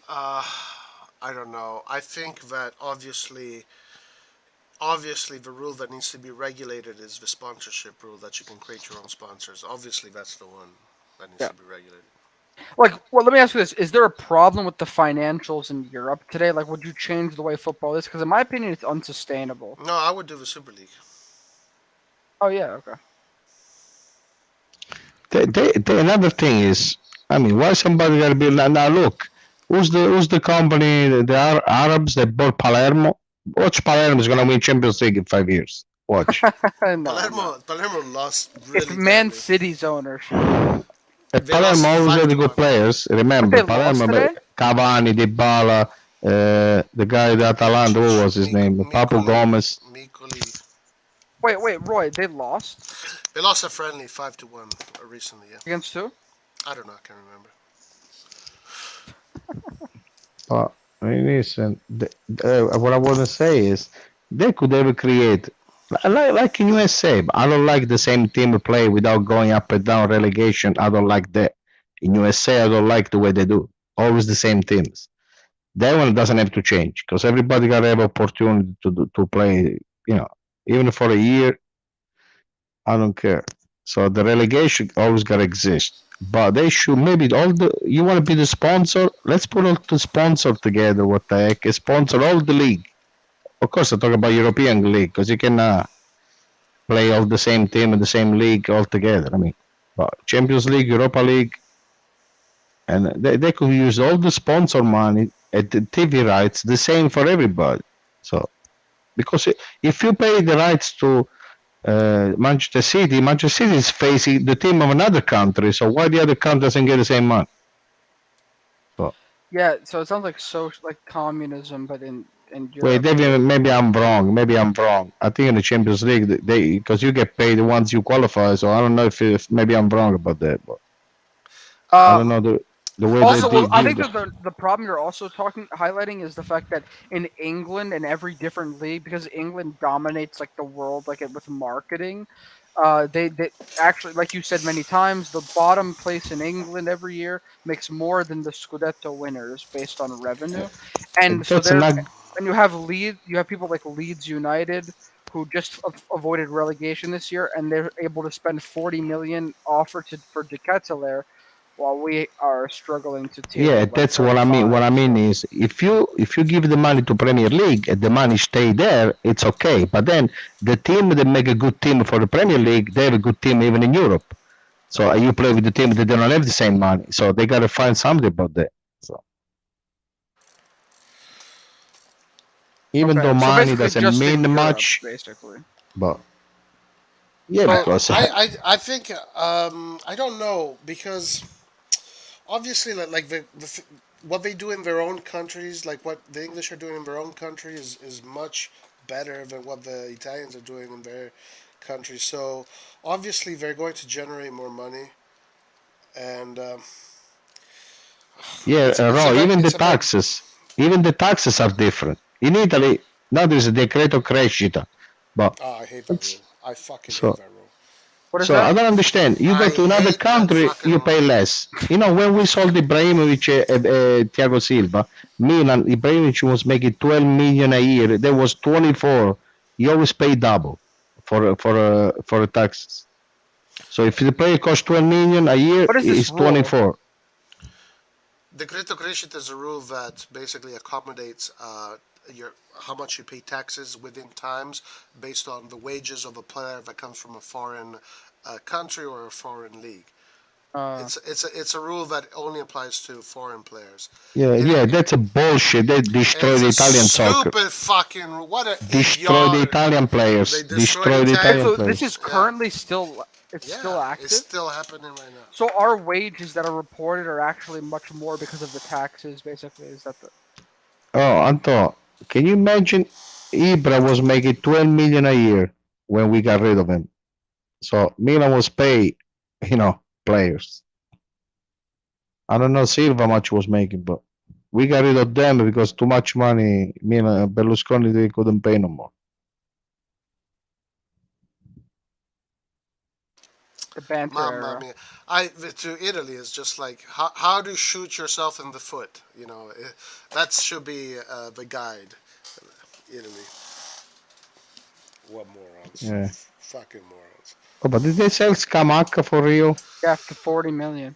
West Ham? Yeah. Plus, they have a 10% resale, I think. I can't believe it. Freaking Sassuolo, man. How the heck they do? I think because Kamaka played well in like the Nations League games against like Germany I don't think they play a lot against England or was Please. They don't look one game. I know. I need a good season. This year he did good. I mean, he scored a nice goal against us. But... The thing about Sassuolo, which is very strange, which is a pain in the ass, is that that owner apparently is super rich. So he's not there. He doesn't need, to beg for money, etc. So for him, he knows that there's these clubs, crazy clubs, that will pay 40 million for whatever. If I'm not wrong, they have their own stadium, a Mappe Stadium. Yeah, they're a very sustainable club. Like they get players, they grow them, they sell them for a lot, but they don't reinvest crazy. So they basically, I think they're like either making a profit or they're like pretty much running even every year. Listen, all the players, they're good. Look at the players they have. The Enrique, the other, the two little guys. Yeah, but they're never gonna win. They're never gonna push for Europe if they don't 1 year actually Lopez, reinvest. Enrique, yeah, they're good, man. They play good soccer. Yeah, I they're good enjoy and all, it. It's fun to But watch. they're not ambitious. I think it's really, it's like if you look at the attack. Okay, they have 5 or 6 players that are like top 4 players, but if you look at their defense, it's like a relegation defense. Yeah, I like I mean, they got good players. My dad likes like all. Ferrari's a good player. The other one on the wing, the what's a Turkish guy? The young guy is young. Who? I mean, who are you talking about? Listen, watch Sassuolo. They play one touch, man. One touch. Doom. I like Sassuolo better this year than last year with the other guy. This coach is much better. I like better than what's his name? He escaped from Russia. What happened? De Zerbi. He's a good coach, but he was touching too much the ball. This one is more effective. He goes more to the point. Yeah, but they're still never gonna go into Europe if they don't make it. Yeah, look, yeah. But if I'm a you don't think Sassuolo so? You don't fan, think, wait, what do you mean? if I'm a You don't think they Sassuolo will, or fan, you would disagree I with me? enjoy all the game because they play good and they make money, so they keep Serie A. Sure. Wait, Roy, I have a question. You disagree with what I said, or are you agreeing with what I said? I don't think they can make Europe. No. Okay, yes, you agree. Well, that's why, because they never reinvest. But this is a team that concedes like 60 goals a season, yeah. Well, they concede a lot of goals. Yeah, but it's fun. It's fun to watch it. They still stay Serie A. Yeah, no, it's fun to watch, but I just They can try to make the Conference Cup. They could try to make a Conference Cup. Maybe, if they have a good season, maybe. I think there's a clear gap between like the top 7, like in the rest. But the gap is the defense, because if they have a good defense, then they can compete for Europe for sure. Hey Roy, if we want to win the Champions League, we gotta get Acerbi and Belotti. That's the only way. Acerbi is a Milan fan. He's a Milan youth. Belotti, yes. Acerbi, sure. Acerbi was a Milan youth. Let me ask Roy a question real quick. So, Roy, you watch the Italian league, right? It's pretty much the only league that you actually follow. Okay. So let me address this. All right. All my life, I have watched as much football I can from every single league for many, many, many, many years. Many years. All the national teams especially. But everything that I could watch, whether it's Portuguese, French, Spanish, Dutch, whatever's available, I'll watch. Then, a certain point where life got much busier, I just don't have the time to watch all those teams. So I just stick to Italian football, and that's it. But every once in a while, I'll watch other Champions League games and blah blah blah. So that is why I don't watch other. And just a question because I'm just curious. don't give a shit right now. What? Just because I'm curious, do you watch like the all Italian teams in the Champions League or just Milan? I try to follow all of them. Yeah. Well, anyway, I just was interested. But anyways, my point is, so you actually watch the Serie A, like compared to the other leagues where you don't really watch them as much right now. And you can, if I ask you questions like, tell me about this team like Sassuolo, you know that defensively they're lacking quality in their defense, Yes. whereas they have good quality attacking players. Yeah. So, and you even just said it yourself, the top 7 there's a gap, and you could even probably make mini gaps between the top 3, top 2, whatever in Italy. Yeah. And you can divide the teams because the teams. Yeah. So my point is this: don't you think that if you can divide these teams based on quality, you can then go into Europe or in these other individual leagues and divide other teams based on quality as well? And that's kind of my point. Is based on quality. I think you can make these divisions, and at this point, and from what I'm with my own eyes, from what I see, I don't think Milan has the same quality as some of the other teams. That's my point. But I am not comparing Barcelona to Sassuolo. I'm comparing Barcelona to Milan, which is in a different category of quality. Okay, so we're talking about the top 3 category in quality of Italy in compared to the top 3 in Spain. There is a difference, but it's not like gigantic. I hope we get Barcelona on the second step. You can beat any team if you do it right. So we can get Barcelona, right? We first and second. If we lose to Barcelona, I want to see you guys with the excuses right away. Yeah, but I hope we lose because we deserve to lose, not because they cheat on us. Regardless, we still have to play well.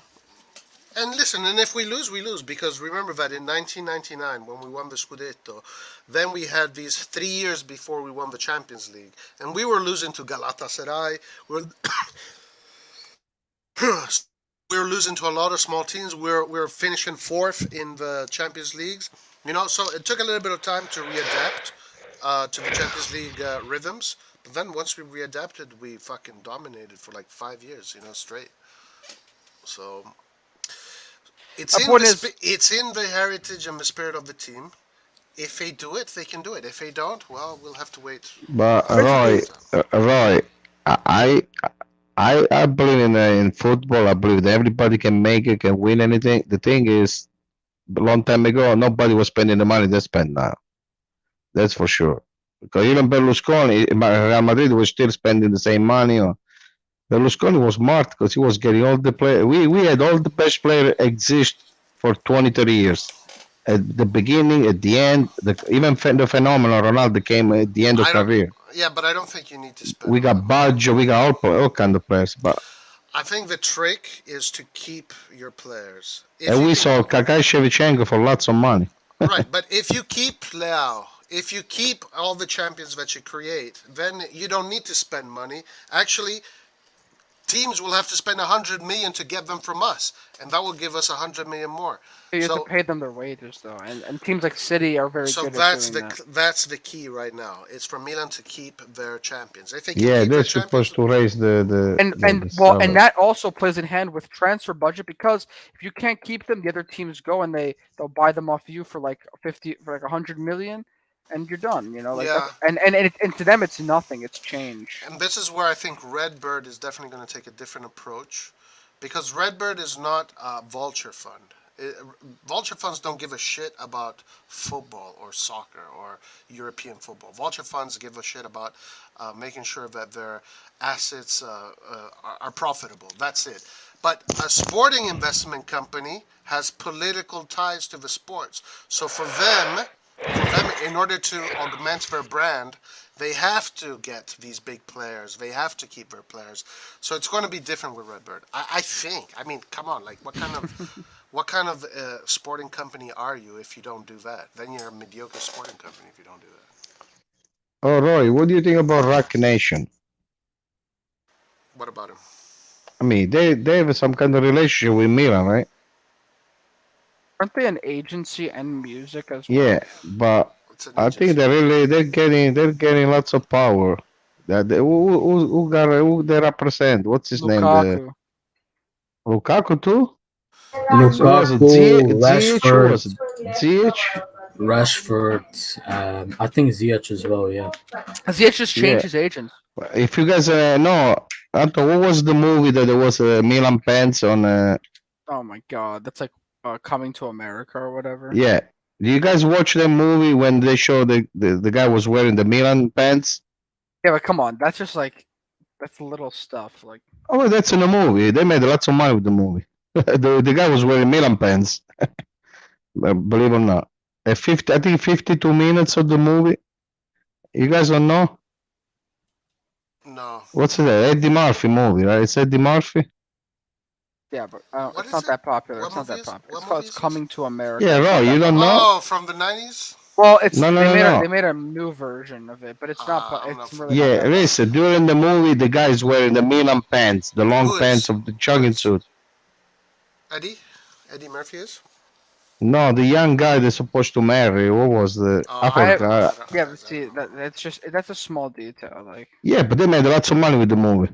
not that much, because I mean, yeah, they made money, but like, it's not like a major movie. Like, No, but what I mean is Rock Nation, they have a relationship with Milan. I hear all the time. So yeah, sure, like that's gonna save us. yeah, they're big. It's an agency group. They basically what they do is that they have talent. That's what they do. So like they But isn't Jay-Z an investor? They manage talent. They manage talent. And Yeah, but they're getting bigger in soccer. They want to invest in soccer. They said. So. I haven't heard them. Because we already have a relationship. Wasn't there a sponsor with them recently that we made? They do like a bunch of music stuff with us sometimes. They basically, Roy, we pay them. They do work for us.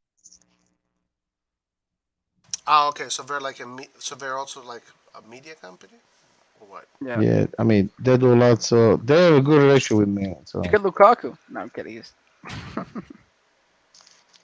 But I mean, this red bird, I don't know anything about it. I have no idea. Cardinale sounds like a mob guy. I don't know. Yeah, it does. Jerry Cardinale. Yeah, Jerry Cardinale. Hey, Jerry. A mafia. I don't know, man. If I went to Harvard. Nah. But honestly, look, I looked into this company. Like, it's a serious sporting investment company. Like, they are new also. It's not an... They're fairly new. They're less than 10 years old. Do they own the part of Liverpool? They own part of Liverpool. Part, not Fenway. major. They own a piece of Fenway Sports Group. They own a piece of a cricket team in India. They own Toulouse. I think they own the majority of Toulouse. They own the majority of Toulouse. And now this is going to be their mantelpiece, AC Milan. So obviously for them to grow, they have to make big moves, political moves. Roy, when you own almost totally of Toulouse, there isn't an interest conflict? Actually, there isn't. Not if because it's different countries. Yeah. Actually, cities allowed to do the same thing, and I'm pretty sure they're allowed to play each other in Europe, unless there's like some rule that I'm missing. But because I think that's allowed. Lazio Salernitana. There's a problem domestically, but yes, you're allowed to own multiple teams. And actually, maybe we get more players from Toulouse, from France. Nah, I was gonna say, Antonio, there was actually a time when Salzburg played Leipzig, and they're both owned by Red Bull. They played each other in the Europa League, I think. So there's always going to be a way around it. I wonder who won that one. Red Bull, they're smart, man. Yeah, but with Red Bull, they still haven't won anything major. They won the German Cup. They're Red Bullshit. they win. I guess they win the Austrian League every year, but what about? Can they compete for the UCL? Oh, did they fire the coach or is still there?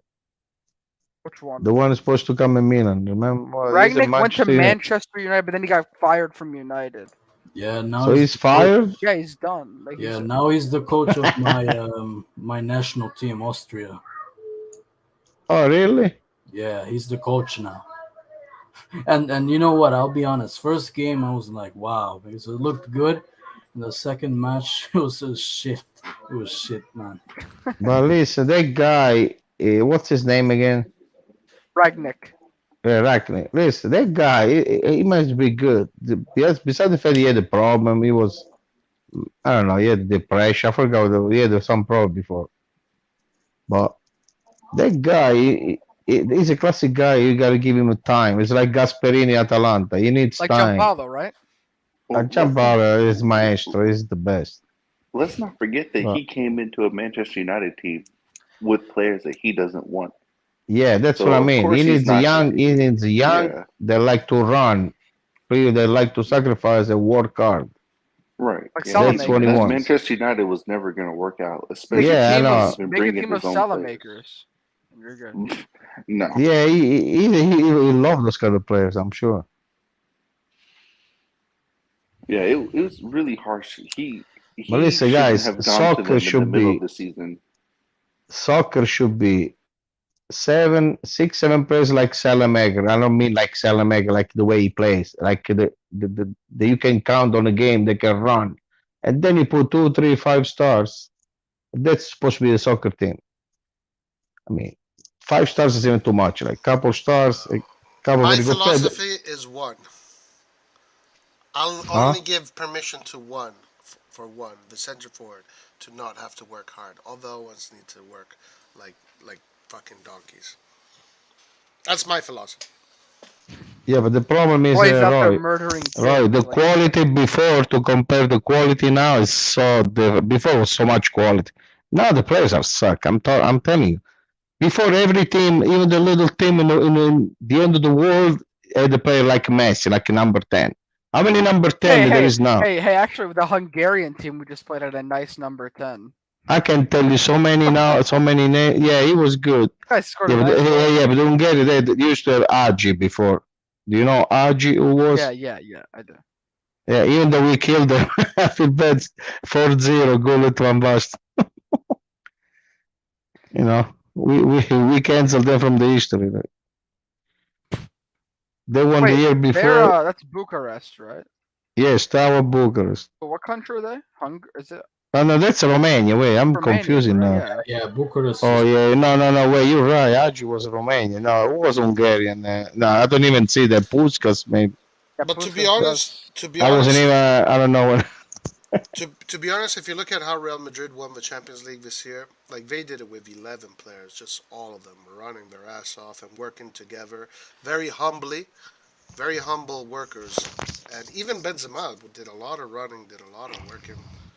Yeah, but Roy, I think the thing is, you actually watched Real Madrid like towards the end. I think if you watch a lot of these, okay. I think if you watch a lot of like the top clubs, you'd be surprised. There's actually stars that put in a lot of work. No, it's not I just know like who everyone is they a are, star. man. Doesn't I put know in a lot who of they work. Yeah, but Roy, I've seen all of the stars play, dude. I know. Roy, for me, they have the best number 9 in the world right now, Benzema, and Modric, De Bruyne are the best midfielder in the world. Modric and De Bruyne. I don't rate De Bruyne. Come on. I need to like. Why is he the best midfielder? Because when you watch him, he De like Bruyne, listen, Roy. I've seen this guy play many times, and I've seen him play against Verratti, Jorginho, and Barella, and he looked like a little kid, like he didn't know what to do. Who else was in that Belgium I saw him midfield? play Yeah, against but that's Modric. the team, Roy. That's the team, and not himself. I saw him against Modric, Cruz, and Casemiro. He was ineffective. Dude, Man City were like winning the midfield battle for most of the game. Like they were playing. Tiki-taka. Who gives a shit about this tiki-taka that Man City does? Everybody can do That's it, the man. play style, but De Bruyne is very effective. Like he's good. Roy, De Bruyne, he makes 3 steps. He gets a ball from back the midfield. He can go to the post in 3 seconds. I've never seen a midfield so fast and so cynical when he score. He can score from everywhere. But against who, though? Against who? Because I saw him against. Hey, Guido, qui in this place, I hear Bonucci's shit, Chiellini's shit, Di Lorenzo's shit, Everybody, But Spinazzola is shit. those are bullshit. Barella is shit. Jorginho is shit. Verratti is shit. And see, everybody that wears a blue shirt is fucking shit. But then De Bruyne, mamma mia, what a player. Wait. Hold on. I saw him play against Italy. He did. What was he? What did he Italy do? is strong as a team. Why should I compliment this guy if I don't care. Based off of one game, why first of all, are all these Italian players shit, but De Bruyne can't? But now you're changing the conversation because no one is agreeing with saying that. Because this is the thing. It makes but sense. Roy, Verratti, Jorginho, and Barella. Besides Barella, how many goals they scored? They cannot score a goal. Well, Barella scored one against Belgium, and one. And De Bruyne scored 0 against Belgium. Yeah, but you cannot judge one game. Italy. One game is still a team because Italy. Besides, we play 10 against 11 because we don't use the number 9 the right way, so we always play 10 against 11. But Italy don't give you, they don't make you breathe. Italy destroy you. They surround you. Okay. Look at Macedonia. We lost Macedonia. They made one shot. So why is De Bruyne so good? Why is Tielemans? But we're not good because individually only Jorginho, Verratti is better than De Bruyne because the way we play. Okay, so De Bruyne does not have ability to carry a team on his shoulder, and he does not have ability. Not even Messi can single-handedly beat Listen, Roy, I always agree with you, but De Bruyne is good. I want to put De Bruyne with the Italy national team. You see what we do because no one of our players score a goal. Finally, Italy don't score a freaking goal. You know, Boy, De Bruyne can shoot from outside the box with his left foot and right foot. Jorginho makes a 3 penalty kick. Is unbelievable. He's the best cam. He's physically dominant. I don't see it. We're not on a World Cup because Jorginho, I'm telling you, 3 penalty kick in a row. You cannot allow the player to miss 3 penalty kick in a row. Okay, that's Jorginho. 3 penalty kick in a row. He go kill himself. Brazilian piece of shit. I'm sorry, I cannot stand that guy. I don't want a Brazilian on the Italian team. I don't want a Brazilian. No, that's not true. But listen, he doesn't even have Italian blood. There's no freaking relation with it. I don't care about that. But Jorginho, I'm not gonna say he's the best in the world. Yeah, he missed 3 penalties. Come on, man. I'm not gonna say but De Bruyne has not won a Champions League with Manchester United. I see him choke. I see him choke with Belgium. Maybe he's going to get over this. But it's not just about one player, dude. But Roy, you agree that Messi is the best player in the world? Right now? Hold on, guys. Right now? I mean, how many World Cup he won? How many World Cup Messi won? Guys, this is the problem. No, listen, Maradona never won the golden ball. Maradona never won the golden ball. So we talk individually based on what you win. So I don't agree with you. Because I know you. If you like soccer, you know soccer. Maradona never won the Champions. Maldini never won the World Cup. Maldini. Okay, but Maldini has won 5 Champions League, a lot of Scudetti. Doesn't matter. He didn't win the World Cup. Oh no, but doesn't matter. He's a trophy winner. Yeah, okay, but De Bruyne is a trophy winner too. I don't put him in the top 5. He's not even in my top 5. Okay. You think Gattuso and Ambrosini, if they were not playing with Rui Costa, Seedorf, Kaká, those players, they would ever win the Champions League? I don't think so. So what I mean, it's a team. We always talk about the team. Like Salamaker is good because plays a team. So that it's a different. If I get De Bruyne individually, I saw doing stuff that I never seen nobody. That guy, he make 3 steps on the field. He goes post to post. I never seen a midfielder so Roy fast. Roy only watches City at the end of the Champions League when they lose to I don't care what he does against West Ham. I don't care what he does against Leicester. I don't care what he does against Newcastle. My point is this. I don't care what Champions he does. League, he played bad all the time. I don't think so. That's what I care. No, he doesn't play bad. I care about what he does with the national team, and I care about what he does in the Champions League. But Roy, that guy's good. I'm telling you. I love soccer, and when I see that guy moving on the field, he makes 3 steps. He's already post to post. Yeah. Okay. I've never seen a midfielder so fast. If you put De Bruyne in our team, I'll say that we can win the Champions League. That's what I would say. No, he's good. He's good. I put more midfielders in front of him. Plus he can finish. He finished better than an offender. He don't miss a goal. He put a ball right on the corner where he wants to put a ball. Nathan has been trying to say something. Nathan, your microphone is really low. Dad, you won this. Just saying. No, I'm not done. I'm not done. I want to get. I want to get Nathan. I want to get Nathan in there because he's been trying to say something. The problem with Nathan is that your microphone is really low. So, it's yeah. Is it better? I can hear you. It's just a little quiet, but it's fine. Go ahead. I was just gonna say, again, when it comes to De Bruyne, he's good in the EPL, but when it comes to when it comes to playing against the big boys or coming into the national team, he's simply an average player. And agreed. Because he plays for Manchester City, everybody wants to ride the De Bruyne wave. But at the end of the day, he's 1-0. Everyone always, the EPL always talks about, De Bruyne this, he's the best at this, yada, yada, yada. And yet he wins 0. And then people don't want to criticize him for this. But you have to. Plain and simple, you have to. It doesn't matter. You have to judge a player just like how I judge salad makers. I judge De Bruyne the same way. And despite the fact, yeah, he is a good player, but he when it comes to the big game, he chokes. He can't do it at the biggest level. And he's shown that time and time again. So you have to criticize him when it comes to this. I don't care about the circumstance. I don't care about any of that mess. You have to judge him the same way as you judge everybody else. And he does not cut it. Wait, can I say one thing? Oh, Dad, let me just say one thing. Listen, besides the fact, I guess domestic wins don't matter at all, but whatever, it's fine. If we're just going to ignore domestic wins, that's you can make that call on your own. But my dad hates England. Wait a minute. Hates But Manchester. to be called He hates. Hold on. Wait. Who does Bayern Munich have more domestic wins than Manchester City? In their history, yes. So they play by themselves. So, anyways, but their midfielders they don't have an better than adversary. De Bruyne. Yeah, but I'm their not looking. midfielders Okay, should see, be this is the better than difference. De You Bruyne. can't just judge players based off trophies, because then But Gattuso you would just be said one of the that. all-time best winners.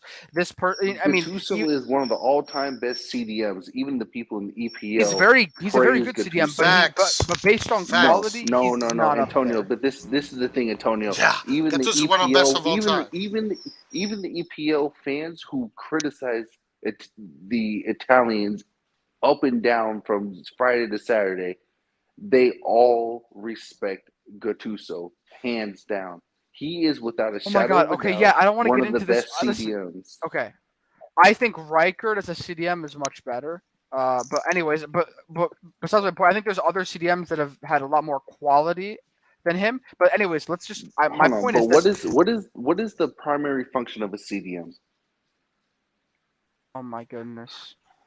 Listen, yes, we know it's to shield the back line. Okay, yeah, listen. Okay, but I don't want to get into this Gattuso discussion though, because but this is the point. You have to be specific about what. Oh fuck. Okay, listen. My point is with this whole discussion, I'm not. Yes, he hasn't won the freaking World Cup. He hasn't won the Champions League. Yeah, okay, he doesn't have the best trophy collection out of all the midfielders. That's true, but. As a player, if you actually watch this guy play, I think as a number 10, he makes the biggest difference in all the games. Like in what game?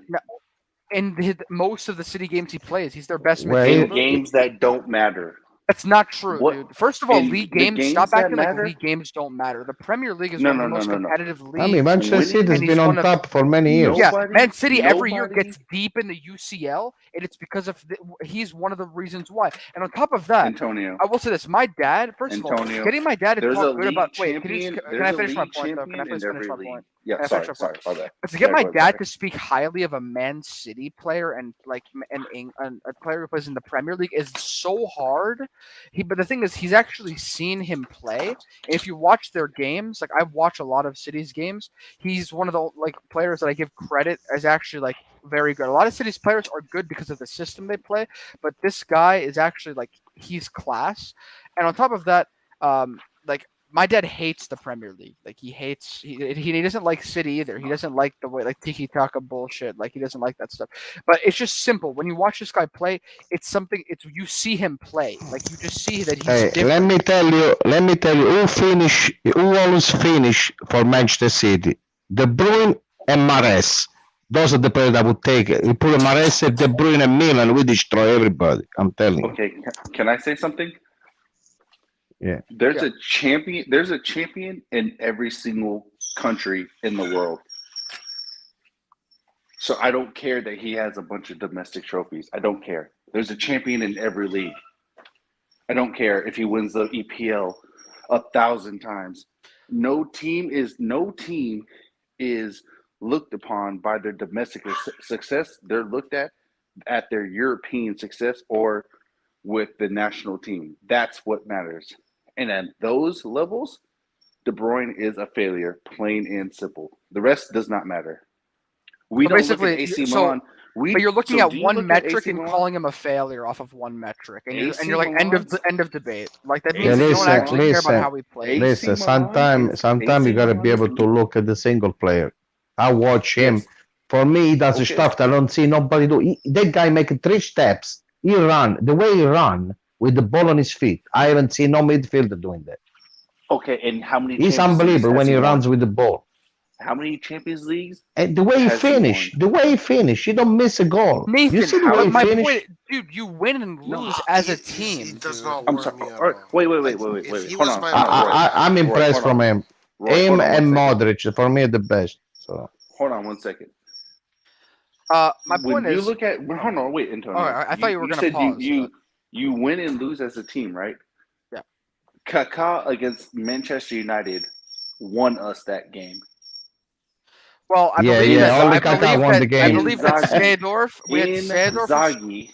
Yeah, only Kaká won the game. Come on, Milan was unbelievable. Inzaghi won us the Champions League in 2007. Dude, Inzaghi cannot even carry the ball. Inzaghi, he cannot even play soccer. And yet Inzaghi was the one who won us, who got the goals in the Champions League. Because you're looking at just pure goals, dude. How do you score goals? Other players pass you the ball. You know why I love Inzaghi? You know why I love Inzaghi? Because before to come to Milan, he missed the goal against Real Madrid when Mijatovic scored. They lost 1-0 with Madrid. That's why I love Inzaghi. Inzaghi is one of the best offenders in history because the way he was avoiding the offside, he was always scoring. But Inzaghi, if you put the ball on his feet, he cannot carry the ball for 2 seconds because he cannot play soccer. He doesn't have any dribble, any skill, anything. I have a question. That's actually not true. That's actually not true. I have a question. Would you rather, if you only had the choice, would you rather have Inzaghi or De Bruyne? What they're different players. Come on, Roy. I know they're different players. I know they're different things. Roy, come on. You know better. You know better. Come on, Roy. No, answer the question. Come on, Roy. Answer the question. Who would you have? Yeah, this is the thing with Roy is that even when all you're saying, come on, Roy, don't make people stupid. There's no logic in this conversation. No. If you had the choice, right? Would you? You can say you can prefer Messi or Maradona, not De Bruyne or Inzaghi. Come on. But guys, you guys are saying De Bruyne is one of the best midfielders, but today he is not done. But he is not. He has not won anything. You think if De Bruyne was playing with Real Madrid this year, right? He wouldn't win. Instead of Kroos, you put De Bruyne, they wouldn't win the same. But we're not. But hold on, wait a minute. But it's a little different too. I mean, I'm just saying. I don't know. I don't take Modric off. So Guido, this is not a. Hold on, guys. This is not a game of what ifs. This is a game of what's actually happening, and what's actually happening is De Bruyne is not winning. Plain and simple. You're blaming one person for the entire team. Dude, whenever I see him play, like this guy, he looks so easy to stop. He looks easy to stop. I don't think so. He impressed me. That guy has a physicality and a precision on the finish. I know he's very physical, but his football is. Listen, he's not one of those players that dribbles a billion players. Come on, right? Manchester City has been winning leagues on and off. You guys said the Premier League is the best league in the world. When it came to push and shove in the games that mattered most at the highest level, De Bruyne goes missing. Listen, who are the best Manchester City players? Let's put it this way. Who are the best Manchester City players? Don, whatever his name is. Manchester City doesn't win. Shit, Manchester City Guardiola, doesn't please. win, so it doesn't matter. Yeah, Guardiola was better as a player than as a coach, I'm telling you. Because Guardiola won a Champions League with the Barcelona because he had the Messi. Okay, but listen, I want to say this. I would rather have Inzaghi than De Bruyne. Because I would rather take Inzaghi's spirit and his hunger for goal. Hey, you go, Roy. Inzaghi was watching Milan games with the fans on the curve, on the Curva Sud. Yeah, no. When he wasn't playing, he was going with the fans to watch the game. But this is why I'm asking. Like, I don't understand why people rate De Bruyne so highly. I don't know, Roy. I get impressed every time I see him play. I get impressed. His numbers are also fantastic. I don't know, really, Roy. I really like him. Impressed with failure. I'm sorry. I don't get impressed by failure. Okay, so then Failure. I don't know the stat. How many goals he scored? He's a midfielder. It's not an offender. He's a midfield. So he should inspire his team to win, but at the biggest stage, he doesn't do it. That's the only point. That's literally the only point you have. I'm sorry. But Antonio, against that's the Italy, only he point looks that so weak. Wait, Roy, come on. But Roy cannot judge one game. Come on, Italy destroyed the team. Well, most of the games that matter. Roy, Italy done. Yeah, Roy. But what do Italy does? Why we don't score goals? Italy cannot score goals. I know what Italy does. Right. We dominate the ball. That's the problem. See, you can't. You guys don't even recognize world-class talent. Hold on right now. one that's, second. That's the problem. Hold on 1 second. Speak, What's the difference between Michael Jordan and LeBron James? Yeah, good luck with that. He won every final. They both won a lot, even though Jordan. No. Jordan wins finals. De Bruyne does not. De Bruyne has had multiple opportunities to inspire Manchester City to win, and he does not. Like I told you before. Actually, okay, so Maradona. What about Maradona? Maradona never won the Golden Ball. He never. Is that right? Wait, the Maradona didn't win the Golden Ball. Hey, question here. There's a question from the chat. We're not talking about Maradona though. We're talking about De Bruyne. Antonio, You see, you're comparing different things. Okay, no, you said he didn't win. What about Maradona? Did he win the Golden Ball? Wait, guys, wait. I have a question for Nathan though. But the thing is, if we're looking at all we're saying is that today, De Bruyne is one of the best midfielders in the world. We're not saying that in the history of football he's up there with Messi and Ronaldo with the best to ever play. All we're saying is in this general position. But what I want to say, but we're not saying that he's like a Messi sort of GOAT player. But today, listen, De Bruyne carries Manchester City. Actually, I got a good definition, Roy. I have a good definition. Wait, let me say something. I have a good definition for De Bruyne. He goes vertical. I've never seen a midfielder go so vertical. He is a midfielder that play like an offender. Find a midfielder that play vertical like he does. The guy goes straight. He doesn't go around. He goes straight. I've never seen a midfielder going like that. Roy, of course, counter-attack is better, of course. Roy, listen, I want to talk to Roy first. I want to ask Roy a question. Roy, you respect my dad's knowledge, right, of football. Yeah. Like you think he's seen a lot of good players. I'm telling you right now, he never speaks so highly of another that's modern fine. player. I have a different opinion. Like I'm not impressed by him. I know that he's very physical and he runs forward with the ball with a lot of strength, and he does play a lot of vertical football. But I'm not impressed with him. I'm more impressed with other midfielders, to be honest. Yeah, Roy, he's different from the other midfielder. That's what I like. He's different. I've never seen something like that. But big guy's different. But a midfielder is a midfielder nonetheless. What like Verratti does? What like Jorginho? They move the ball around, tick tock. They can able even to shoot. How many times they shoot in the post? I mean, come on, Barella does. Barella a little bit. But I mean, come on. De Bruyne is a game changer. De Bruyne is double. He can step. He look like a giant. He can step on top of their head. He can cross their head. Nathan, who said he's physically It's Guys, unbelievable, man. I can actually explain this. It's about being a game changer and the ability to carry a team. When Nathan said that Inzaghi scored 2 goals and carried us in the UCL final, it's because he scored the goals. And if you look at it, if it's that simple, like a forward players get credit Listen, all the time Inzaghi for couldn't making a even difference. dribble the ball. De Bruyne- Inzaghi couldn't De even Bruyne- dribble. Hey Okay, guys, listen, first of all, De hold on, guys. Pete T just became a member. Thank you, Pete T. Really appreciate you joining the family. Welcome to the Curva Sud RossonARI TV. Thank you, sir. Can I keep going, Roy? Yes. De Bruyne from the midfield position makes that difference, and is actually he's carrying Manchester City through most of their season. So listen, if you go by UCL wins as the only metric to being today a modern day one of the best midfielders, go ahead, because you're just gonna stick with that. But I'm telling you right now, I don't see any modern day midfielders besides like maybe the older players like Modric, them keeping up with De Bruyne.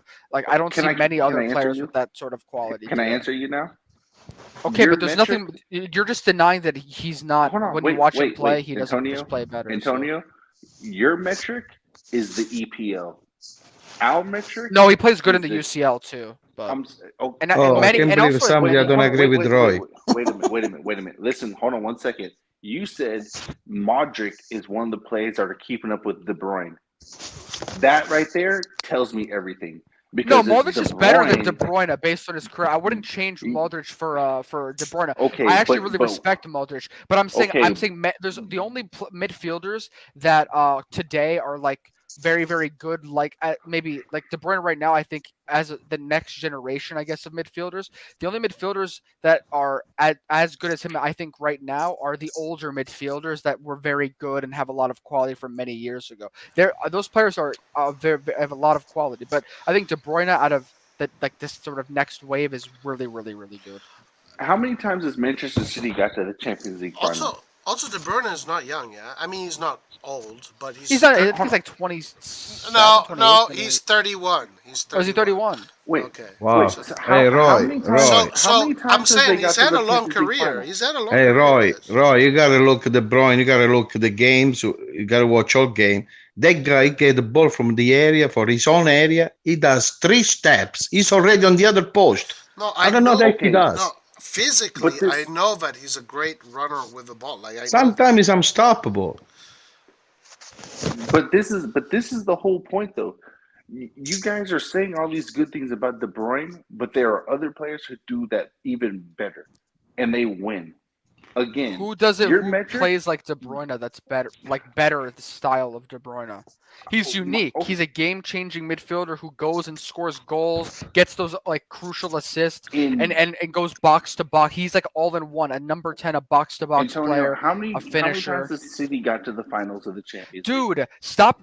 Dude, you're literally going to the same point. You don't know what else to say. If you talk like that, you don't know soccer. I agree with Nathan. I agree with Nathan because for what they're paying him and for how much money those guys are spending. Roy. You play as a team. You don't play by yourself. He's not Maradona. Okay. Maradona is the only one who can win the game by himself. It's the only in the history of soccer. It's Maradona. Not even Pele. Only Maradona can win a game. Hold on, guys. If I am paying Brahim Diaz 20 million a season, I expect him to bring me the damn Champions League. What? Yeah. Then you guys don't. Are you guys not following modern football? What the current wages are with inflation? I'm sorry, that makes no sense. Let me ask you a question, Antonio. How are AC Milan as a team and player wise judged across Europe? Well, hey, guys. I would argue that because of the Serie A. Wait. Domestic success does give you a lot of respect. Because ever since we won the Serie A, even people in England are saying that we're back, not to a certain extent. Of course, you have to win the UCL, but I've been pretty consistent on this point for a lot of streams actually, and I think that with Manchester City, I don't call them a failure because they haven't won the trophy. I think that in a matter of years, like based on their plan, I predict that they will eventually get one if things don't change. But for me, it's the fact that they're consistently always going deep in the Champions League that makes them a good team, and I think you can only respect that. And I think De Bruyne has been the best player for them every year, especially even in the Champions League. Carrying them to that point. So yes, he hasn't won the Champions League. So if that's the only thing you're going to say, go ahead. Antonio, he makes a difference. Let Nathan go, and then I want to even hear Hussein's. Antonio, AC Milan and players like Gattuso, Pirlo, Shevchenko, Maldini, Nesta, Dida, and many other players are regarded for what they did, not because of their domestic success, but what they did in the Champions League and with the national team. That is how these guys are evaluated. Nobody cares if you win the league a billion times. That is not how. Hold on. That is not. I'm not saying that is not important. In no way, shape, or form am I saying that's not important. But nobody cares about that. People care about one thing. No, Guido, hold on. People care about one thing. What you do outside of your league.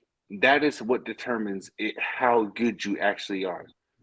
Plain and simple. You can say all this other crap about, oh, he did this and this many games and he did that and that many games. Nobody cares. People care about one thing. Did you win the biggest trophy? Were you influential? Okay, can I say something? In the biggest trophy. That is what they care about. If Maldini and co didn't play Barcelona in the Champions League and jack them up, what was it, Saki's Milan? Nobody cares. But Milan is regarded as Milan is regarded as one of the best teams ever because of what they did to Barcelona in the Champions League, not what they did in the league. Listen, can I say something? Okay. Whatever you say for me is completely wrong. I'm judging one player. I'm not judging the team winning some. So you want to tell me that Maradona never won a Champions League, right? And Maradona is not the best ever. You want to tell me Maradona is not the best player ever existed? I said that. How many Champions League Maradona won? How many Champions League Maradona won? Guido, you didn't listen to what I said. Guido, you didn't listen to what I said. Yeah. Come on, Guido, Roy. I said Come the on. Champions League, and I said the national team as well. Guido, you didn't listen to what I said. Winning the World Cup. So okay. How many Champions League Messi won? So we want to say that Messi is better than Maradona. Messi played with Iniesta team. Messi won 4 Champions Leagues and won an international. Yeah, he's better than Maradona, right? You think Messi is better than Maradona? Yeah, come on. I watch live. I watched the best number 10 in my life live. I was there. I was in Italy. I had 3 stadiums close to me, and I was going to Milan. Nobody said that. Okay? Nobody said that, bro. Nobody said that. You cannot judge one player individually. But by himself, we cannot say this player. The thing with this argument is, it's literally down to everyone here. You cannot say he didn't win outside the league. I mean, because he played in the Premier League that everybody says is the best league in the world. You guys say that. I don't say that. I don't say that. You guys say that. Hold on, guys. Let's have Hussein. What do you think about De Bruyne? So what I think about De Bruyne, I mean, firstly, I've seen him not too much at Werder Bremen. That was the first German club he was in. But I've seen him at Wolfsburg. And I think the biggest mistake we made as a club was not going after him after he left for Manchester City. I mean, before he left for Manchester City, sorry. Because I can comfortably say if we had De Bruyne, we would have 2 or 3 more Champions Leagues in our pockets. I'm so certain of that. And even if that means, not having to play Muller or, anyone else in the midfield, I don't care. Like, I don't care if Muller doesn't play, because if De Bruyne's there, I'm confident. I've seen him at Wolfsburg, and he was the reason why in Guardiola's second season as a Bayern manager, he was the reason, De Bruyne, why there was even a title race in the first place between Bayern and Wolfsburg. It's all because of De Bruyne. He eventually won Player of the Year in Germany.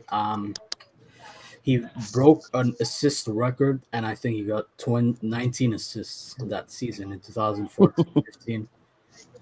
Won the German Cup with Wolfsburg. And you know what? It's funny because he was playing with players like I mean, he had some good players, but one of them I think you guys might remember. That Danish striker, I don't forget his name already, but he was made fun of. I'm thinking of the name, but I forgot. He was basically a meme of a player. It was Jordan. No, not Jordan. The worst player we ever bought. Bentner. Niklas Bentner. He was playing with guys like that, and old defenders, and he was still on top of the world. Absolutely amazing player. Won the German. Listen, when I see a player like I saw Adeli, the first time I saw him touching the ball, I fall in love with him. Yeah. Would you rather De have Bruyne, or De Bruyne is completely different player. Roy, it's another. I know what kind of player. It's a different player. It's not a classic midfielder like I'm sorry, but Roy, listen, guys. Hey guys, I have a question. Guys, can I just say this I know one he thing? starts from deep. He brings the ball forward, and then once he gets in Okay, the Roy, positions, Roy. hold on, let me finish. Once he gets in the forward positions, I know what he does. He looks for the through ball, or he looks for the attack to goal. I know he starts. I know how he plays. But if I were to face De Bruyne, I'm not like, oh my God, I'm not going to shit in my pants. Like, I don't see that from him. I agree. Listen, Roy, I guys, agree. listen, guys. Okay, so I I think completely there's agree, no Roy. point in continuing this because all I'm going to say is you guys have your definition of, you guys can have your opinion. That's fine. I think, listen, I'm just going to say this. I don't agree with my dad, like, on a lot of things. But I think that overall he knows a lot. And I've watched De Bruyne. We've heard a lot of other perspectives. Hussein explained that even on another team was very good. All I'm saying is right now, from what I see, I think that's just our opinion.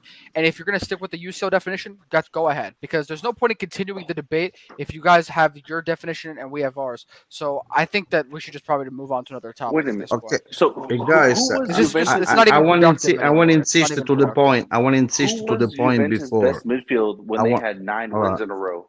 Who was Juventus' best midfield? Best midfielder when they won the league 9 But times why in a you row? compare the single player compare with the winning teams? You completely wrong. You talk about the team, not the player.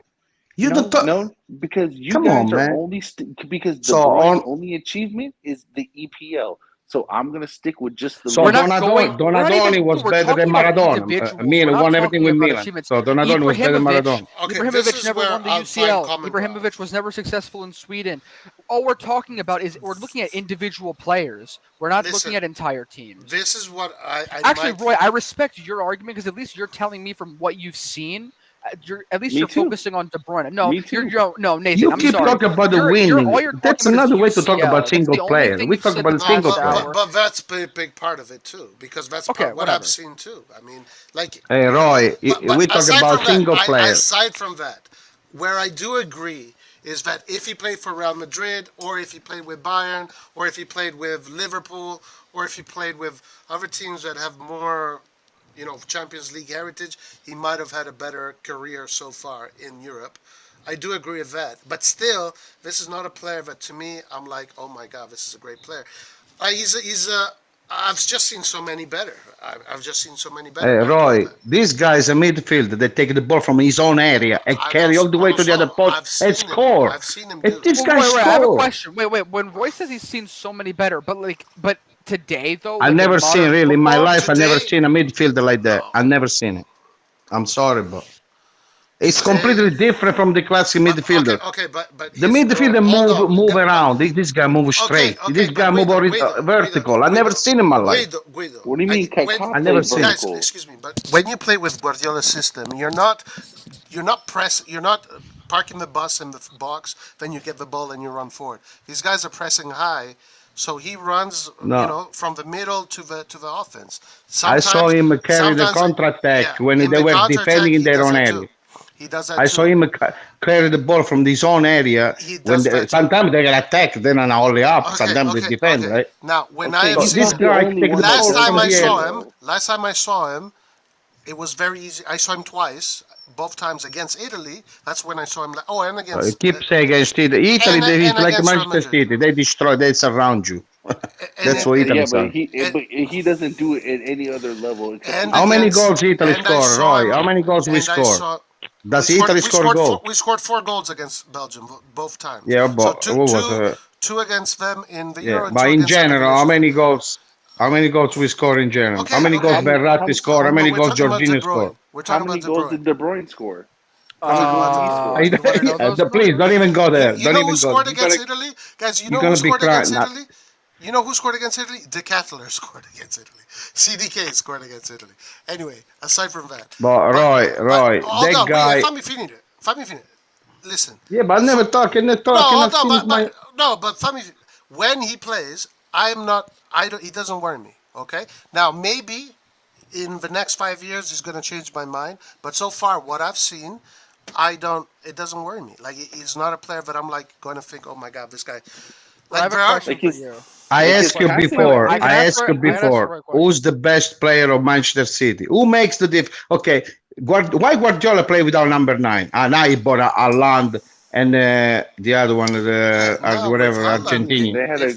They had Aguero. What? Yeah, Aguero. No, wait. That whatever. was in the past few And years. then they also had Aguero's been done, Balotelli. basically. But Listen to me. Who makes the difference in Manchester City? Mahrez and this guy. They're the one that make the goals. They score the goals. Difference maker. De Bruyne and Every Mahrez. team has a difference maker. yeah, so you're gonna put Berardi on the same level as just because he's the difference maker for Sassuolo. Mahrez You're gonna is the put him best. on the same level as Mahrez. Mahrez for me is better than Salah. Is better than everybody else. Mahrez played 2 feet. He scored right and left. I never seen. I have a question for Roy now because this is another debate. Because my dad also thinks Mahrez is better, but that's another debate. But anyways, Roy, listen, I respect your opinion. That's fine. And because you're saying based on what you've seen individually, that's what you're saying. Whatever. But when you said that there's a lot of you've seen a lot. Wait, am I cutting out still? No.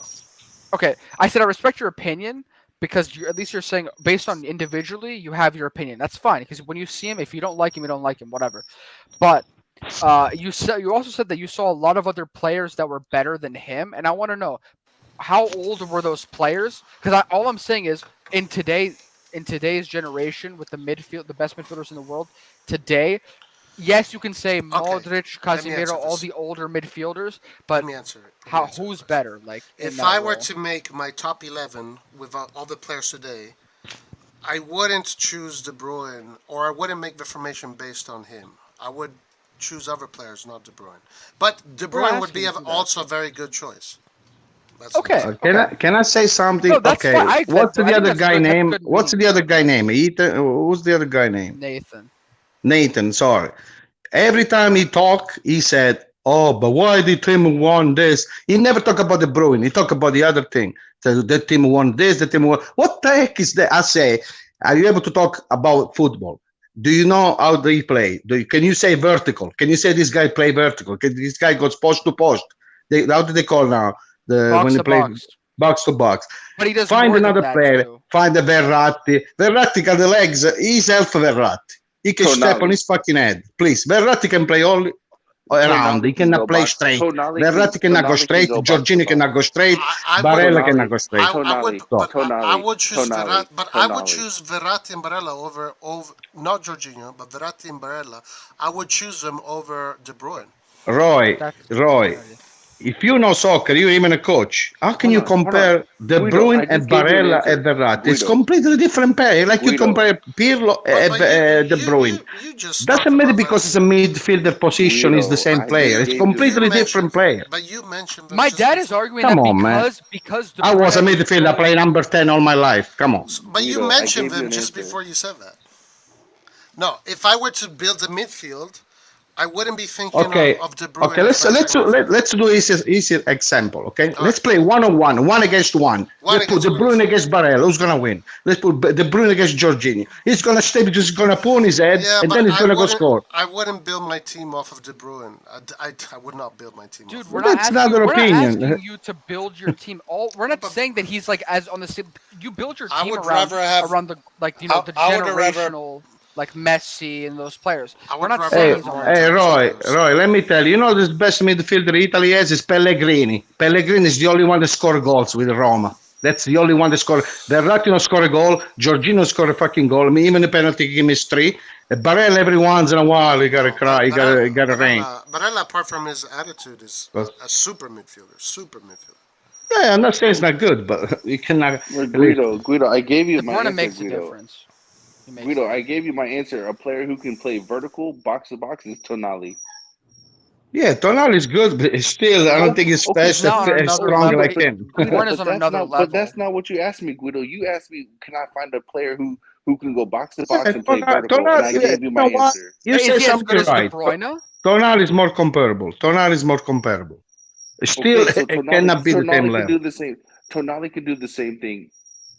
Tonali can be De even Bruyne, he can be even better player than De Bruyne. It's complete player. okay He then, can play every position. so if I'm Tonali gonna can play build my everywhere. team, so if I'm gonna build my team, I would pick Tonali then. No. I think Tonali. I think Tonali. See, what you're doing is you're using a soft spot player because my dad loves Tonali. Wait a It's minute. Nathan. No. Anto. Roy. You know what? You know what? I take Adeli in the middle, Tonali at De Bruyne, and then we talk. That's what I think. Midfield at 3 for me is always the best. Midfield got to be at 3, not at 2. That's what I believe. But right now, De Bruyne is better than Tonali. That's the truth. Okay, but it also is due to De Bruyne has been playing a lot longer. Yeah, sure. You can. I mean, Tonali can be great, but then again, I'm just judging it based on today. Like, I'm not saying like. I mean, I can't predict the future like you guys. You guys can predict the future apparently, and you're always right. That's fine. But No, I'm just saying today. I don't Like, predict the I'm just saying today, De Bruyne is the most dominant in that sense. That's fine that you think that, but when I see De Bruyne play against the other best midfielders, Yeah, go back to your UCL. No. When he plays against the other best midfielders, he does great. It's because City, they haven't been able to win as a team at the end, and they get beat at the end. Okay, if they win, and I will give De Bruyne his flowers. Yeah, exactly. Same here. Okay, well, so all right, if you guys want to stick to that definition, and you don't want to give him credit. That's up to go ahead. I mean, No, I give him credit. I give him. Well, Roy, hey, I just heard. Well, at least Roy said earlier. Roy, win. correct me if I'm wrong. You said earlier when you were like sort of explaining yourself that maybe you would put De Bruyne in the best current 11, but you said you wouldn't build a team around it, which I'm not asking you to do that. I'm not asking. I think Roy just provoking. He want to make a fight. That's what. Yeah. No, guys, I'm honest, guys. Listen, we don't. Okay, hold on. First of all, we don't need to agree on everything. Roy, when you compare, we talk about single players. No, let me finish this. But I'm talking. Hold on, and then please, and no disrespect, bro. But look, I have my opinions. You have yours. Everybody has their own opinions. Sometimes they're not going to be the same, but it's okay. It doesn't mean that I'm being antagonista or whatever. I have my opinion, and it is what it is. And where I can concede is if he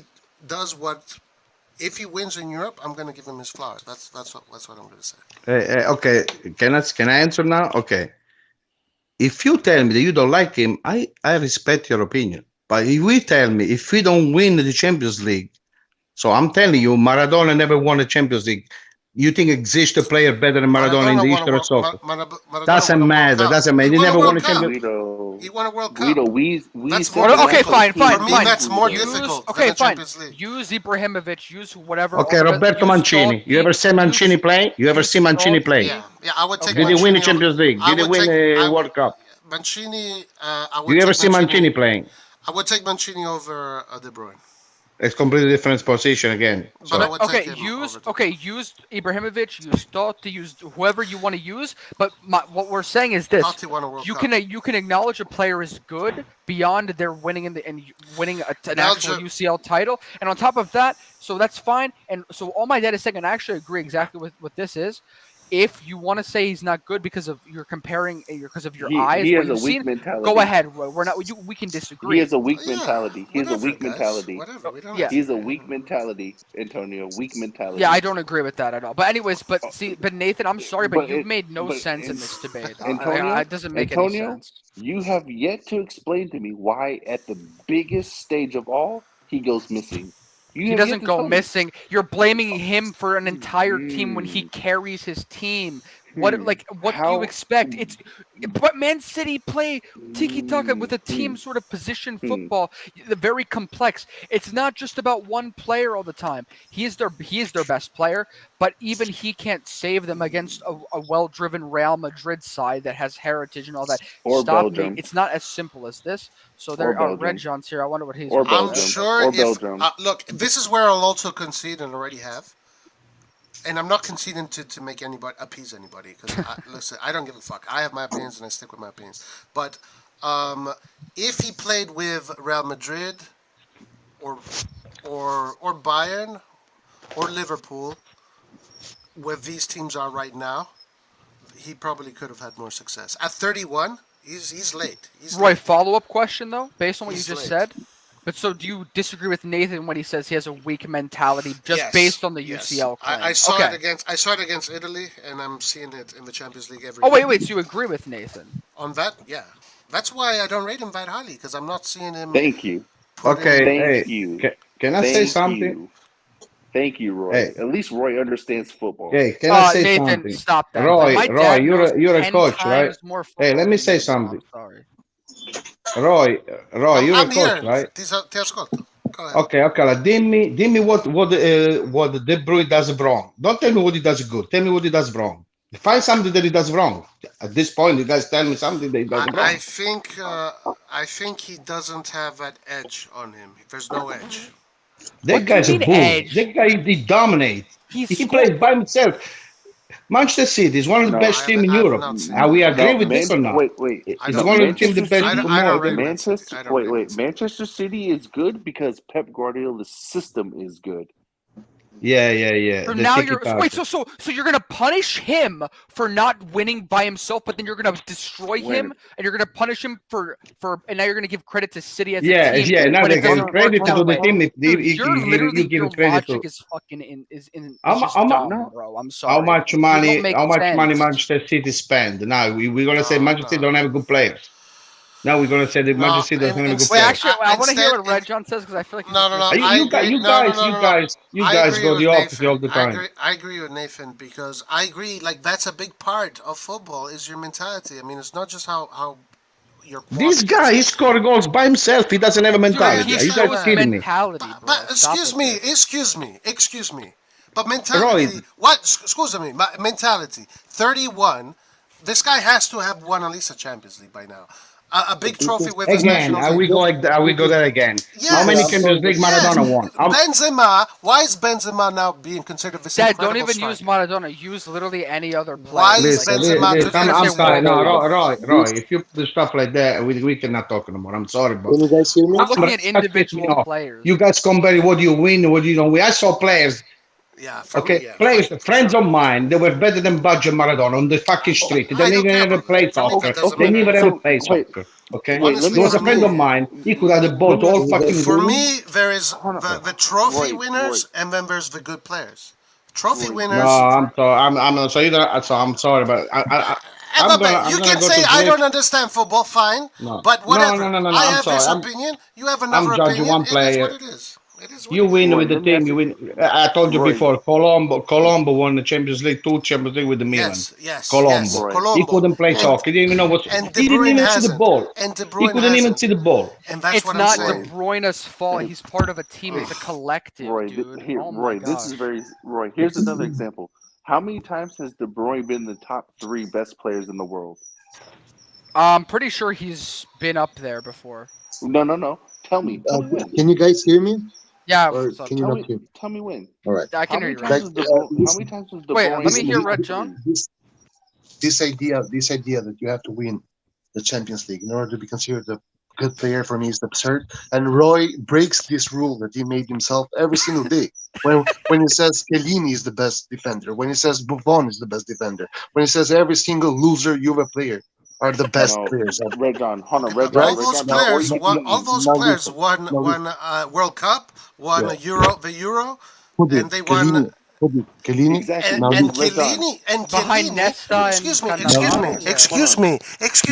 but Chiellini did not fucking make De Bruyne play. Chiellini, no. I have to say this, and I swear I'll be quiet. But this is what I don't get. Chiellini is a piece of shit, but De Bruyne plays against Chiellini, yet Chiellini wins. How the fuck does that work? But because they play in teams, but they play in Actually, guys, listen to this. Chiellini sucks. De Bruyne is great, but Chiellini is the one that lifts the trophy at the end, literally.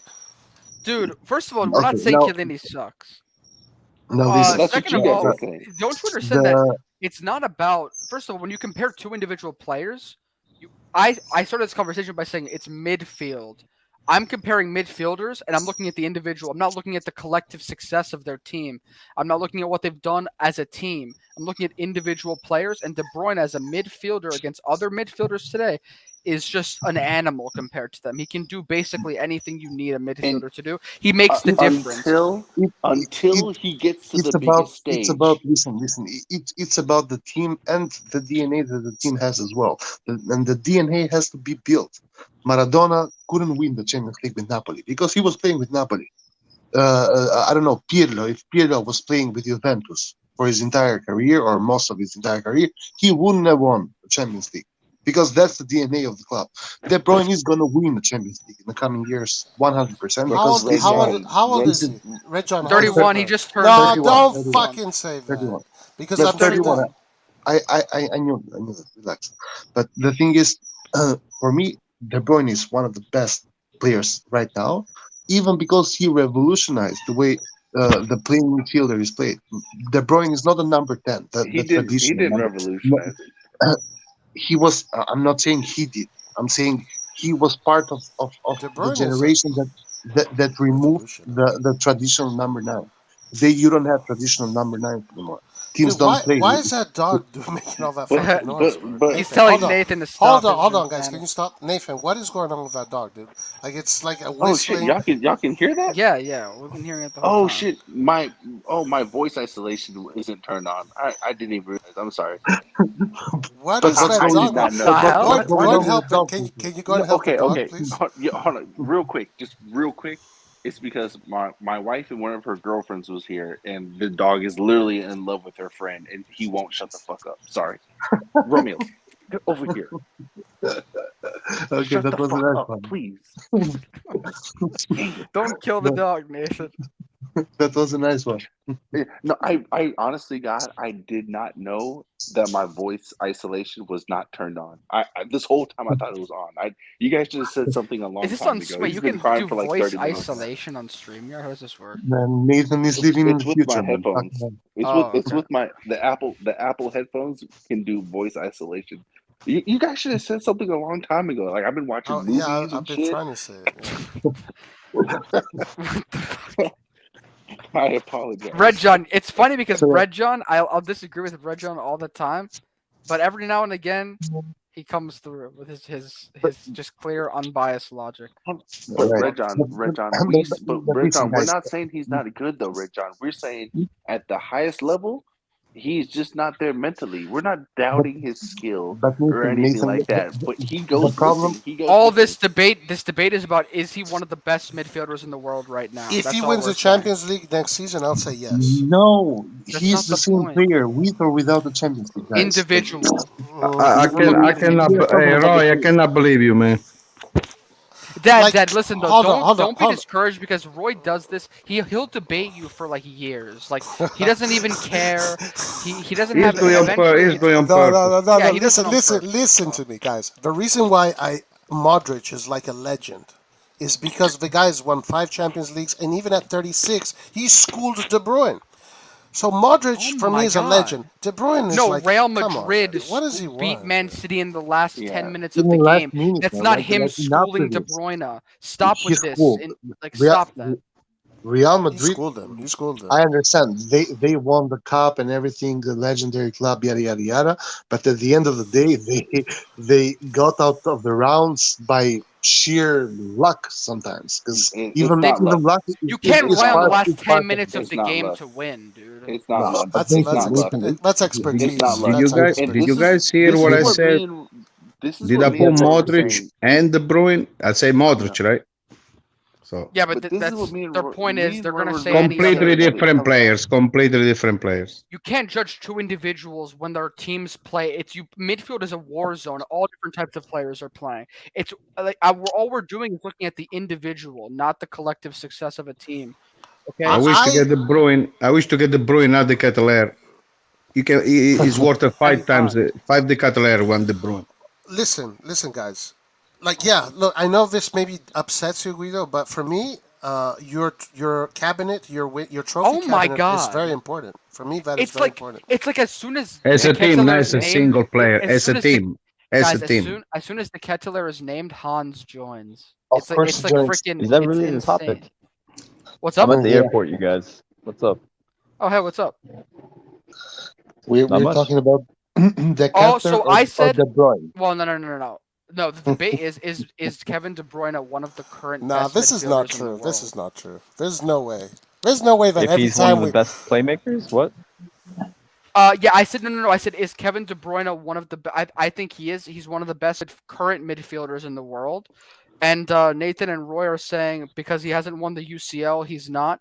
And I'm saying that it's about individual. It's an individual comparison, and you can't compare the success of one player based on the entire Yeah, because team's Man City performance. turns off for like 5 minutes and they get scored on 3 times. Well, Doesn't mean And that's I what we say. agreed. it's Kevin De Bruyne's fault. And I Yeah. agreed that De Bruyne, if he played for Real Madrid this year, he would have won the Champions League.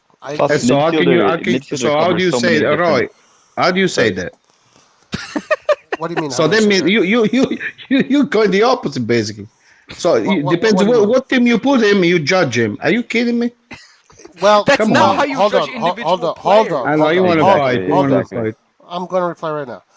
Man City, he has been given a responsibility, right, to make this team, this Champions League winning team. These guys spent more than $1 billion. Not on his back Hold as an on, individual. hold on. They spent more than $1 billion, and first of all, you guys have been saying that he's the one. He's their best player. Okay, so this has been his duty, right? No. His duty. That is Hold true. on. One He is their player best player. I doesn't get the watched Premier League. responsibility of a UCL. Hold on. No. This is why Stop they pay twisting my him. words. This is why they pay him to be the leader of Man City. Okay. He is. All right, He is. and until That's the he problem. wins the Champions League, then he's going to get flowers from me. But until Oh then, my God. he's not going to get him.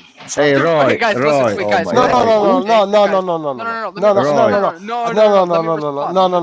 God. A guy that gets paid what he gets paid, then that's you expect trophies. He's won Because how many Hey Roy, Premier League Roy, you titles? got some good wine over there, How I many believe. trophies? Listen, guys, if I I am wanna paying, remind you- if I I wanna am remind you- paying, if I'm paying, No, Roy, don't talk like that. Pay, please, don't talk if I like am that. Pay. paying, if I'm paying De Ketelaere, $8 million. Inter is playing If I- Sanchez to 7 million a year to score 1 goal a year. They pay 7 million a year for Sanchez. Ah, 1 goal a year. okay. So He you score a goal a year. so you think he doesn't deserve to get paid what he gets paid? So you No. agree with me then? You agree with me then? Nobody, for me, nobody deserves. After I saw okay. Maradona with my eyes, nobody deserves any money in the world. I saw Maradona with my eyes. Okay. Wait, hey, No, wait, let no me ask you inflation. guys, no You guys not inflation. lucky like me. Hey, I listen, watch live the best guys, players in the world. Listen, to understand that Nathan and Roy, Yeah, when Nathan are- and Roy when have very are- high standards, Wait, and we they want went- to see trophies. Okay, That we want to okay, see bling, okay. American bling. Okay, whatever. That's right. They That's went right, on Roy. like for multiple days, like a 10-hour stream, whatever. We were talking about they were literally trying to convince us that Berardi is as good as Mahrez today. So this is the type of this is the type of bias, Serie A bias, whatever. They have an anti-Prem bias. I don't even like the Premier League, but you have to acknowledge when players from the Premier League are the best. Some of them are the best players. I'm not saying they all are, because there's a lot of best players, like older midfielders like Modric in Spain, whatever. But De Bruyne is one of those players that you have to tip your hat to, and you have to acknowledge currently the difference that he makes. Yeah, of course. Mahrez on the right I wing, can't. same thing. So Hey, are we talking about football or we talking about tennis? It's- Are we it's- talking I about guess I should- football or tennis? I can't do that with De Bruyne. I'm sorry. You guys talk about tennis. I guess Guys, I should tip my how hat well to would the Berardi do in midfielders the of Premier League? Villarreal too, then, huh? I guess I should tip my hat to the midfielders of Villarreal because they make the difference. what do you mean individualism? What? Why can I tip my Dude, hat to the Villarreal midfielders? we're not talking about winning as a team. We don't I'm care not about talking your about that. team's I'm not success. talking about that either. But that's why you guys fight all the time. You guys speak a Because different language. they keep repeating the same thing that we're not like. Yeah, we're judging I'm based on tired. It's been individuals. 3 hours. The same Yeah, shit. that's why, and they think So that they're why like can't doing I- good in First the of all, debate. nobody has to agree with the other person. Okay, there's no. No. nothing says, Hey, everybody- Roy. It's not about the opinion of the player. You guys say if you win, you're good. If you don't win, you're not good. for me, Are you yeah. kidding me? No, Roy, not Okay, good. wait a minute, wait a Roy, minute, when you were wait a saying that minute. you watched De Bruyne, No, guys, Roy, this is when, being- Roy, no, Roy, no, you when you guys- were saying no, that no, you no, watched no, De no. Bruyne, Listen, Jorginho in Italy wasn't even play. Was a piece of junk. The guy that with Manchester United, what's his name? Anto, the one that I hate. I hate his face. The Portuguese Bruno guy. Fernandes. Yeah, he couldn't play in Italy. Okay, He okay, couldn't but even touch a ball. Jorginho won a Roy, do Champions you League notice? and a Euro. That's the point. Is he? You think he's one of the Yeah, best? he's lucky they play with because Italy he and won, Chelsea. Because you think he's that good? Like And, he, and because- excuse me. Isn't De Bruyne lucky that he plays with Man City? The most. Can I the tell you most something expensive- else? Roy, when you Hey, get to that hold on, level, it's a hold on, roll of the dice hold who's on, going to hold win it. on. Hey, It's a Roy, roll of the Jorginho is dice. the one that didn't qualify us to the World Cup. Jorginho is the one. 3 penalty kick in a row he missed. Yeah, and isn't he lucky that he is in the ranked number 1 or 2 right now? I think Brazil is 1 now, but they were ranked number 1 FIFA team for like 3 or 4 You years. go by the FIFA rankings. Who put okay, they FIFA put doesn't Belgium at number. De Bruyne was number Yeah, one you know in why? Belgium for the past Because 2 years. coefficients, Okay, coefficients, De Bruyne was number 1 with It's Belgium. coefficients. It's Belgium's coefficients with problem is they Belgium don't have number a 1. It's defenders. coefficients Hey, with Belgium Roy, number Roy, 1. Roy, you know Roy, what do I you pissed notice? off at Jorginho because a Brazilian player kicked us from the World I don't Cup. care about that. A Brazilian player, he's a Roy, Brazilian I don't piece of care shit. about that He if he's should go in Brazil, Brazilian. not For- here. Roy, I don't care you know about what's that. funny, Roy? You know what's funny, Roy? Is that anytime you bring up any other player from any other team that's also a game changer, they don't count them. Jorginho does not win you games They like De don't. Bruyne You does. see, Roy? You see, Roy? Jorginho is They not the don't. same position. Roy, I don't you know see why that, we're Roy? even comparing That's them. true. Roy, Yeah, you're Roy, right. Finally, somebody speak Roy, do you see what I the just real said, Roy? football. Do you see what I just said? The moment you bring up another player, they discount them. That's why you can't have a conversation with them. It's ridiculous. Nathan, you're Hey, you're first of telling us all, we can't have a conversation when we say can I say absolutely something? spit Can I say Listen, something? it's saying different De things. Bruyne is uncomparable. Don't exist. Since I watch soccer, I barely saw the type of midfielder that he plays. All the midfield, I told you, he play vertical. The other midfield, they all play the ball around. This guy goes vertical. I never seen in my life. Maybe Lothar Matthaus. Remember Lothar Matthaus with the Inter Milan? What about I never seen a player like Kaká this. was a What million about times Kaká better. though? My God. Kaká is a midfielder. Come on, so we talk. So Okay. is De Bruyne. So is De De Bruyne. What are Bruyne you started talking from about? the This is east another post. problem. I There's saw. so many different types of midfielders. I saw De There's Bruyne attacking took the ball wingers, from there's his attacking post and going midfielders. all box to box. Kaká is not a box to box. Kaká started a midfield. Okay, he doesn't know defense. No, I don't know. I don't know. Okay, for you, he's great. For me, Kaká he's is not the three midfielder. Kaká is a freaking front of the midfield. So. You know who else Does is a he? game What changer? position does? Oh, guys, Boateng's a let me game check what I will position say he this though, plays. Roy I'm is go- right. Kevin De Bruyne won't be remembered as a legend because he didn't win the Champions League. He didn't win World Cups. Not like for me, legend other is only players. John Lennon. Not the like legend. Kaká. He won't be remembered like Kaká. He won't. He won't be You remembered like guys Kaká. talk by books. You talk by computer, by internet. You guys, Nobody's gonna remember him we gotta the way talk. that they remember We gotta Kaká. speak. We gotta talk football here. We don't have to talk. You want this like the little kids. Little Football kids. for me- Yes, he won You a won the World two Cup. Scudetti. I won the two. Come That's on, man. disrespectful. First of all, You went to see one Elvis League. They stole help of that.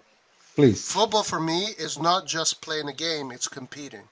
When I ask you guys, talk about De Bruyne. What do you have to say about De Bruyne? The purpose of competing is winning. I told you guys. Tell me something bad about De Bruyne. What do you see bad about De Bruyne? When he wins, that he doesn't win enough. That's what I see that is bad for. He doesn't win. That's trophies. not pointing out something about his game. Because Hey Roy, it's not John McEnroe. His name is De Bruyne. It's not John McEnroe. He don't play by himself. He's not John the reason they McEnroe lose. or Bjorn Borg. You know not Bjorn have Borg, that- John McEnroe? Okay, I get it. He does They not play by have. themselves. Okay, I get it. Tennis. Yeah, it's funny.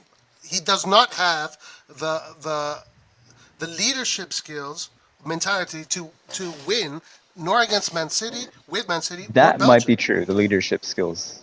You does could not definitely have argue that. But that's what we're saying. He doesn't. He simply Okay, but doesn't have it. how can you say Manchester Jorginho has City, leadership? what they do though? every year? How far are they to win? How far are they? Second place, third place? They Jorginho won wasn't the captain. Chiellini was English captain. League. They don't win at all. They're not one of the best team in the world, Manchester City. Even though I don't like anyway. He I don't like hates Guardiola's Man style. City. But you have to respect that they go deep every year and they're competitive every year, and he's their best player. Does that tell you something? And even then, I This don't year even you got to like worry about talking Manchester City. the team This year you got to worry because they got You know what's Alvarez funny? and Okay, but listen, guys, I'm not fucking obligated to agree with everybody's opinions here, right? Okay. So, no, Roy, you don't understand. It's not that you got to agree. It's about the comparison you guys make. You make the comparison with a player, not with another player. Like you make a comparison with what he win. That doesn't make fucking sense. I'm sorry. No, for me it does. For me it does. You can say I don't like him. It's a different story. That's But very when you important said for that me. you don't like De Bruyne because you saw him play, that's one thing. When you say De Bruyne, Also, has when won I see him Champions League- play, when I saw the games every game that I see him play, I'm not impressed. I don't That's feel your like, opinion. Is That's fine. Jorginho worth that money then? Over Kevin De Bruyne? Is he worth Kevin De Bruyne money? I wouldn't put Jorginho in front of Kevin De Bruyne. Okay, there you go. I would put them together, not comparing. But I would put Barella in front of him, and I Jorginho would has put won Verratti. both the Champions League and the European Cup. So how don't you put him in front? I would put other midfielders. Because they don't play the same position. I don't know. Can I say something? Jorginho is so fucking lucky. Can I be my opinion about Jorginho? Jorginho is so fucking lucky. I'm sorry, man. In Italy, he wasn't even playing a bench. So is De Bruyne. De Bruyne is also lucky as well. De Bruyne is lucky he plays on a team that can spend billions of dollars. Well, the money, nobody's worth anything for me. To compare the players 20 years ago, nobody's worth any money. The Champions League If you're asking me who I'd rather have on my team, it's Kevin De Bruyne over Jorginho. Because he makes a difference. Because he's more versatile. There are lots of De Bruyne will midfielders that take make the the ball up the difference. field and score you a goal. De Bruyne take the ball and can He score. does dribbling, he does playmaking. Yeah, I'm sure he can make a he does penalty kick. everything. I'm pretty sure he can score penalty kick. Guys, he's 31. Exactly, he can score a penalty kick easily. He's Every 31. team has that. Jorginho is a specific type of midfielder. He's got to play like in the middle. Do I really have to But cheer for every- City in the Champions League There's just to a come lot back of- to the stream? There's this a year? lot of Every players. team has that player. There's a lot of players that have played in the past that were good and didn't win much, and nobody's talking about them today. De Bruyne might be that kind of player, guys. He might become that kind of player. He might be, and that's unfortunate. Because there's a Roy, lot of good players that aren't remembered. Roy, He listen. needs to win. He needs to win. He needs to win But trophies. but my question is with you. But the problem with that is, so he's a great individual player. He's a terrible individual player before this No, year. no, I This never said season, he's a terrible okay, fine. He's an average, whatever. I never said How do you he's want to? average, All right, then where do you rank him? How do you rate him then? I rank him as great to world class, but not a champion, not an elite champion. But champion's a different definition, though. I'm saying. Like, do you rate don't think- Totti? okay. Because he didn't really do much to win that World But- Cup, but I hold would on. say. No, He okay, scored that first of all, penalty against Australia. First of all, that's not true. Totti actually, if you guys did come your on. hold on, no, let me talk. If you do your research, Mr. Hans, you will go and find out that Totti won. He had the most assists in the whole World Cup. Okay, so please do your research before you say things like that. And he just broke his foot 2 months before the tournament. I know. No, my point is this. So all I said was he's one of the best midfielders in the world, or he is the best midfielder besides like the older players with a lot of quality on Real, things like that. But modern day today, he is the best midfielder. But my point is this season According right to now, who? what? According to who? As an individual player, he's like the best difference maker in the midfield area. According to who? According to people who actually watch. According to him play. stats. Yeah, Goals and look at his assists. numbers as well. Yeah. Yeah, go. We didn't even talk about that. I think if you go look at There's the a reason on Fantasy Premier League he's like one of the top I've seen his assets. stats. I know his stats. They're very good. Yeah. He gets it every year. Roy, Left foot, right foot score. Especially for a team that doesn't have, usually they play with the falso nueve, they play with our number 9. He's the one that scored goals, him and Maris. They scored the most I goals. understand this. And again, I will say this again. If you put De Bruyne in Real Madrid, then I'd probably be talking much highly about him. I understand. Roy, are you really serious when you say that? Don't even I'm because this is like serious. we're gonna do For circles, me, but this whatever. guy. You guys do it on is not purpose. I this believe it. For me, this guy. Roy, you do it on purpose. I know. For me, this guy is not a leader. Like, he does not have the qualities. So he's not a leader. You will put him on Real Madrid. He's not a his leader. voice He's is just too on Real annoying Madrid. to be a leader. In Real Madrid, In Real Madrid, he wouldn't have be to the be. leader in Real He Madrid. wouldn't have to be the leader. Yeah. Exactly. If Del Verde, what's his name? Del Verde, Valverde. Del Verde is the past. It's much better than Valverde. But Yeah, I'm saying if What I you mean take is, Valverde out, put De Bruyne in, they're yeah, winning the Champions League. they will win 10-0 every game. Sure, yeah, probably. What? If they won, like, listen, But with Roy, Manchester I'm happy City, that he's Real not Madrid doing it. won. I'm But with happy that Manchester Real City, Madrid he's won. not doing that. He's not doing that. Really, not I winning. love Modric and Benzema. I happy that Real Madrid won. But listen, Real Madrid, the way we know the way we watch the games. They never dominate every game, but they have players that make difference. But if you look at the game, most of the game they suffered. With Paris Saint Germain, they But didn't deserve suffering to is win. part of the game. With Suffering Paris is part Saint Germain, they didn't deserve to win. Even Excuse though me. I love the Madrid won. I love the Madrid Guido, won. you said you played midfield, right? Isn't Yeah. suffering part of the game? Knowing how to suffer and then bring the result home? What do you say? Isn't suffering in football suffering? Soffrire il possesso degli avversari. I mean, Oh yeah, isn't of course, that part of the game? of course. But they And you they gotta were be good lucky at it. too. You They gotta were be good lucky at it. too. You gotta be good at To it. win between, So he's it's a not very good at little that. line. Listen, if you So now remember we the know that De Milan, they Bruyne is won not good at the first suffering, Champions and his League with the Saki. mentality is poor. Hey, do you remember the Milan when they won the Champions League with Saki? We were losing with Stella Rossa. Because if it was for the fog, we wouldn't win the Champions League. The fog, they The stopped the fucking game and we fog. play again. So Exactly, sometimes the you need the fucking luck. Sometimes you need the luck. A little luck you need too. When the teams are very close to each other, Okay. it's a little line. So Look Man at City. Donnarumma. Look at Donnarumma what he Are did. you Look at saying Man Donnarumma City what he has did. been unlucky? Are you saying Man City has been unlucky? Yeah, to an extent. Yeah. Are you No, They- I'm they made a saying that UCL it's a final. very little line No. when you play the No. very tight game, the game until the end. Look at the many mistakes they made. Both teams. Excuse me, but we Roy, agree. this is what we said, Roy. This is what we said, Roy. At this level, it comes down to Roy, mentality. only you would blame And- Kevin De and Bruyne for Roy- these defensive I'm mistakes not that City blaming makes. Kevin De Bruyne. Roy, I'm not Roy, blaming. No, but you're saying that it's Roy- his fault that City isn't winning the UCL. You're saying and he's not a I'm leader, and saying that's why they I'm not saying concede. his Okay, fault. and if you're I'm not saying saying it's his fault, then you can't hold him I'm not accountable saying his for fault.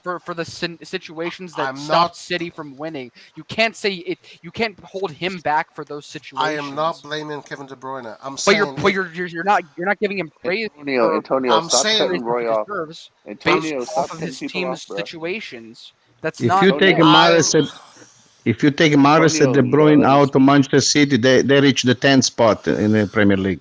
Okay. You take off De Bruyne and Mahrez of the Manchester City, they're 10 on the Premier League. No, Guys, no, listen, no, listen, because- listen, because listen whoa, to me. whoa, whoa, Listen whoa. to Doesn't guys. make Hold sense. on. Listen to me. Listen. What it is this. I'm not saying De Bruyne. It's not De Bruyne's fault that they're losing, but I'm saying they're not winning. They should be winning because of him, but he's not doing that. That's what I'm saying. They should not be winning because of one player. What? He's there. They're playing great football. They go to the Wait end a of the minute. game and Wait a things minute, happen. wait a minute, It's not wait a his minute. fault. Wait a minute. So what about with Barcelona and Real Madrid, even Bayern Munich? These guys win because of a certain player on their team. That should be the same. Was Messi by himself? I'm sorry. Iniesta, Barcelona without Iniesta, wait a minute. Xavi. Barcelona without Messi would not win.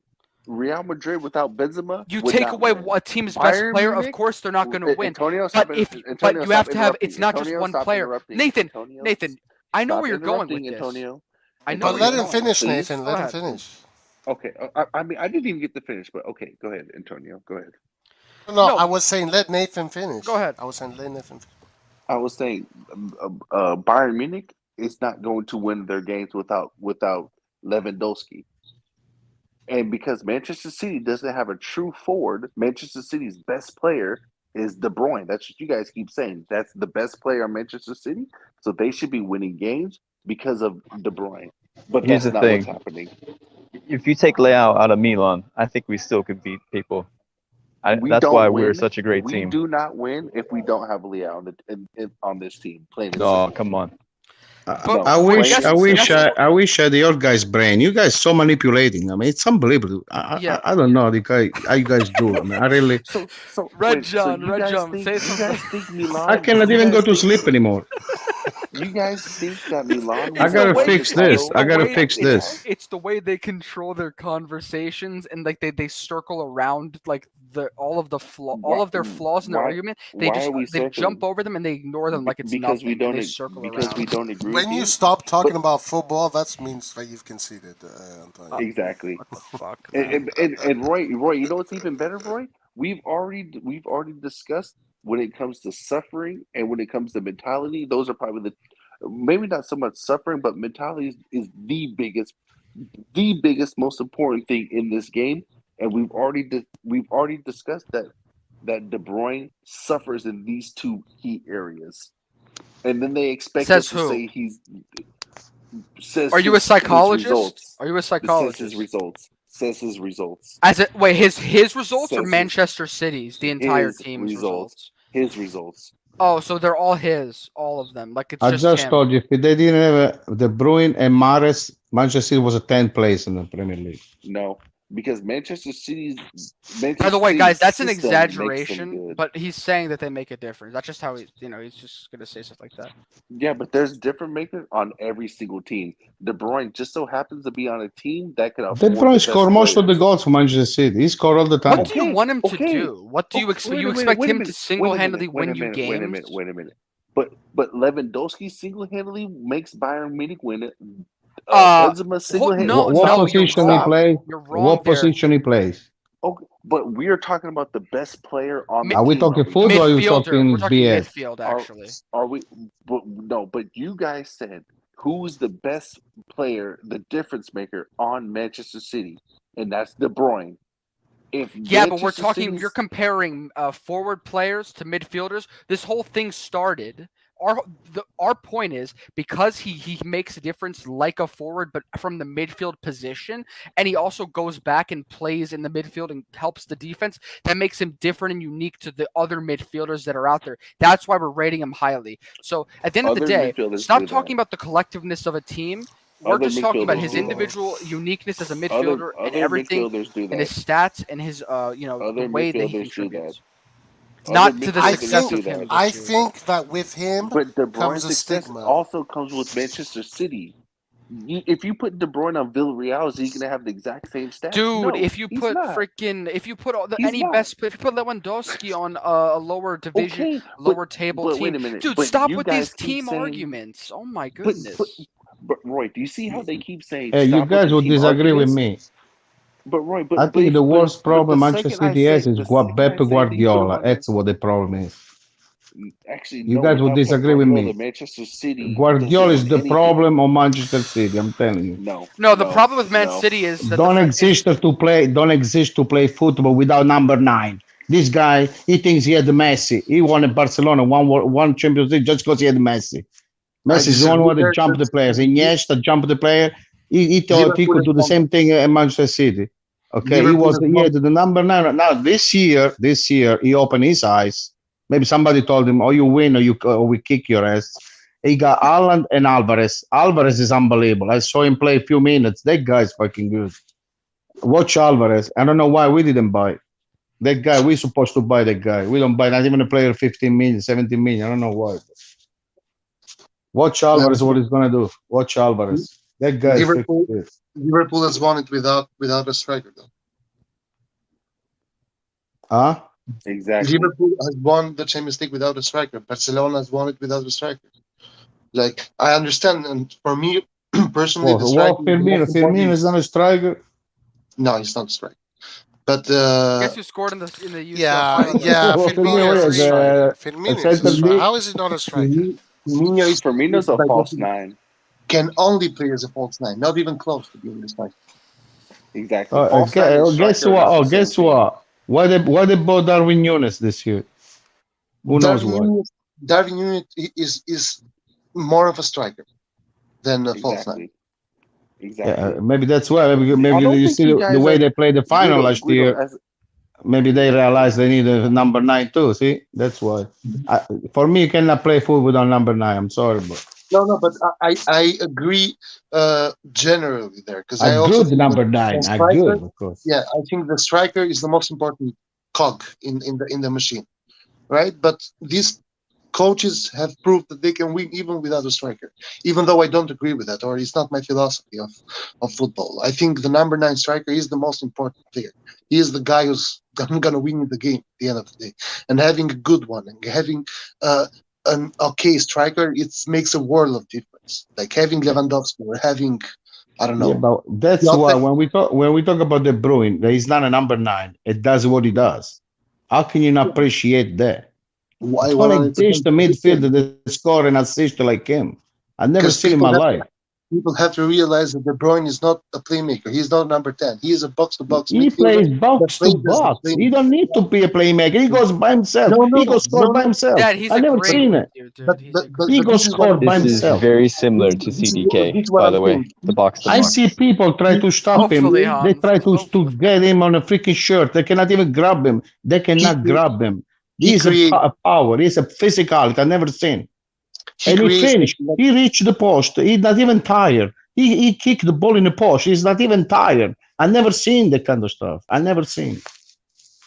You guys gotta watch. You don't have to talk about you win this, you win that. I want to hear talking about football. You gotta watch the player and tell me what he does wrong and what he does good. I'm telling you what he does can't good. agree with that, guys. I'm sorry I can't let it go, but I cannot agree with that because when we talk about De Bruyne, we're talking about billions. We're talking a project where people, if someone is spending all that money for my Milan and we can't fucking win the Champions League, I would tear my hair out. Would you blame one player? I can't believe it, Roy. Come on. I mean, we're not talking about Man City, though. Stop shifting over all of your. No, but he isn't he part? Isn't he part of the team? Yes, he is. But but he's not. You said it. For You Man said it City yourself. Not winning the UCL. But he's also not responsible for them not winning it. Hey, Roy, I think it's the jet lag. The jet lag make a little.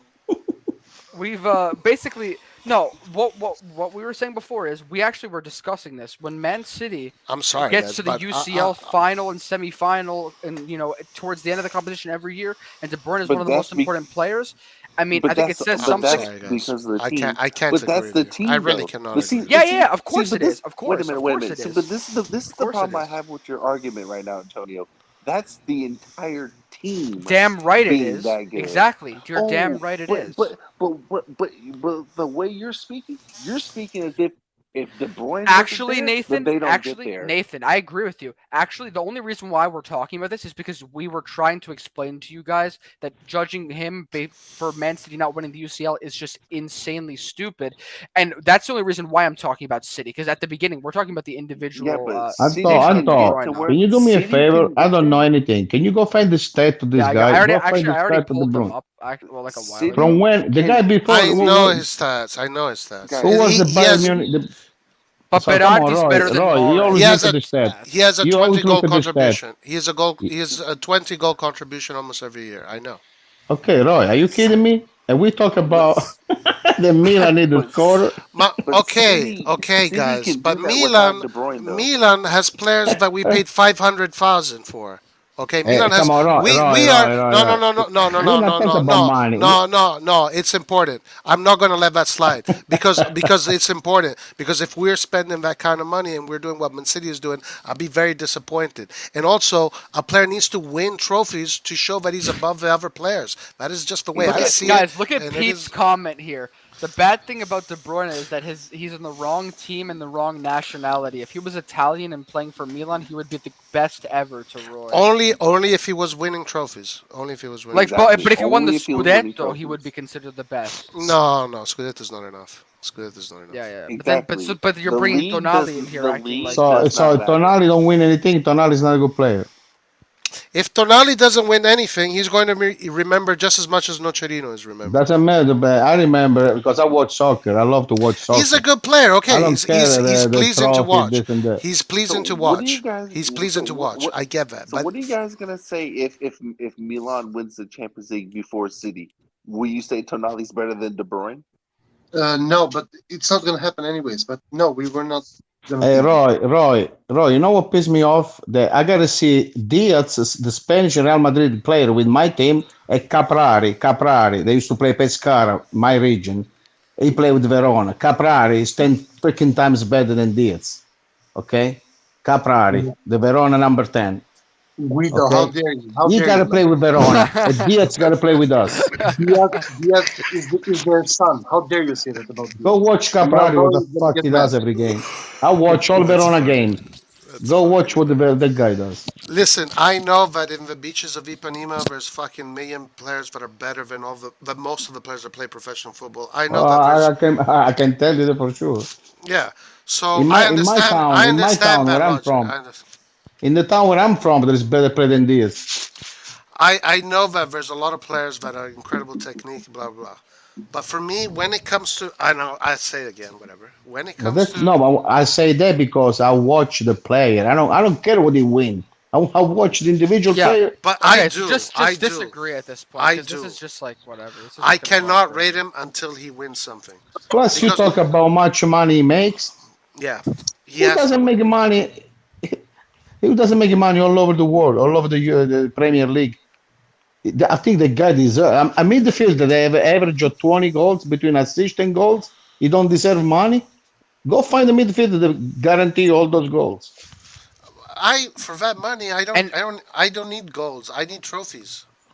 I want Okay, you talk trophies. about Money, you KC. always say KC money scored doesn't the do 8 penalty kick. KC does KC not. one of the best in the world. KC does not get paid for KC, money. KC. Are You you want to look seriously at the gonna hold season De that he played Bruyne this back year? for I'm his not going to rate contract? KC and De Bruyne in the same category as far as what they have to do. What they're KC can do box to box. He's not fast like De Bruyne.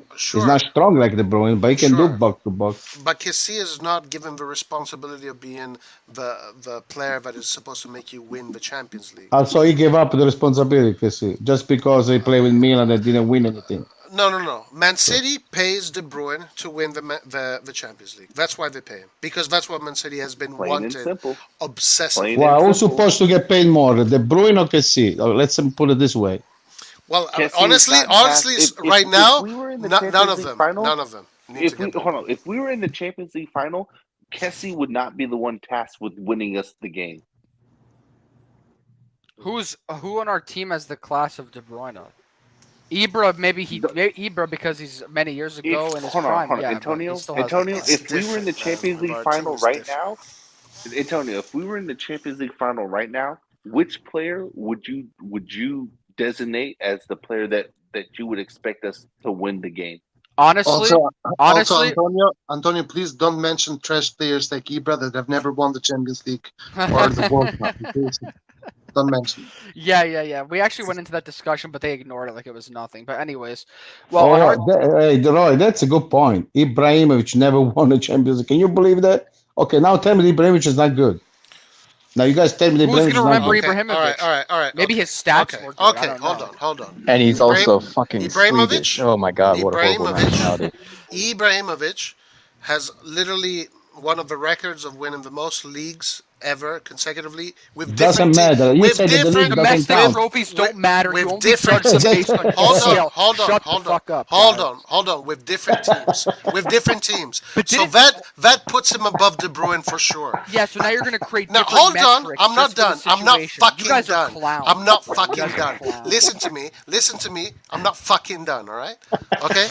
I do not put Ibrahimovic in the same category as Messi, as Ronaldo, or as Zinedine But Zidane. we're not Why doing that not? either. Why Who not? said that? Who said Why that? not? Because those guys won more than Ibra. But wait, okay? Dad, hold on. Wait, who said we were But doing that with Ibra De is a Bruyne? legendary player. Who said He's we a were doing legendary that with player. We never said we were doing it with De De Bruyne. Bruyne, for me, this guy has been given the responsibility to win Hey, the Champions League. Roy, another mistake. 5 years. 5 You years. cannot put 5 Messi years. because he's a number 9. He's not a number 10.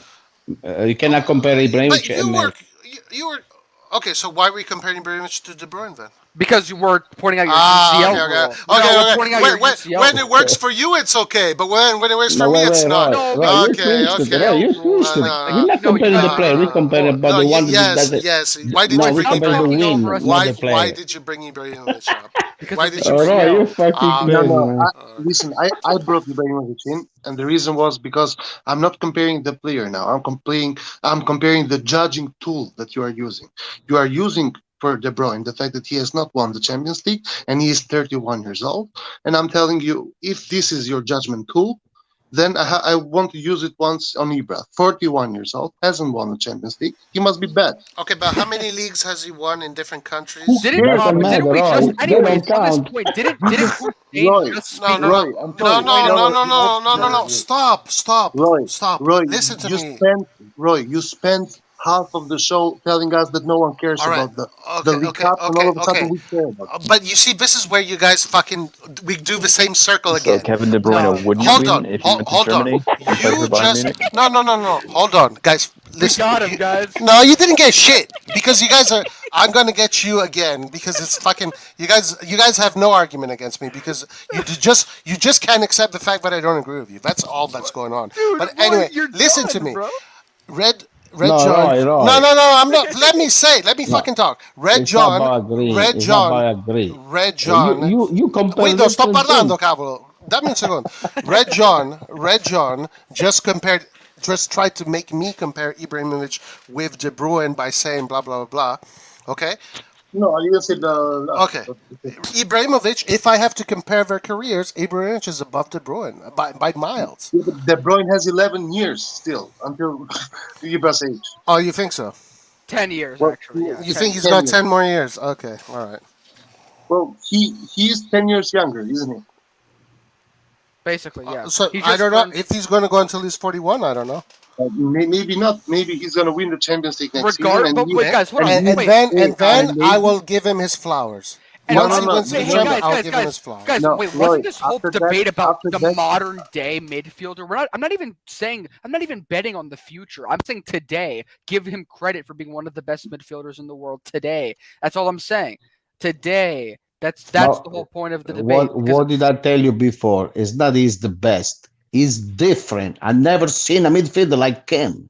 He doesn't even have skill. He doesn't even have skill. This guy carried the ball on his foot, and people stay behind him. Nobody can catch him.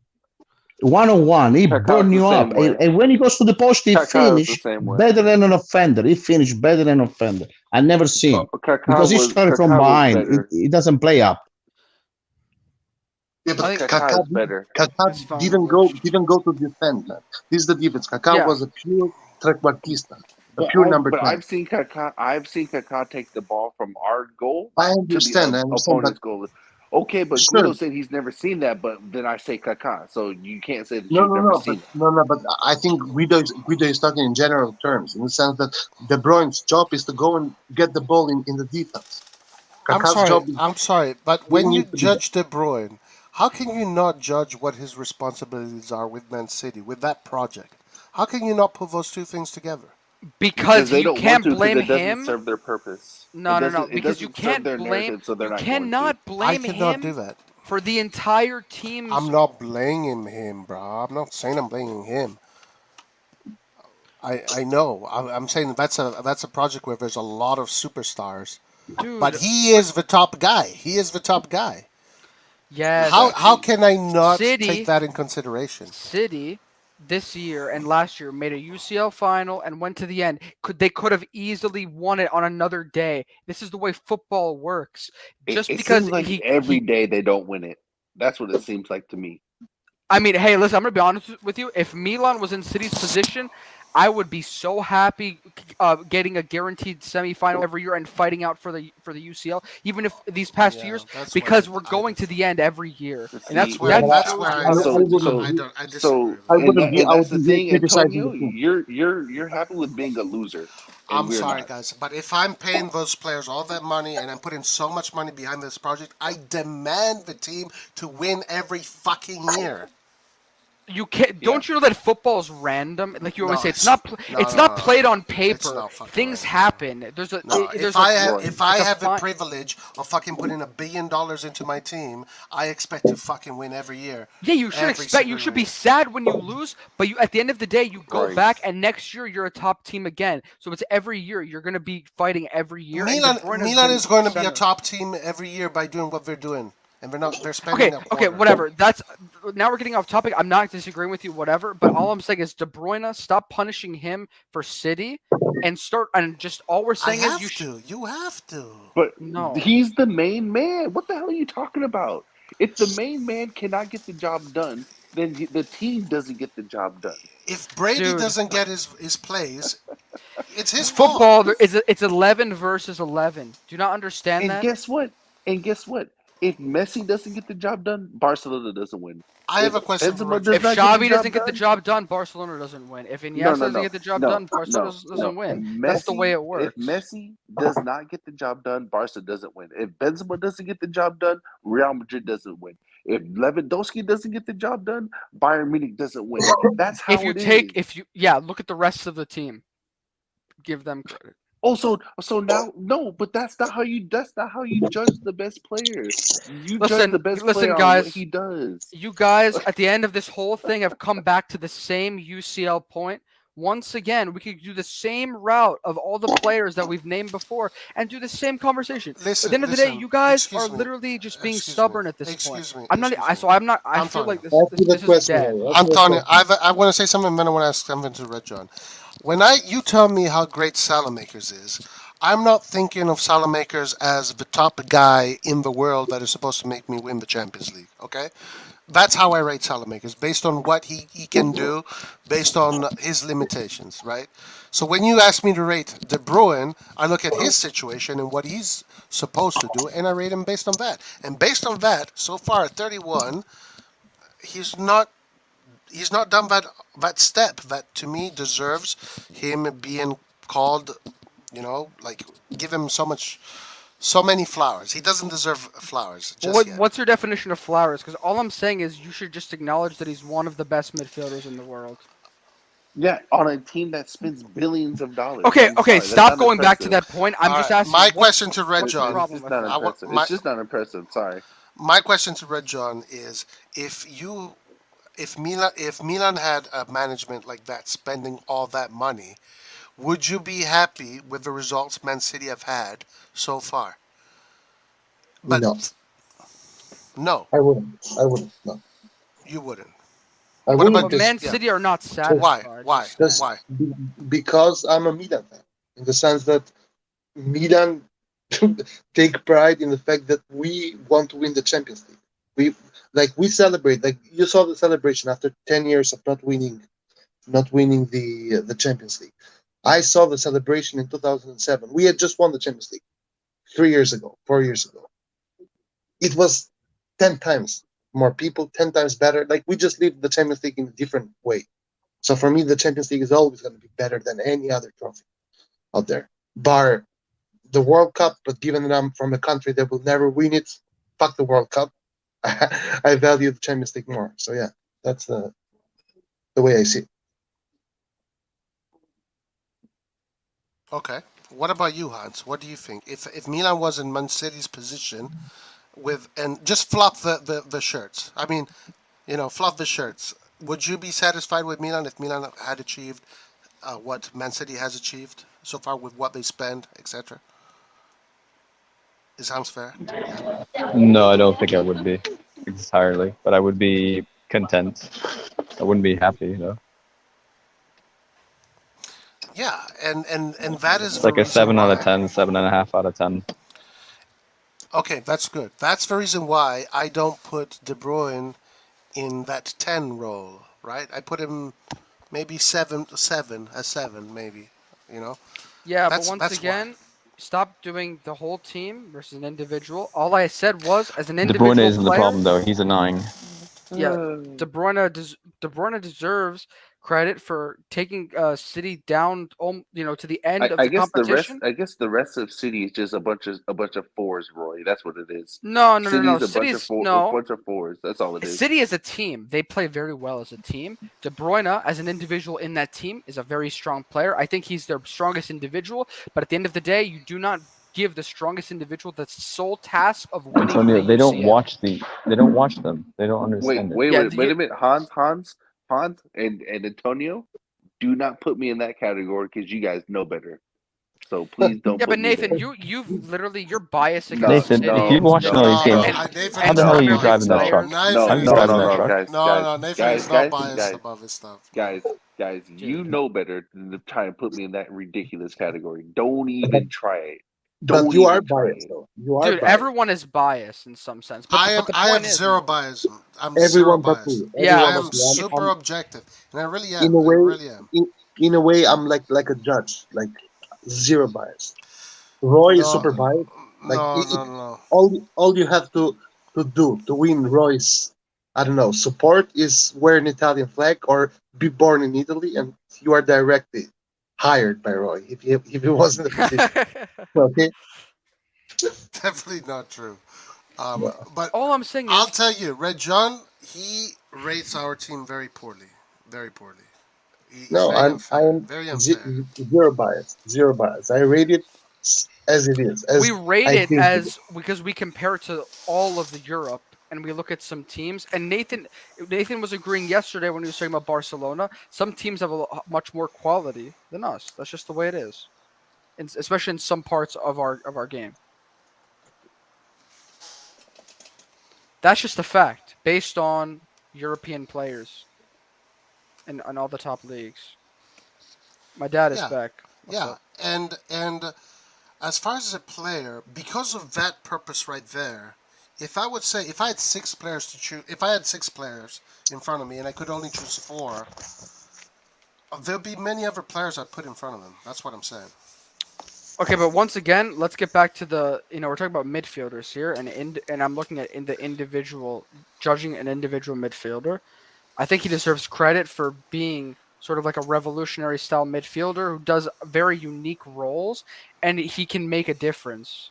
And I think that's like, he deserves to be praised today for doing that. That's all I'm saying. I'm not saying Also, he's on the same level as freaking Messi and Ronaldo. That's all I'm saying is that he deserves also credit. they're gonna win it this year. They even took our shirt to make sure that they're gonna win it. Yeah. They took Haaland.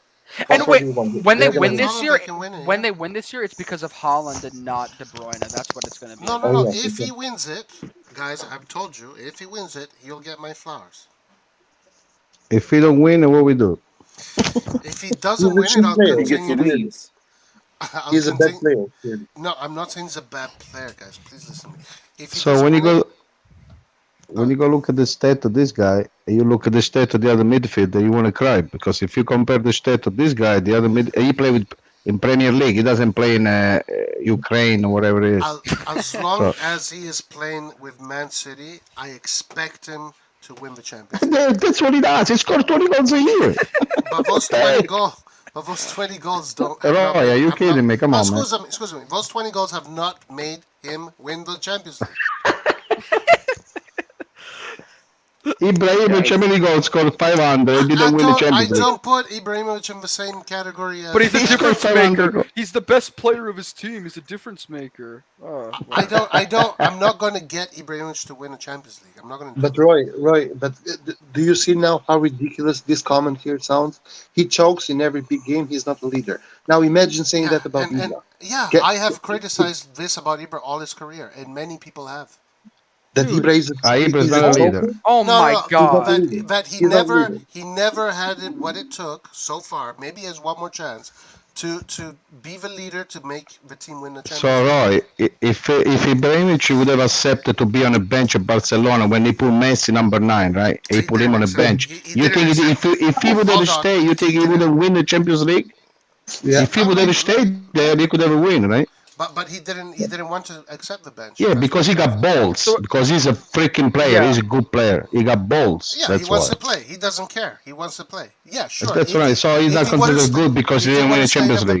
But if he And because he was born in Sweden. But He was if born in was- Sweden, no, so he had no chance to win anything in his life. If he was in the bench of the Champions League, I wouldn't give him the credit that the guys that played. Okay? It's very Dude, simple. but you just said that history doesn't remember who played and who didn't. You look at the names. Yeah, and you look at the history trophies. won't remember Ziyech. They'll remember fucking Havertz or whoever fucking scored. Okay. That game. But That's what history, Roy? What are you talking What are you about? talking about? Because you just said that it's all about the trophies. Ziyech is now a Champions League winner. Yes. So what the hell are you saying? That game, people will remember Havertz's name, not Ziyech's name. It doesn't matter about the game. We're not looking at De Bruyne's listen to me. UCL Not final Ziyech- games. not We're looking hold at his. on, you're hold on. looking at They him will as a remember player. Havertz's name, not Ziyech's name, and they won't remember De Bruyne's name. Do you understand this? They won't remember his Hold on. name. They Do you will know how remember De many? You know how Bruyne's many name. players that were supposed to be the greatest, but that never won anything? Nobody's talking about them. We are all talking about the ones that win, because that is the pedigree. That is what competition is about: winning, being the best. Right. And And I know you guys are going to bring up Zlatan because Zlatan didn't win the Champions League, but with Zlatan is an anomaly because the way his career went, you can do whatever sound effect you want, but the fact is Zlatan's career, yeah, he didn't win the Champions League or World Cup, but the way his career went, he went and won in the Netherlands. Hey, He let, went let me with say Italy. something. Wait, He maybe went. Wait, Nathan's wait. right. Maybe Nathan's right. He Zlatan went. is a good player. But the thing is, but the difference is, but this is the difference. Zlatan is an anomaly because he's won in so many leagues. That's Can why we he's going to fart? be yes, remembered. exactly. Wait. Exactly. But Hold De did on, you not Bruyne just did hear? not win. De Bruyne didn't win anything when he was at Wolfsburg. He didn't hold win on. He anything when actually he was he won before. the cup that year, but and But honestly, not the winning that league though. no, Ibrahimovic Hold on. from Ajax to but he Juventus to challenged Inter to Bayern. Barcelona to But Milan to Antonio, PSG to Galaxy Goodness. Wait, back wait, to wait, Milan. wait.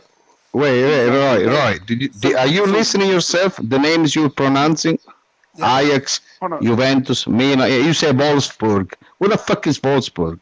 He actually Come on, Roy. Come challenged. on, man. Exactly. He Exactly. led. Come on, Did you man. not? Exactly, Did you not hear what guys. Hussein said? He Hold took Exactly. Wolfsburg and made them Guys, fight for the league exactly. against LA Bayern, Galaxy didn't and win then shit. They and then he never won the win. League Cup with them. Guys, Can you guys, believe guys. that? At He 20, didn't at win with LA. LA 21, Galaxy at didn't win the league. 21, LA Ibrahimovic Galaxy didn't win At MLS. 21, Ibrahimovic was sought out by the best teams in Europe. At 21, De Bruyne was sought out from mid-table teams. Okay, No, big he wasn't. difference. He No, he wasn't was sought Chelsea. out by Bayern Munich and a lot of other teams, and Pep and City.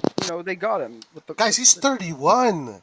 He's not 21. He's 31. He's been Hey, playing Roy. for Now more we than. go. We go to Listen, another field, to another subject. So you he's think playing. who cost more? Who get paid more? The offenders or the midfielders in general? Who get paid more? Who make more money? In The offenders general, or the in midfielders? general, goal scorers get paid the Okay, most. so how you compare? No. Wait. But that's why De Bruyne get paid a lot, but he's still a Because midfielder. goal scorers are the ones that sell He's the never most gonna make the shirts. same money that Messi make, Goal the scorers are Mbappe, the whatever. ones that make the most, sell the But most who's shirts. supposed to score a goal? The midfielders or the offenders? Okay, I But De know. Yeah, Bruyne is the main man, though. This is what y'all's problem is. Usually, the main man on a team is going to be the striker. City's main man is De Bruyne, but you guys don't want to accept it. Listen, can we talk about volleyball, Wait a minute. Hold on. Wait a baseball? minute. Wait At a least I don't minute, know guys. much. Hold on. Come on, Wait a let's minute, play Guido. about. Let's talk about somebody no, else. I'm sorry, Guido. No. Listen, I know where Why Guido's are you coming guys from. laughing when that's the No, truth? please, Hold on, Roy. No. Fammi Roy. parole, scusami, fammi parlare, because I know. Let's speak football sometimes. Let's speak Sometimes at football. least. Okay, I'll talk football with you. Okay. This guy, where he come from? What the No, heck he's no, talking about? no. Listen. He's the main man. Guido He's the has this. main man. He's the please. Excuse me. Guido has this mentality that if you're a great football player, you should be respected as a great footballer. But for me and Nathan, it's not just being a great football player; it's being a trophy winner. Listen, I cheered for Milan when it was in Serie B. So all this BS.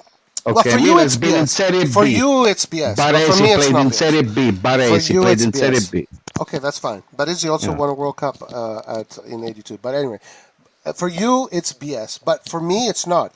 I respect the fact that you really. We talk about the For team. example, We talk about how good the Liverpool you is, how rate good the Milan Giampaolo. is. You rate Giampaolo a lot. I think Giampaolo is a terrible No, I'm coach. kidding. Come on, man. I'm just kidding. Okay, whatever. John Sorry. Paul is from my hometown. I played with his brother, which was a very good player. I understand. So No, you look at the quality of the players and you see what they can do and you rate them based on that, and you don't care if they win or not. There's a lot of people that yeah, think that way. because if somebody's not lucky enough to play with the team that win the year, because you think Manchester City is much worse than Real Madrid. You think Manchester City is much worse than Real Madrid? But Guido, They dominate the field. But Even though I hate listen. that. But for me and for other people, it's not like that. We look at players based on what they win. So it's we're no, never going Roy. to agree on here. We're never going to Roy, agree. listen. In It's just United never going to States, happen. you know what ask my son what I'm from Italy. I'm not even Okay, American citizen. Listen to me. I respect your opinion on him. Listen to me. Listen to me. Here in this country, you know what they do? They won the baseball league. Okay, they say, "Oh, world champion." It's a freaking Phillies, which is a private club. To be called the world champion, even if you Yeah, guys but the I don't best, care about you this. gotta play all I around the don't care. world. Basketball, baseball, American. To say world champion, you gotta play all around the world. Everything is a Okay, world champion here. but It's all about winning, winning, winning. I watch the fucking player. If I like the player, I like yeah, it. If and not, for me, it's not like that. For me, it's not like and then I that. watch For the me, it's team. not I like that. watch the For player me, and I watch the team. but this is why I said, this is why I'm consistent. This is why I say I would rather have Salah makers rather than any of those wingers that Barcelona has, because I prefer the spirit that Salah makers gives me, because I can win with him. I know I can win with him. So for me, that is what matters. Do you have the spirit of a winner, of a trophy winner? That's the only thing that matters to me, and that's why De Bruyne has disappointed me. But you say something different now. You say you prefer to have Salamaker because first of all, Salamaker, I don't know what you No, can win. We won the Italian league, Roy has been okay. consistent with that But Salamakers. but Roy's when you consistently say said that. if you say the So player, he listen, I didn't like change it. Salamaker too. But I mean, come on. What I mean Yeah, is but Guido, you said that he changed his response to Salamakers. That's not true. He never said that. He's No, consistently said that. no, Nathan. He said that this is No, he another didn't say that. topic. He said this is No, another I'm what I just topic. saying mean I'm being as consistent with Roy, how I'm being consistent with how I judge players. I understand that you're Roy, we talking about the agree. qualities. I agree with you. I said that Milan without Ambrosini Gattuso would never win anything. But it's Gattuso individually, a fucking good he is. But if Gattuso was part of the team with the Kaká, with the Rui Costa, with the Seedorf, that's a different. That's Yeah, why you cannot compare a player if he's good or not if you put I on a team that understand doesn't this. win. If you play on a team that doesn't win, what can this guy got to do? You But cannot win by yourself. but if Gattuso didn't win those trophies, Guess what? The only player who could win by himself is Maradona. Maradona could win by himself the game, and Napoli he won by okay, himself. okay, but this is where I also disagree, because Man City has no excuses. Man City as a team Exactly. has no excuses No, Man City because has excuses. It's Pep Guardiola because I don't like that okay, guy. okay, but Pep No. Guardiola, they're paying him 25 million a year. I know, I Okay, know. That's a shame. That's a shame. Cancelo, Cancelo is Gundogan, overrated. Mahrez, Cancelo is overrated. Foden, Grealish, blah blah blah. For what they're Grealish is paying. suck. Okay, okay, Foden is okay. good, but it's So not a you think champion. okay? So there, you think that his team is pretty bad? Then you're saying. No, I'm not. Are you kidding me? I say Manchester City is one of the best team in Europe, but But Okay, that's because of Pep Guardiola. That's it, because of Pep it, Guardiola. I don't know. I don't like Pep Guardiola. I don't like the tiki taka. But But beside that, you can't but you can't say that you don't like it, or that you say this and that, but then Guys, say that listen. they're the Let's not. best. But Guys, that's listen. all that's because my of Pep. Guys, opinion. he's getting to the point of De Bruyne here, and we can talk about Man City all day. See, But okay, Anto. See, this guy, I don't know. I always forget the names. I didn't say I don't like Guardiola because don't win like you guys say. I say I don't like the way he plays. I don't like the tiki tack tick. I don't like that. Okay, But and you so he's said not it's they're not. saying. they're one of And the my best dad doesn't. And teams. hold on, he doesn't like Manchester City, but but based on their performances in recent years, they are one of the top European teams because they Okay, for always make me, it. That's his only Mares, point. You have to understand. It's not. Mares is the best right wing in the world. The way he touch the ball, both he score right and left. He always avoid the player. He never lose the ball. He score a free kick. He score a penalty. He score every fucking thing. Him and De Bruyne are the best players on Manchester City. And maybe Mares is the best right wing in the world. Go find. He's I better can, than Salah. but Better than Salah.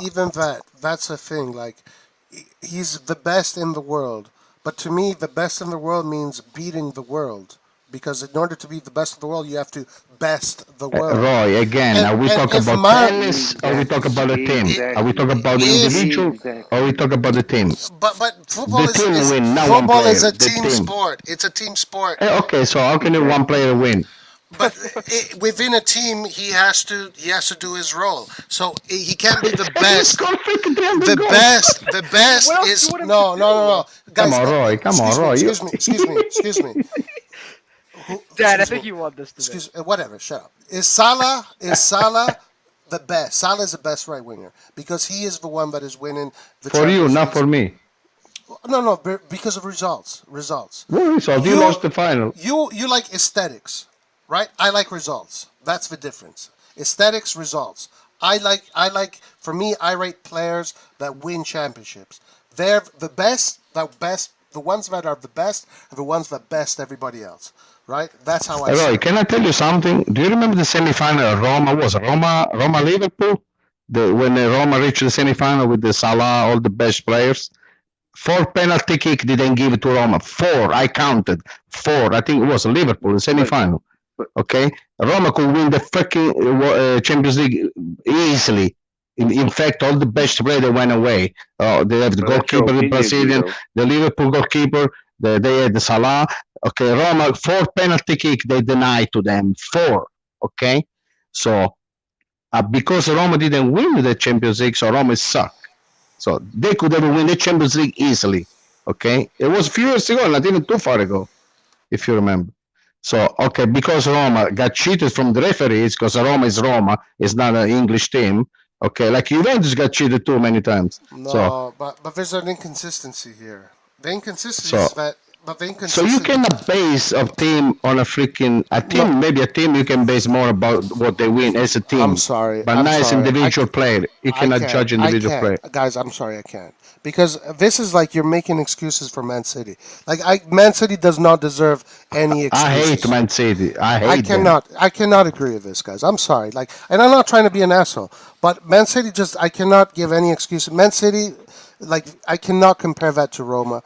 That is a whole different story. Man City has an obligation to win the Champions League every single year. Obligation. Okay, And that's what about Paris Saint Germain? You talk about also, money, right? Also, Paris Saint Germain. So if you that's the rule that prove that football is completely different story. You can spend all the money in the world, that doesn't mean you're gonna win. So why is you cannot say that Manchester City player is good But even if Guido, they every don't time win. I mention, but Guido, I keep saying that every team has a difference maker. Every team has a difference maker. But the difference between De Bruyne and those other teams is that De Bruyne plays on a team that was $1 billion was spent on them. So you tell me that De So Bruyne you- cannot be a so best I- player in his position just because he played Manchester City that doesn't win. He has to be the best player in his position. But then Roy said, if you put him with the Real Madrid, now I'm going to consider him. Are you freaking, what kind of talking is that? No, because but listen, because if you put him with Real Madrid, he's gonna have Modric there, he's gonna have Benzema there, and he's gonna have other players that are gonna help him win, right? You don't need help. Maybe. Oh wait, why? It's a team game. Maybe other players make a difference. Right. So Man City, Man City, with the players they have, and the money they spent and the project, you cannot treat that team as if it's Roma, Milan, Inter, Juventus, Bayern, Barcelona. No, you cannot do that. You Roy, cannot do that. We're not, I can Roy, say I'll we take hate the- I'll take the Manchester midfield- City. We hate Okay. Manchester City. We're not giving them credit. We're looking at just De Bruyne, and Manchester City have been a good team. You can say whatever you want about them. Yeah, They've been one of the for best me, European that's- teams no, the that's- past few years, no, and De I'm sorry. Bruyne has been their best player. I And cannot all agree we're with saying is that De Bruyne is an individual. You can look at the City team and say, okay, wow, De Bruyne is a good player. We and all he's agree very he's a good individual. player. We all agree and he's a I good can player. say the same. But he I doesn't can say the deserve same thing flowers. for the midfielders of Villarreal Flowers as is well. a broad definition. Roy, I can say the same thing for the midfielders of Villarreal because what they did is more impressive than what De Bruyne has done with City. And once again, if you look at we're not looking at teams, we're looking at individuals. Go to I am. I'm Villarreal. looking at Look at the individuals. I'm okay, looking at individually, De individuals. Bruyne is better than the midfielders individually. Listen to me, okay, I give you, can I say something? Okay, let's put Real Madrid, okay? Hey, let's put Real Madrid. What's more impressive? Tony Kroos is good, right? Do you like Tony Kroos? He's better than De Bruyne, in my opinion. Oh my gosh. Yeah. Please. Yes. He is. Tony He Kroos is. is one. Yes. Tony Kroos is probably. Actually, I think Tony Kroos out of Europe has the highest ball possession. Tony Kroos, he played the same way De Bruyne plays. De Bruyne can go to the bar, get a coffee, cappuccino, come back, and the Kroos is still gonna be beat on the speed. So Okay. You comparing to. But Toni Kroos has 5 Champions League and a World Cup. Okay, good. Okay. So while sometimes he looks at his lips on the no, field. no, no, no, Also, no. I You like know, Toni I'll do Kroos. the same thing. I'll do the same thing. You know what? While De Bruyne was at the bar drinking beer, Kroos was winning the Champions League and the World Yeah, Cup. I can say that. listen to me. What I wanted to say, I didn't want to say bad about Toni Kroos. I want to say, you think Real Madrid without Modric, even if they have Toni Kroos and Casemiro, they would ever win the Champions League?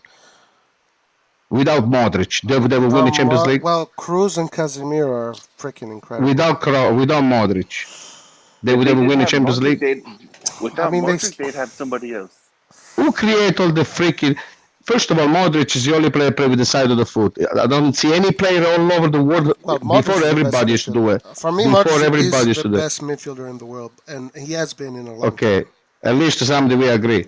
So, but Yeah, Modric but is it's Modric because- comparable? Is Modric comparable to De Bruyne? It's a completely different freaking player. No. Is a cross comparable to De Bruyne? Impact-wise, completely different. Doesn't matter. They're different players. They can play together. You guys don't understand. Oh, We're not comparing the number 9 with another number 9. But I have Okay, we compare the midfield with 3 positions on the midfield. 3 freaking Guido, positions. but I have said that if you play De Bruyne and Modric together, they're probably going to win. They're probably going Because to win. Modric, not because De Bruyne too. Only because Modric. Yeah, because Modric. I mean, Modric has won 5 Champions League. He's For won me, a Modric silver is the medal World best. Cup. For me, Yeah, Modric he's is the the best. best. And that's who's the best. It's completely different, not because he won, because he's as a player. I don't care if Modric didn't win anything. So he lost the World Cup final because of Modric. They lost the final If because Modric Modric with did not France. win all he won, I wouldn't be rating him as. So they lost the World Cup final because of Modric. Yeah, This exactly. is pointless, Roy, because Croatia against France, we are it's Modric's fault that they lost. Basically. No, they lost the Which World Cup they dominated. because Mbappe is also. No, because I'll tell you what, the first half, Croatia could have won 3-0 with France, and they missed all the fucking goals. I'm telling you. Mbappe is another overrated. Mbappe is super overrated. He's not worth not even a quarter of the money he makes. No way. Not even a. Yeah, when he scored in I France. agree with that, but no. What did he win? What did he win, Mbappe? What did he win? Did he win the Champions League? He won a World Cup at 18. Excuse me. No. He won a World Cup as a teenager. Thanks to Croatia. There was a gift from Croatia. Guys, Just like but Pele. Mbappe, though, There was a gift. I love Mbappe, but it's also the thing is He missed when you goals play in for front of the France, post. I when saw you him play for missing this goals in France front of the team, post by there's himself. much higher Mbappe chance. lifted a World Cup. Mbappe lifted a World Cup. Without But it's not. Mbappe, But France listen, As a he was teenager. with As a France. teenager. He was with France. It's a team game. Belgium is rated higher than France. Belgium is rated higher than And France. just like Manchester City, it's a team. So he win the World Cup. He couldn't win the French league 2 years ago. What's more difficult? So he can win the World Cup, but he cannot win the French league. Him, Neymar, Di Maria, all those people. Yeah, that team there is built very poorly. But me and Roy have already said we don't rate winning the league like that. We rate winning the highest. No, but then before you said that Ibrahimovic won all the leagues, so he's good because he won all the leagues. Yes, Ibrahimovic is different. Ibrahimovic is different. I'll pull up the stats. But you cannot judge a player by himself as a player. Cannot judge a player by himself. Do you know soccer? Do you play soccer? Do you ever watch soccer? Can you judge one player by himself? No, Can you watch a player by himself? I can't with De Bruyne. Because you told me you watch against Italy. You keep saying Italy. No. Because I know what his responsibilities are, and he has not achieved them. I never watch full games of Manchester City, but when I saw him play, he makes the fucking difference every game. He's the only one that make a difference in Mahrez. Him and Mahrez, they make a difference on the team. All right. So the team is built like shit. Right? Because you cannot tell me that. But you cannot say that Mahrez and. So does the Villarreal midfielders. But you cannot say that Mahrez and De Bruyne are the only 2 players that make a difference, and then that means that the rest of the team is shit. But then you say this is one of the best teams. I'm not saying they're shit. I'm not saying they're shit. So are they one of the best teams in Europe? Are they one of the best teams in Europe? I believe so, but they didn't win. They just didn't win. So how can it only be Mahrez and De Bruyne that are driving that team? Dude, but why you try to modify what I say? As Nathan always says, De Bruyne, there's always one player who's the best, and De Bruyne is the best player on City, which is one of the best teams in Europe. Okay, is that a fact? Yes, yes. Okay, it's a fact. Now, what is his responsibility? What are his duties? His duty is to be in the midfield and to bring the ball up from the back to the attack, and contribute to the attack. Sometimes a box-to-box midfielder, and in And most of the time he scored goals. Yeah. His duty is to win cups. Individually, no. Individually, no. That's not how it works, Roy. No, his duty is to play good, not to win cups. It's to play good. That's what his duty is. No. I disagree. guys. Everybody you can't job one is to player. play good. What language are we speaking here? I'm sorry. Berardi's duty is to play good because Sassuolo doesn't tell him that you have to win the league. Leao's duty is to win the cup, win the Scudetto, not to play good, to win the Scudetto. But Roy, that's not for De Bruyne. It's for every player on the team. Okay, but he's That's the the top duty guy. of every. That's a different story. But this You is talk why about- I don't rate much. This is why I keep. But- I'm but you- consistent. but- I'm consistent. Okay. I say Man City is not that great. Okay, of a team. Roy. Let's put it a different way. Does De Bruyne does his duty? Do you think he does his duty? No. If a midfielder that scored 20 goals a year, he doesn't do his duty. His duty is to win in Europe. He has. That was. a nice So he loses because all of him. It's not all team that lose. It's only him that loses. It's his fault because No, it's also his fault. It's also his fault. Yes, it's also his Hey, fault. Roy, it's an entire team's Roy, you know what pissed me off? That I gotta win. defend Manchester City, which I hate it, and I gotta defend Manchester City now. You win as a team and you lose as a team. Yeah, So that's it's also his fault. That's what I mean. But him being the guy that the team is relying on, he puts the shoulder. So Paris Saint-Germain against Real Madrid, they got fucked. They were playing much better, even though I prefer Real Madrid 10 times because I love Modric, Benzema, even Vinicius is unbelievable. So Paris Saint-Germain was dominated. On the field, they were dominating the game. Donnarumma fucked up everything, okay? Because beside the goal, you can even say, okay, you guys scored, and then you can pull back. Of course, in that case, the experience, the mentality of Real Madrid, they took over. Because Paris Saint-Germain doesn't have experience like them. So, what I mean is, they got fucked by Donnarumma because they lost those 5 minutes, they fucked up the game. So, that means Real Madrid is 10 times better than them just because they lost? Yes, I don't think so. But you can also say that Messi, you pay him 30 million and he misses a penalty in a Champions League game. That's why this year Messi in Europe was poor. Yeah. But now we want to say that Messi You had sucked. to go to the extreme of him missing a penalty just to try to work. But for your Messi, argument, but De I Bruyne, can go to his past and I can Okay. say Messi has won. Roy, I'll give you another example. Do you remember Roberto Baggio when he missed the penalty at Pasadena in '94? Yeah. Roberto Baggio, he missed the penalty, right? Who took us to the final with Brazil in 1994? Italy was suck. I couldn't even watch those games. Massaro was playing. Massaro was on the national team. Massaro, even though Milan was good, whatever. Italy was a good team. It did not. Hey, suck. come on, Roy. Roberto Baggio, he was injured. He played with the one leg. He scored 5 goals, all World Cup. He took us. Who took us to the final? Roberto Baggio. Okay. Then he missed the penalty kick, so we gotta blame Roberto Baggio is not a good player because he missed the penalty kick. No. Come on. Roberto Baggio won a Ballon d'Or, first of all. That's different. If De Bruyne wins a Ballon d'Or, then also. Yeah, but we lost the World Cup because he missed the penalty kick. He won a Ballon So d'Or. we gotta He blame won a him Ballon because d'Or. we. When De Bruyne wins a Ballon d'Or, I'll give him his flowers. Okay. First of all, second of all, to say that Italy played Italy was first of all, it was impossible to score against Italy. It was impossible. The team was working like maniacs. They played good football, and then Yeah, it wasn't a defense, right?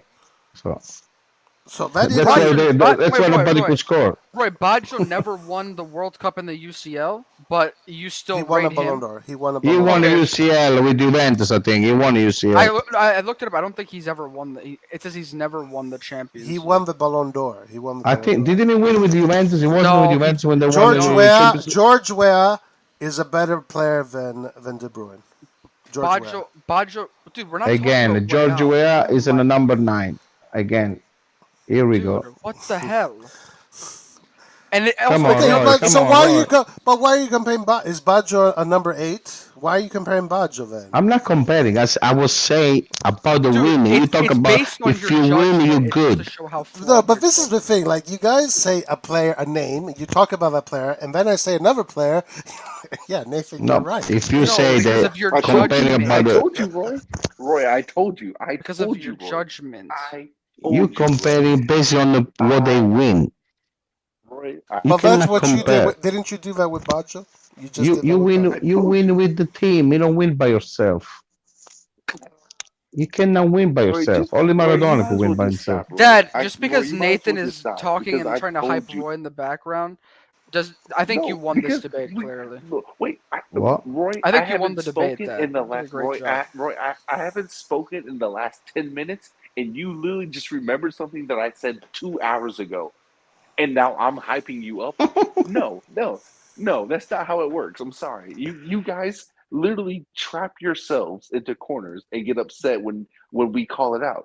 Dude, I'm sorry. dude. That's not Hey, gonna fly. you want to talk about trapping yourselves into corners? Like, you guys have used the UCL escape card about 50 times. How is that an escape card? It's the only thing you guys have in this argument, and all we're saying Yeah, is I don't hear any soccer talk. I hear only talk about winning something, winning Wait, something. Yes, You guys don't say anything but about guys, football. I don't hear talking about but football. It's all about football. winning. Okay, football. Sensi is an incredible midfielder. I love Sensi. Sensi played 2 games in his life. 2 games. But Come I'm on. not going to say that Sensi is better than De Bruyne. You know, I'm not going to say that. Sensi is good, but he has a bad luck. He's Okay, unlucky. but De Bruyne is not unlucky. He's very lucky, and he plays in a team that is obligated to win. luck is That's how you relative. judge No, it. Luck is no. relative. Roy, I put you in the Roy, opposite way. Roy, it The doesn't fit their Bruin is narrative again, very Roy. unlucky because he cannot win anything. He's very good. He It's a made the different choice to story. go there. He made the choice He's to go there. very unlucky. He had the choice to Wait, go to so Bayern? That choice is Go ahead, not. Nathan. Let Nathan That talk. choice is not why he's unlucky. Because luck, like I said, luck is relative. He's unlucky if you look at it from the perspective of him in the UCL with Man City as a team, losing to Real, like for example, or losing to Chelsea by 1 goal, losing to Real, even though they created lots of can't chances, make and the game excuses for this turns guy. in 5 Guys, minutes. you That's cannot make So what you're excuses for saying? this guy. So what you're Cannot make saying is excuses for him. in the games against Madrid and the games against Chelsea, De Bruyne went missing. No, I never said that. Dude, did you not hear what I But he said? did. Man But City he as did a though. dude, no, we And did he But went not. he missing did When against though. Man Italy City are twice. creating But chances against these and teams, he first of all, right they and always he went create missing against chances. Italy. Man, Twice. And he went missing against Italy. Against those shit Twice, okay, Italian exactly. players. First of all, So dude, and good luck trying to put Roy, words into like my I mouth, and said, my dad called them Like I shit. Good said, luck with when that. it comes to mentality and suffering and inspiring his team when he's supposed to be the best player, he simply doesn't cut it. Okay, that's not true. But anyways, But Italy, it is true. It is true. His record says so. His record says so. Okay, so His record Italy, says so. we already talked about Belgium, how Italy as a team dominated Belgium. And then on the other hand, so good luck blaming one player for that. And then on the other hand, with City, I never said But that he's the it's best player. yeah, but you play as a team. It's 3 midfielders that Italy has. But You want to he's the play best 3 player. versus 1? Is that what you want to do? Individually, he did nothing. Individually, he was playing. He First did of all, nothing. okay, yeah. But He what did first he of all, do, I though, actually I saw him. individually? Actually, I saw him create chances. He had a couple very nice shots on Donnarumma. He actually Everyone played creates very nice. chances, but what was he dominant in the game in the By the individual way, standpoint? also by the way, I'm sorry. What position is he again? Sounds like no. Isn't he a midfielder? What about So, Lukaku, it who's sounds supposed like to be the goal it sounds scorer like for the answer is Belgium? no. What about Lukaku? It sounds like the answer is no. Sounds like you're ignoring my point, like an idiot. What It about sounds like the Lukaku answer with is no. Belgium? What about Lukaku with Belgium? What is he supposed to do? What about all these other players on Belgium? But You don't he's rate. not You the don't main. give them He's any. not the main man. He's Oh, not the main okay, man. but he's the number 9. He's actually a quality number 9 player. But But he's not the main no man. responsibility for him. The No. main man He's is De not the main Bruyne. He's man. the best, even with the national team. Who's the Okay, best national team? so why? So So because he's the man, he's supposed to win. Because he's the best, he's supposed to win by himself. in Lukaku scored the European Cup. He scored in his post with the Inter. He made his own goal. So I'm looking at him Lukaku from is considered much better than him. Guido, I'm looking at it from an individual standpoint. In those games where it mattered most, individually, he was not dominant. He was good, I thought, in those games. Even Listen, though his team. be honest with you, I don't even remember. I don't even know if I saw those games. Exactly. You don't remember? Wait, no, because Dad, you watched that game. That was Italy. I don't even Belgium. remember really. I forget. I know the player by himself. Guido, I love him as a player. Guido, exactly. You forgot because he wasn't dominant. Yeah, but okay, but you judge one even if he wasn't dominant for one game. So Guido, he's not good because one game he wasn't dominant. Both times against Italy, and each time he's got to the finals or the semifinals. Italy dominate everything. Italy always dominate the game, even with the North Macedonia. North Macedonia, 80% ball possession. With North Macedonia, we lost. Nathan, it's not as simple as that because Italy, as a team, possession-wise and other things, it's tactics. Italy destroy everybody with the ball possession. Nobody can beat them the ball possession. Nathan, it's not that we're moving it. We're talking about Italy-Belgium here. We're talking about Italy-Belgium. Same he was not game. dominant. Dude, when De Bruyne had the ball, what do you expect him to do? Dribble through all three midfielders, then Chiellini, Bonucci at the back, and all the players. Italy got all those little dwarf. They dominate. They come like a little mouse. They take the ball. You don't even see, but they don't do shit. How many goals they score? Serginho, Verratti. How many goals they score? They don't score any fucking goal. They scored against De Bruyne. They scored against him. Yeah. Because De Bruyne was playing goalkeeper and defender. Scored. Yeah, nice. Wait a minute. But you guys keep talking about how good of a. How many goals they score a year? How many goals every year they score? These people. De Bruyne was up the field on that counter attack. If you're gonna. This is what I'm saying, guys. I wish I had De Bruyne and Italy national team. I wish. I wish I had Milan on De Bruyne on Milan. I have a question. Where was De Bruyne against Italy? Where was he? Dude, we're talking about that right now. I told you, went to get a coffee, a cappuccino, then he came back. Yeah, but when he went to get a coffee and a cappuccino, Chiellini was lifting the Euro Cup. Because he left, that's why. That's exactly. No, he did not, though. That's exactly the point is that the tactics. Because he leaves. Thank God he left, so we won. Okay, thank God he leaves because he does that. But he left because of Italy. Dad, by the way, that's not the point. By the way, it's not true. No, I understand. Like you see what I'm saying. Like when it comes to the important games, where is he? Where is De Bruyne? Where is this guy? But everybody talks so hard. Exactly. Italy play pressure. Italy play the ball possession, and nobody does as a national team. They destroy it. I told you, it's all little guys. Spain is a little bit better. Yeah, Spain too. Yeah. Spain is better. Italy, Spain. That's the team. So, but Spain they can finish. Italian team doesn't have people that finish. So, who's the? We used to have Totti, Baggio, Zola. We don't have anybody no more. But even Argentina. No 9, no 10. We don't have no number 9, no number 10. So, who's gonna play? The guy that sold to West Ham. What's his name? But to be fair, right now. Imagine we got Scamacca now. Hold on. Right, John? Right now, no team as a number 10. The number 10 role by itself is dying out. Just look at the best teams out there. Who is playing with the number 10? No one. De Bruyne is not a number 10. De Bruyne is not budget. De Bruyne is not number 10. Who said that? No. Yeah, exactly. So right now, number 10. Number 10. All I'm saying is if you that talk about number Zico, if you talk about Zico, those players was different. Number 10, like Baggio, De Bruyne is a midfielder. He's a offensive midfielder because he goes to score. But he started from the back. He started from the back. He don't stay in front of the post and wait for the ball in front of the area. I know, but this is what I'm saying. You are agreeing with me. All I'm saying is that right now you don't have a number 10. Look, Real Madrid, who's the number 10? They don't play with the number 10. Liverpool, Man City. Number Chelsea, 10 is Messi. It's the only one in the world. It's only Messi. And even he had to adapt and play a different role in order to be competitive in this. And that's why he didn't do shit. No, but now he won everything playing as a false 9. He won everything playing as a right wing. False 9, number 10. False 9, number 10 is the same shit. What do you mean false 9? What false nine means? It's not the same thing. It's not the What same thing. false nine? Messi with Barcelona, he was getting the ball from the midfield, they go all the way up, jumping 3 players. Come on, man. What kind of soccer you watch? No, Messi was playing false on Dad, where? Dad, Like, listen, Dad. I don't know how much maybe in the energy. beginning, maybe in Dad, the beginning when he Red kicked John, Ibrahimovic guys, out. Dad. Hey, listen. He's not really There's disagreeing with you with much.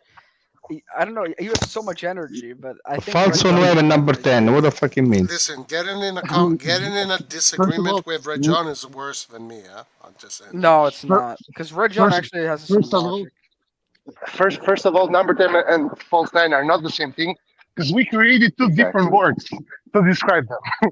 Okay, you don't Okay, create something out it's of like if it's not okay, it's like necessary. They are Salamaker he play similar. wing, right? Salamaker he play wing.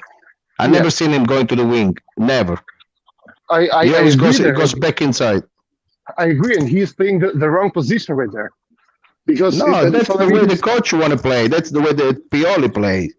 You and don't want the wing.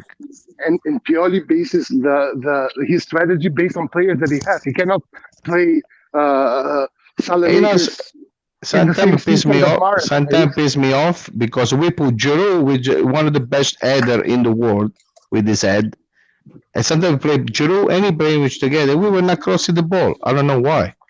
So Yep. Giroud with his feet is not that good. He's good with the header. Yeah, that's the best part. And he's good at chipping over German. See, like a player like Leao is so fucking good. He cannot do header. He cannot fucking do header. He can never score with the header. Never.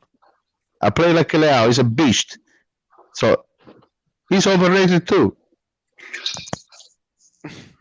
Leao cannot use his head. How can you not use your head? Well, He's a fucking beast. He cannot do a header. I never see him win a header. He never win a header. Actually, Giroud's our only good player because he's the Giroud's our only good player because he's the only one that's won the UCO.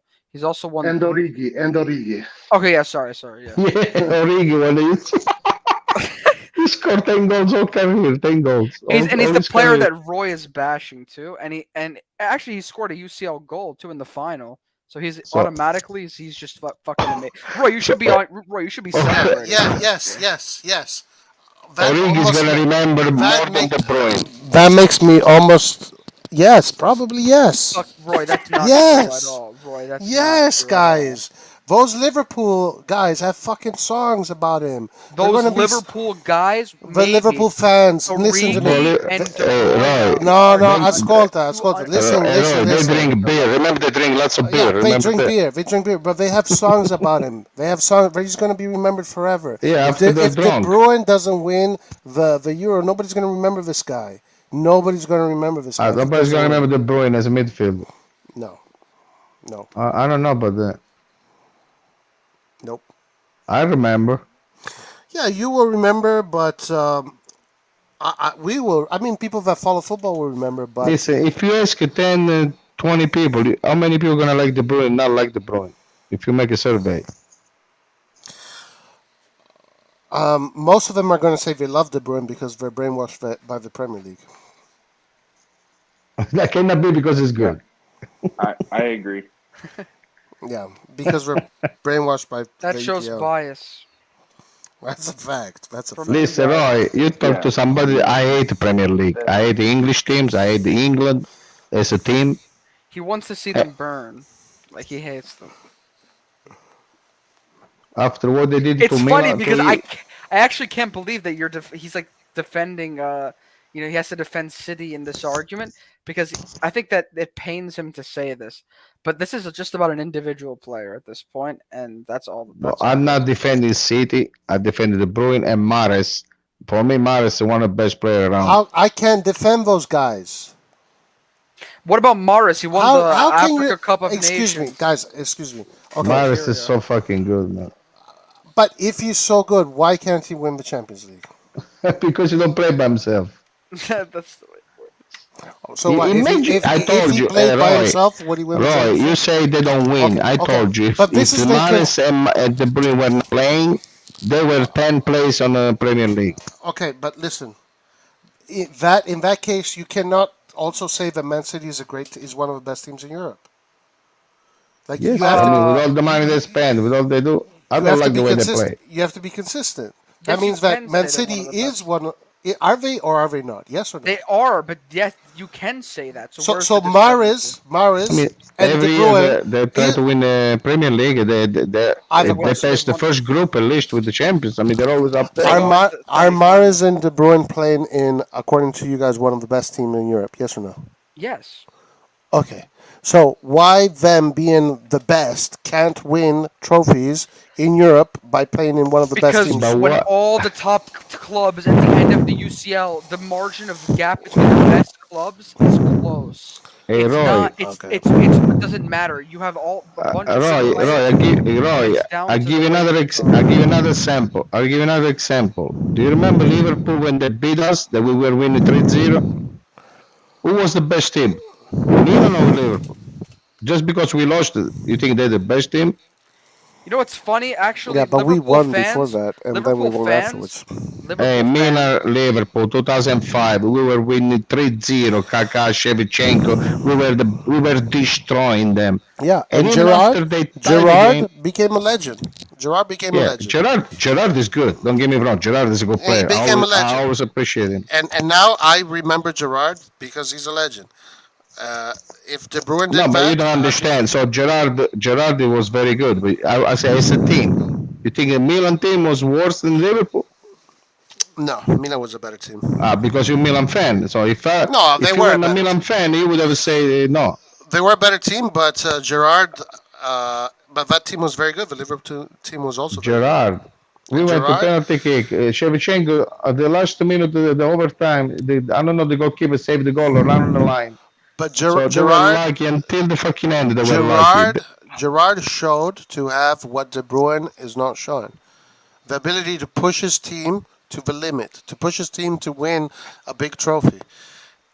Yep. It's not so much as, but it's not just. It's not like Giroud was there saving the ball on the line and making things go their way. It's the way events unfold. Things happen. Hey Roy, with all the respect for Gerard, for me one of my favorite midfielder in history. Okay, do you think they won because Gerard stood up, or because they were lucky? They were fucking lucky game. I don't know. No, From the beginning to the end, they were lucky. Football is a mixture of skill. Hey Roy, did you guys remember the game? Move the Did mic you guys a little bit out of remember your, the game? Yeah. That dude Do that you guys saved remember Minnesota the game? could be the most lucky save I've ever Liverpool seen. played 5 minutes only. They scored 3 goals. They disappear again until the end of the overtime. They disappear. We destroy them. Excuse me. We destroy them. So Guido, don't tell me Guido. that Gerard, No, Guido. You because asked me. Guido, he stood up. Please. Guido, you asked me what was a better team. I said Milan was a better team, and then you disagree with me, and now No, I'm not disagreeing. I say Milan was a better team, but Gerard there Gerard in is those 5 remembered minutes, for. Gerard will be remembered for that. Gerard scored 1 goal. How many goals he scored? 1. Yes, So but what about the other Gerard player that was, scored? But if we but didn't 5 win, minutes they played. 5 minutes. if we though. didn't win in 2003 and 2007, nobody would know who Gattuso is. Nobody would know who Pirlo is. Nobody would know about these players. Nobody If would we went to remember the them. final, yes, they would. They don't. If we lost in the final, yeah. If we went to the No. end When of you the watch, if you watch, I can't even remember. hey Roy, are you kidding me? If you watch a Okay, game, check this out. Check this out. I forgot that De Bruyne was in a final last year. I completely forgot. I honestly forgot. Maybe because he didn't win. We've literally, dude. What are you talking about? That's just you having like dementia or something. If he would have won, I'd be calling him a great player right now. Roy, you remember the best player of each team. You're not gonna remember every player of the team after 15, 20 years. You remember the players that win. You remember the players that win. Yeah, but one or two. Even if you don't win, you're still gonna remember De Bruyne if he's the best player of Manchester City. You're not gonna remember all the other players. Who the fuck are they? I don't know them. Okay, but are you gonna remember Zidane or De Bruyne? Okay. I mean, we can even. This topic is just ridiculous because you guys are talking about remembering the best player on each team, but that's Roy's. Hey, Roy, that's Roy's point. I don't even say anything about that. He said, "What do you remember? What do you remember?" Remember Hey the guys, winners. The guys, winners. you know it's bad when SSB is disagreeing with Roy. Guys, you remember Pelé because of what he's won. Okay, you remember Maradona because he won the World Cup because he I won don't the remember Pelé because I never seen him playing. So Okay, but people talk about him still because of everything that he's won. I'm sure there was a De Bruyne while Pelé was playing, but nobody knows who that De Bruyne is. You know? you think that people remember Pelé, which was unbelievable, individually and with the team, because his team was unbelievable too. Which team? Only because he won 4 World Cup, 3 World Cup, whatever he He won. won three World Cups. Yeah, So only. What do you mean only? you think a player like Pelé? No, he's you saying know, that just because he wins World Cups, that's why he's remembered to be a good Yeah, player. you of think course. No, that's not the only reason why. It's also You because win of World Cups his because you're a quality. great player. You win World Cups because you're a great player. It's not just, but it's all. Well, no, because there's good there's bad players on good teams that also win World Cups. But Man City is not a bad actually, team. there was a Man World is not a Cup. bad team. He won a World Cup. They didn't even play many games. I think I don't know if it was the last one. Was So what I mean, the first one when he was a teenager. what I mean is, you think if Pelé would have lost all those finals instead of winning the finals, you think people would ever remember him, even if he wouldn't win the final? They would be talking about the guy that won in the other team. Dude, but that's 3 different finals, 3 different teams. What are you talking about? Do we talk about Iniesta or do we talk about Snyder? Are we going to be talking Why about you don't Iniesta? remember Snyder? You don't remember Snyder? Are you going to remember Iniesta winning the World Cup or are you going to remember Snyder winning the World Cup? Snyder didn't win a triplete with the Inter. Yeah, he won a triplete, so Snyder is rated higher than De Bruyne. But regardless of this, wait, Snyder was a good player. Don't get me we wrong. like Snyder, but we're not dissing Snyder. All we're saying is that De Bruyne deserves to be right now called one of the best current modern day midfielders. That's all we're saying. Roy, his career is not ended yet. You never know if he win 4 Champions League in a row. Who knows? Yeah, and if he does I agree with Roy when he talks about remembering players. In order for players to be remembered, you have to win. But how judging the player by itself, you don't have to win the trophy to judge the player. You don't have to win. First of all, and that's what this argument's about. First of all, depends what team you cheer for. Because if a player play with the national team in Italy and miss the fucking penalty at the final, and we lose, I'm gonna remember even better that if we win the final. I'm gonna remember much more. They're gonna make a mistake than the one that freaking wins.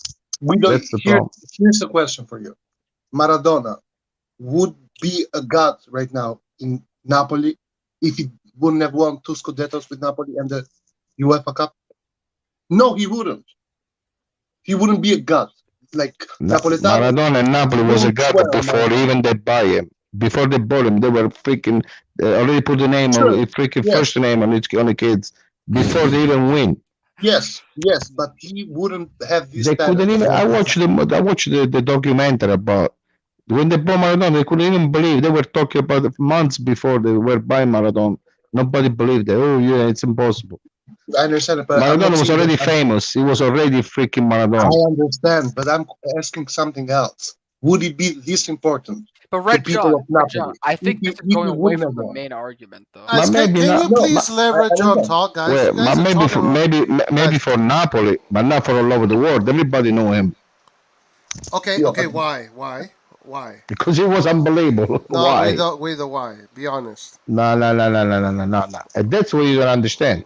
Be honest. Maradona never won the Golden Ball and never won the Champions League. He won the World Cup. Yeah, he won the World Cup. Yeah, that's why the rest of the world loved him. Okay, what people follow World Cup is every 4 years. Okay, you watch Maradona. I watch Maradona every fucking every year playing. And the Spanish league at that time, only Spanish people looked at it. But when he played in front of the whole world, all the Spanish people. Yes, because who was watching? I mean, Maradona. He played in 1982 when Italy won the World Cup. He was 17 years old. Gentile broke his shirt, if you remember. Yeah, I know. Gentile pulled his fucking shirt and broke it. But Maradona wouldn't be Maradona if he didn't win the World Cup and he didn't win what he won with Napoli. That's a fact. You can't deny that. But listen, I don't know. Maradona would be Maradona. That's it. But Guido, when you talk about Maradona, Why do you rate him so Maradona is high? famous only because he won it. What the fuck is 2 leagues with Napoli? For Napoli City as a city, not for the rest of the world. What the fuck you care about Napoli, the rest of the world? But this is what I'm saying. But this is the question. Why For do you rate Napoli, him he so became high a though, god Guido? because he won 2 trophies with Napoli. 2 very important. He made Napoli a region which by itself Yeah, has Napoli, some kind not of the rest anger of the world. advantage. What do people care about? I think Maradona though Yeah, is. I when he think won people the World Cup, that's when the Roy, world saw him. but a But Maradona majority was of already famous at 17. He was unbelievable. Everybody knew. People that But I watch think, soccer, guys, I'm they gonna be knew. honest with you. Maradona's remembered today also a lot for his skill and for his qualities, as not necessarily for the World Cup. Like as just because the World Cup doesn't Jovinko mean had a that lot he's of skill. Is he going to be remembered like Maradona? who. Yes, you want to Jovinko. compare Giroud and Oh Maradona, come please. on, dude! Jovinko had a lot of skill. A lot of skill, but in another My friend had a lot of skill. I had a friend of mine like Maradona. Yeah, but there you go. But people are going to remember Maradona. Why? Because he because won. he did it against the best Who players did he in the beat? world. Who did Maradona beat? What? Was it Germany? Who did they beat in the England. final? England. Oh, And No, there, Germany in the no, final. there, echo, And, exactly, there. and, That's why and he's a king. Germany in the final. Germany in the final? Yes. And was England in the semifinal England, yeah, with the yeah. hand England, grab. England in semifinal, I think. Yeah. Oh, okay. So that's why the whole world knew him because of a game like that, and he wins. But I know he was great when he started right away. Yeah, I'm not. I know he was great, but he was also great not because he was an incredible footballer, but because Police, we talk about Maradona now. Come on. but he also had the capability of taking teams that weren't that great and making them win. You know What that. did I tell you before? He's the only player that could win by himself. He's the only one. Okay, all right. And De Bruyne, I'm not seeing that from him. So Yeah, Well, you it's want to hard. compare you the think Bruyne my and dad Maradona is now? talking about comparing But Maradona and De that's Bruyne? why I don't rate For De me, you Bruyne. cannot compare nobody. No Messi, nobody. But listen to me. But Roy, do you understand that we're not saying this? The personality Maradona had, man. The They only want to. thing, Dad, hold on. The only thing that this argument stemmed from was that we think that De Bruyne today, as a modern midfielder, deserves credit for his play and for his individual aspects and attributes, because we think he's a very You good get midfielder. credit for winning. Okay, let me say this: if De Bruyne played for Oh, Roma, fuck's sake. I would say he's one of the best midfielders in the world. But since he plays for Man City, I think that he's showing a lot of lack of what it really needs, of what it really takes to be a champion. All right. So, He's anyways, playing on easy mode. De Bruyne is playing on easy mode. Okay, now it's easy to beat Real Madrid. Yeah. Manchester City win the Champions League, it's not gonna be because he's good. It's gonna be because of Holland. No, because no, because I'm not having this conversation because I want to be funny, facetious. If he wins, then I'll say, yeah, this guy was incredible. Hey Roy, I told you guys before. And I don't care about having a crystal ball in front of my. I'm not here to This tell the guy, this De Bruyne, is not a classic midfielder. It's so different. He goes box to box and score a goal. He's not even tired. He doesn't even look tired. I've never seen it. I'm just I've saying, never seen Roy, it. can you at least respect that when my dad says something about his uniqueness and overall play? I cannot even compare him with another midfielder. It's completely different. It's completely different. I've never seen. As I say, maybe Matthaus, the Inter one, but not even Matthaus. Okay, but also, I mean, I do respect that you find him to be this great player, but I don't. So I just don't. So it doesn't mean that if you want to think I'm stupid then. But I don't care. But I just don't. Roy, me and you are defending Salamaker. Come on. And we cannot defend De Bruyne myself. Come on. I cannot defend De Bruyne. I'm sorry, I cannot. How can you defend Salamaker? But because you don't like, not because of this bullshit. Yeah, that's what it is. That is not true, guys. Come on. Listen, I rate every single player objectively. Listen, at and least fairly. I'm the only one here that say I can explain every time why I like somebody. I tell you all the I am details. telling you exactly why I don't like De Bruyne. I'm telling you because exactly of why I don't because like of his Because you don't win. Yes. How can you judge a player based on the win? Because that's what he's being asked to do.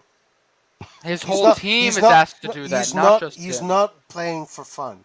He's not So you going to be take all the Manchester City, put in a freaking trash, all together, It doesn't because matter. they don't win. Everyone is responsible for Sure, winning yeah. and losing. No, no, but he's the main person that's tasked with getting their team to win. Everyone is responsible, Yes. and everyone should be And blamed I for cannot winning and losing. evaluate that out of it when it comes to him. If you're talking about him playing at Wolfsburg, then we can say yes, this guy is Roy, but you actually rate Salamakers ahead of De Bruyne. Like, what are you saying? How do you Listen, rate Salamakers, but you when don't I rate see when I see Manchester City losing, I'm so happy. The only person that bother me is De Bruyne. I feel so bad for him because I see he's the only one with I the don't feel bad for balls him at all. that fights until the end. He fights every game. Wait a minute, but all the Manchester City players fight till the end.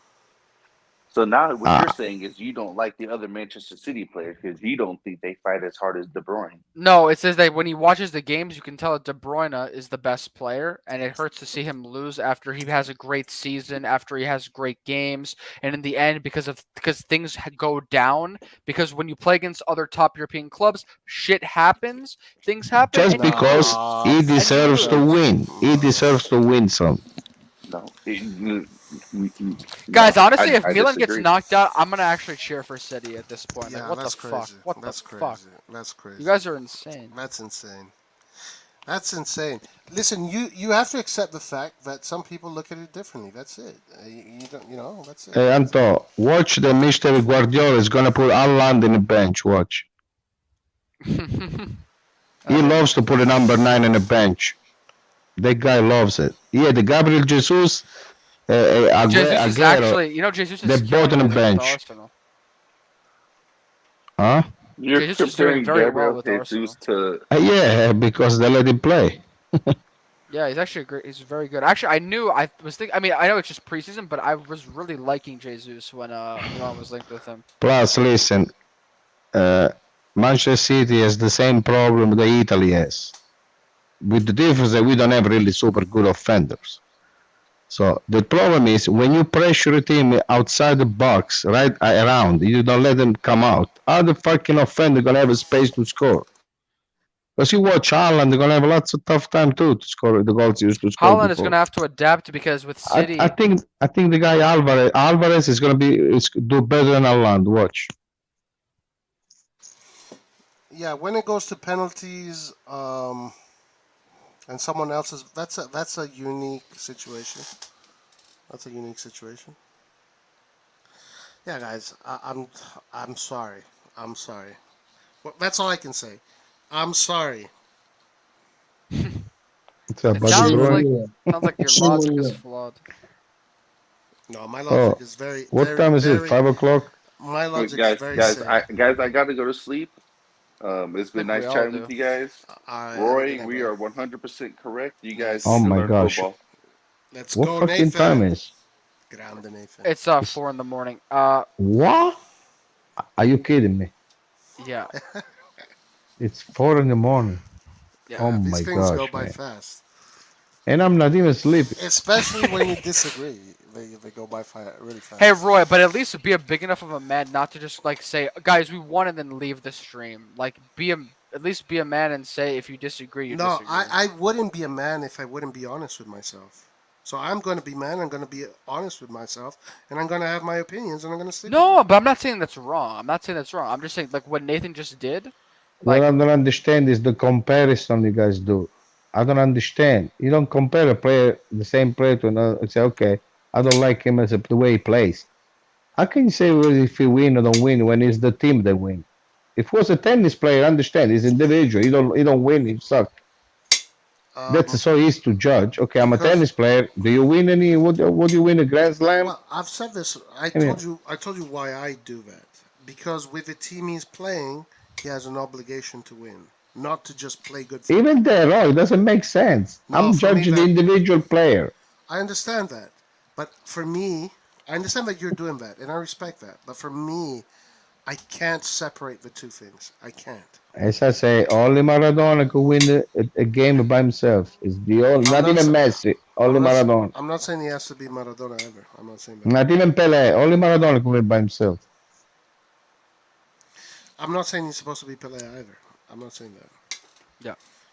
Anyways, right, I'm gonna sign off. I just want to see, like, at least be a, say that no, like, you have your opinion, and that you're not just gonna go and cower behind, like, leaving the stream and saying, "Oh, we won the debate," even No, though actually, Antonio, you are the one saying, "Oh, we won this debate." Blah blah. I blah. never said. Well, actually, I said You I say that to are my the dad. one that is doing that. So don't project that onto me because you're doing that. I said that to my dad. I don't care about winning anything. I'm just being honest. Your dad is being honest. You are trying to make a football game out of it.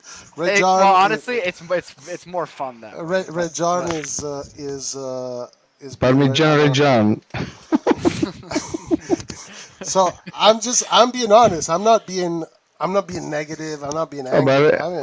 Where is from Ray John? Where is from? That's not his actual name. It's a name from like a TV show or something. What region is Abruzzo? No, he's in Germany, but he's Albanian.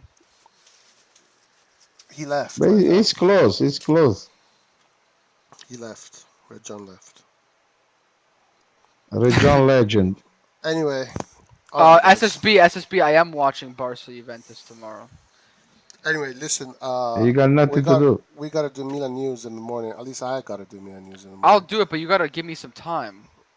No, I gotta do it early. What time? It's gotta be like 8:45, 9 a.m. I would be so happy for. I'll do 9 a.m. I would be so happy. They go to the news and they say, okay, we didn't buy the Ketelaere, we bought Ziyech, I'll take De Bruyne. I'll take De Bruyne. Shit, my ass. How much it cost? But Roy, you would take De Bruyne on Milan, right? Oh, okay, guys. First of all, Tommaso Mancini è un passo dal Milan. Yeah, it's 2004. Yeah, so this is for the Primavera. Say again? Sorry, Antonio? You would take De Bruyne on Milan, right? Yeah, of course I would take De Bruyne on Milan. Okay. But do you rate, when you say you rate Salamakers, how do you rate De Bruyne? I respect Salamakers more than I respect De Bruyne. Okay, I disagree, but let's not even go down that room. But Roy, Roy can't even keep his straight I like face. Salamaker, but Salamaker for most of the part of the last season he was the bench of Messias. For me, it's okay. Yeah, But Roy, be honest. To make this easy, he's won more Premier Leagues than Salamakers has won. Okay, but Salamakers is not getting paid all that money. He's not being put in. Oh, but that's another dude. Salamakers is doing his job perfectly. De Bruyne is not, and I cannot separate the two. I know that Guido, you're saying that he's a great footballer, and as a number 8, he's very unique. What about his stats? Stats don't matter. The stats don't matter because Dude. because Oh my God. he is not being asked to score 20 goals. He's being asked to win the Champions League. Modric, Modric is not being asked to score. For me, the money you get paid matter when I see the player that doesn't do shit on the field. That's when it matters. Now when I see the guy that scored 20 goals as a midfielder, he play hard. I saw he play always hard. No, I've never seen. But for me, it's not like that. That's it. I mean, I respect you guys' opinion, but it's just not like that for me. That's it. It's nothing personal. It's nothing. I'm not trying to fight. I'm just being honest. Listen, I'm fucked here. It's 4 o'clock. I can't believe this. SSB, I'll be live tomorrow for that watch along. What time Juventus play?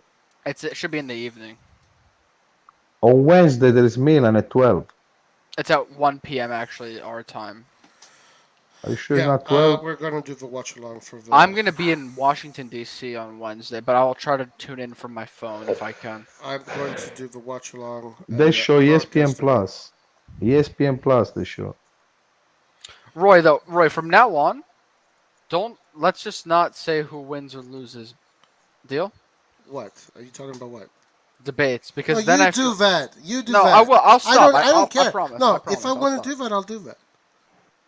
Okay. Okay. But But it's I'm not- disrespectful to I'm like not my doing that. dad and to other people who come in if you just like say stupid stuff like that. Though. Well, stupid. But you've been fucking saying it. I've been Don't blame joking. me. I've been Don't- joking. And I haven't even fucking said it. So how can you blame me? Okay, I know. I'm just saying. You've been saying it. It's like, hey, you've been doing something, and then you want to fucking blame me for doing it. I've been where, listen, I've been where joking. is Lucas? Lucas. Oh God. All right, listen, Roy. I'm gonna And head if out. I want to do that, I'll do it. I'll do Yeah. it if I want to do that. Okay. But in this case, you think would it be appropriate to Molisa do that? Brutes. Well, why did you do it? If you want to question my morality, why did you do that? I was joking. Do as I say, not as I do. Dude, I was literally like, that was a meme because Nathan was talking in the background, so I said Okay, something. so when did I do that?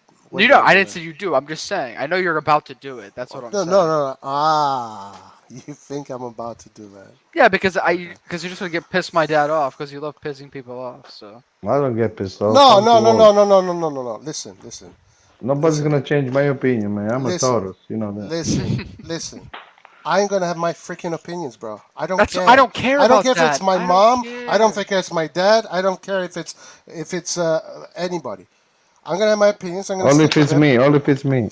Respectfully, I'm going to have my opinions with anybody, guys. It's not that I Dude, disrespect. no, that's anybody. not. No. That's fine. That's fine. Just don't like now make it worse. That's what I'm saying. Yeah, I need a place to sleep. Tomorrow they're gonna kick me out.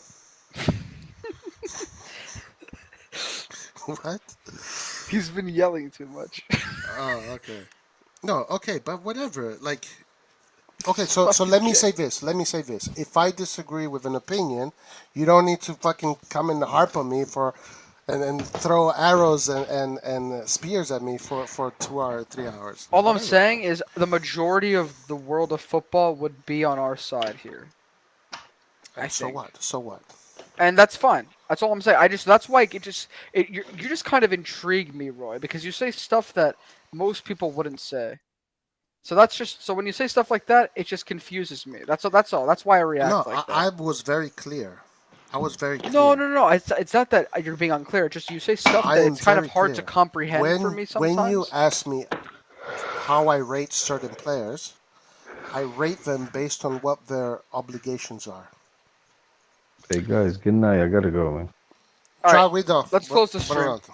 Buongiorno. Buongiorno. Buongiorno. All right. Ciao. Okay. Have a good night. Ciao, Have a ciao. good night, guys. Ciao. All right, Roy, can you close the stream up? Yeah, I'll close the stream. Actually, All I'll right. just stay with you. Let's just close it. Have a good night. Have a good night.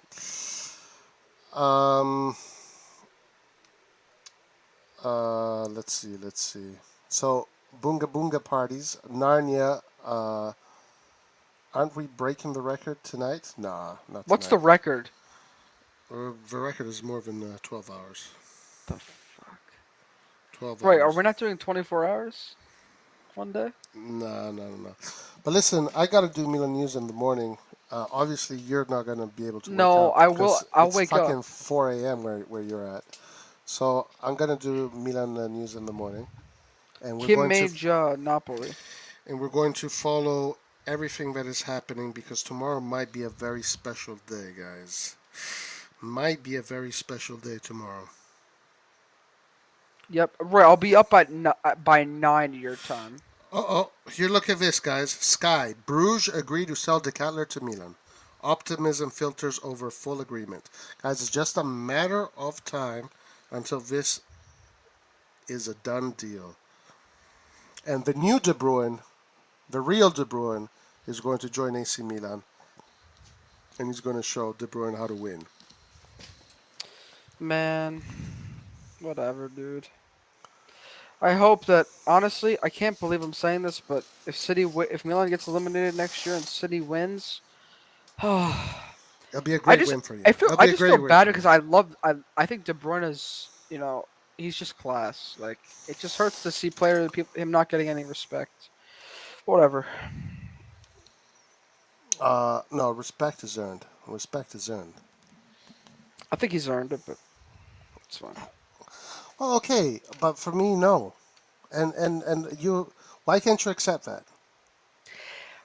Why do you have to question me? I'll accept it. Listen, with you, I've learned to just move on because we can never find common ground. No, listen, you have a different opinion. I have my opinion. That's it. It stays that way. But usually you try to bash it out to try to understand each other, but... make things happen. But Nah, that's fine. I mean, if you want, but it's a waste of time. well, I know it's a waste of time with you. Right. I'm willing to understand. Actually, earlier when we were speaking, I even said I stopped Nathan and I said, listen, with what Roy was saying. If Roy watches him as an individual and says I don't really rate him based on what I see, I understand. That's your opinion. Yeah. I'm totally fine with that. But if you bring with the UCL discussion, I think there's other factors. So that's why I disagree. That's an important factor for me. And also, I'm not a big fan of how he plays, but that's just my opinion. And it's not. Okay, so I have an idea to conclude this segment. Listen, I'll We don't say need to that conclude. I respect your own opinion about how you rate De Bruyne. I disagree with the UCL part. That's fine. And with you, and you did say that De Bruyne, if he was on another team, would probably have, won something, and then you would have respected him. Technically, isn't that what you said? Sure. Yes. Okay. From now, so let's just stop there and end it. I would get Krunic over De Bruyne.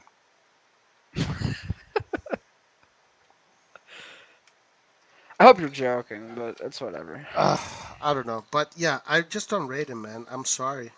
I'm sorry. I really can't lie about it. I just can't lie about it.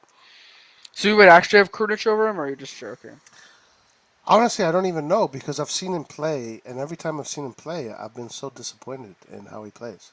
How about this? Next time he has a good game, I'll send you like something, and I'll No, just give you I'm updated. sure he has good games. I mean, he won the league in EPL. I'm sure he had very good games.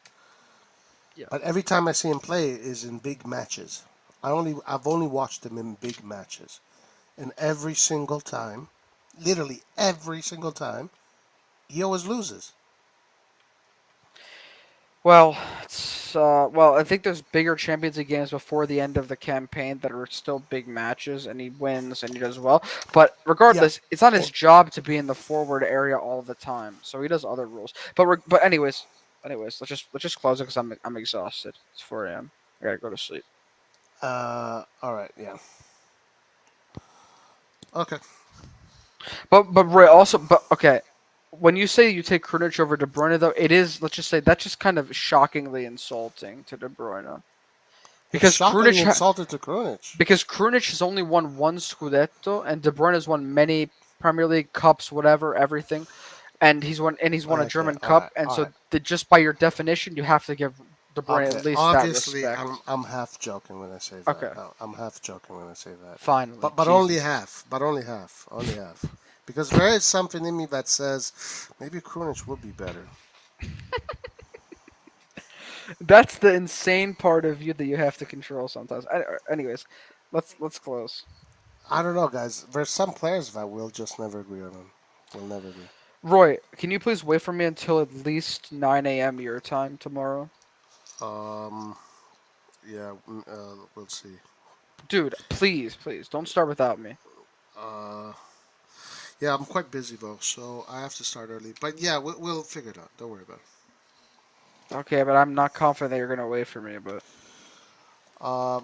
yeah, I mean you can jump in even if I start if you start. But don't start at like freaking 8 a.m. your time.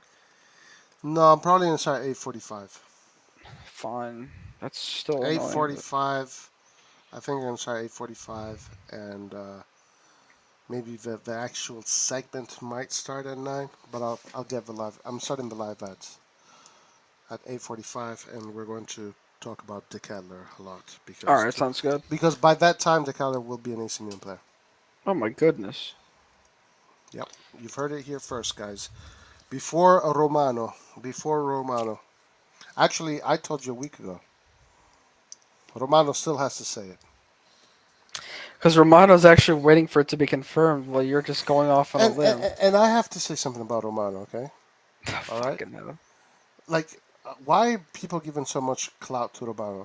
Because when he says something, it's true. It's not when he doesn't BS. That's the thing. All right. Okay, so Di Maria to Juve. This is one example out of a million examples. Di Maria to Juve. The newspapers have been talking about Di Maria to Juve for a month, right? And there've been many journalists, different people have been talking about it, and it's all fake news. It's all fake news. But then when Di Maria actually signs the contract and Romano says, Di Maria just signed the contract, everybody, okay, so Romano is the genius. No, the thing is with Romano, listen, I agree that you can go to other news sources and that can take they take gambles on like things that happen way in advance. But the thing is with them is they're just not as reliable. So with Romano, like if he says something, it's true. So he's kind of like the last confirmation for something to happen. So I'm not discounting all the other news sources, but I use Romano as like the ultimate fact checker at the end. Because if he says something, it means that it's happening. He doesn't lie to you. Like he's never said something Yeah, false. he just says the things when they happen. Right. It's Well, easy. yeah, exactly. So that's fine. I mean, and I'm not saying he deserves a lot of credit for that, but I'm just saying that he is there, and I use him to confirm stuff. Did he break the news about the Ketelaere? So far, no. I mean, we've been talking about the Ketelaere for maybe Yeah, 3 of course weeks. not. No. And I'm not saying he deserves credit. Like he's called the tap-in merchant for a reason. Like he taps in all the all of his stuff. He's not there he doesn't create the chances himself. Okay. So let's be okay. Fine. Good. That's the thing about. But I'm saying with Romano though, he deserves respect for not lying and abusing fans, saying false things. Now Di Marzio the other day said that the Ketelaere's mother was in Milano. If Di Marzio says that, then I think it's true. Okay, so why? So when I was saying, yo, look, guys, this is why I'm telling you it's a done deal because his mother is there. Why were you skeptical? I was only skeptical because first of all, I didn't say that there was less of a chance of him joining than he is joining. I said let's not say it's a done deal yet because we're still a distance away, and actually we still are a distance. I think Bruges has to accept another offer for us if we extend it. And last week it was saying that we weren't going to increase our offer, but it looks like this week we may be increasing our offer again. So that's the difference here.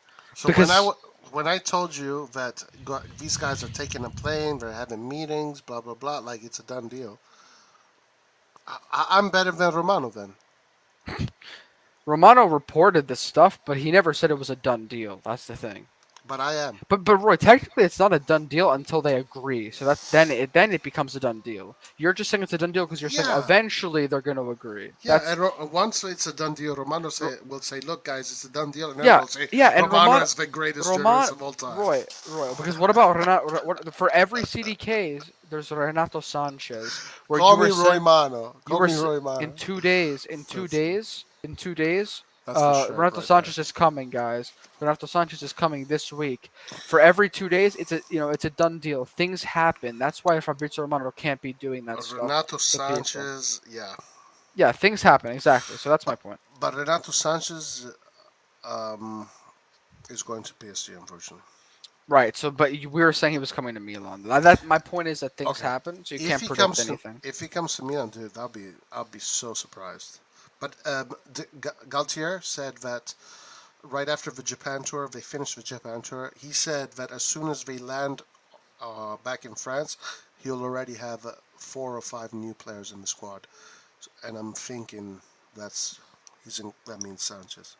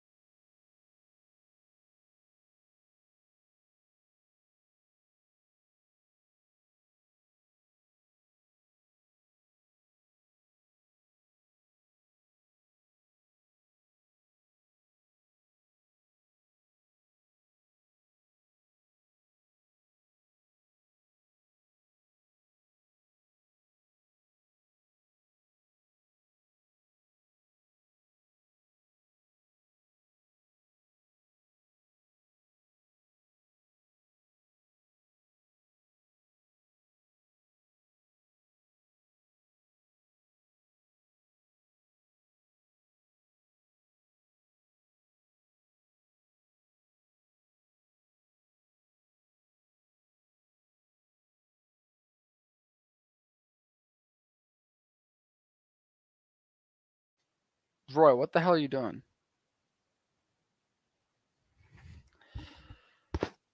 Guys, I'm gonna end the live stream. I think because Roy's just silent. But Roy, Yo, can you guys hear me? yeah, you were muted, What bro. the hell is going on? You were just muted. Hello? I can hear you. Hello?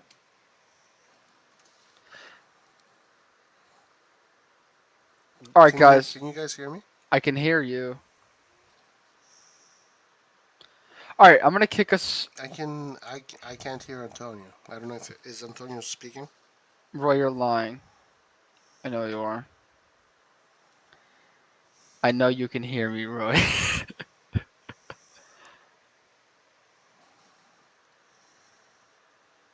Can you guys? Roy, what the hell are you doing?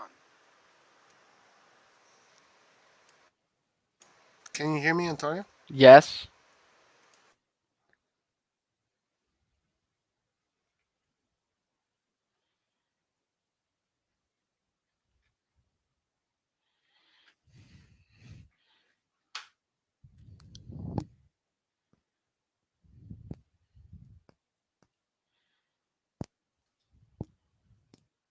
Listen, guys. I know I started the stream late, but I hope this didn't disappoint you. I'm back. I hope this didn't disappoint you. Guys, thanks for tuning in. I think we're Can gonna you hear close me? it here. Yes, I can hear you. Let's close it here. All right, Roy, should I cue the outro?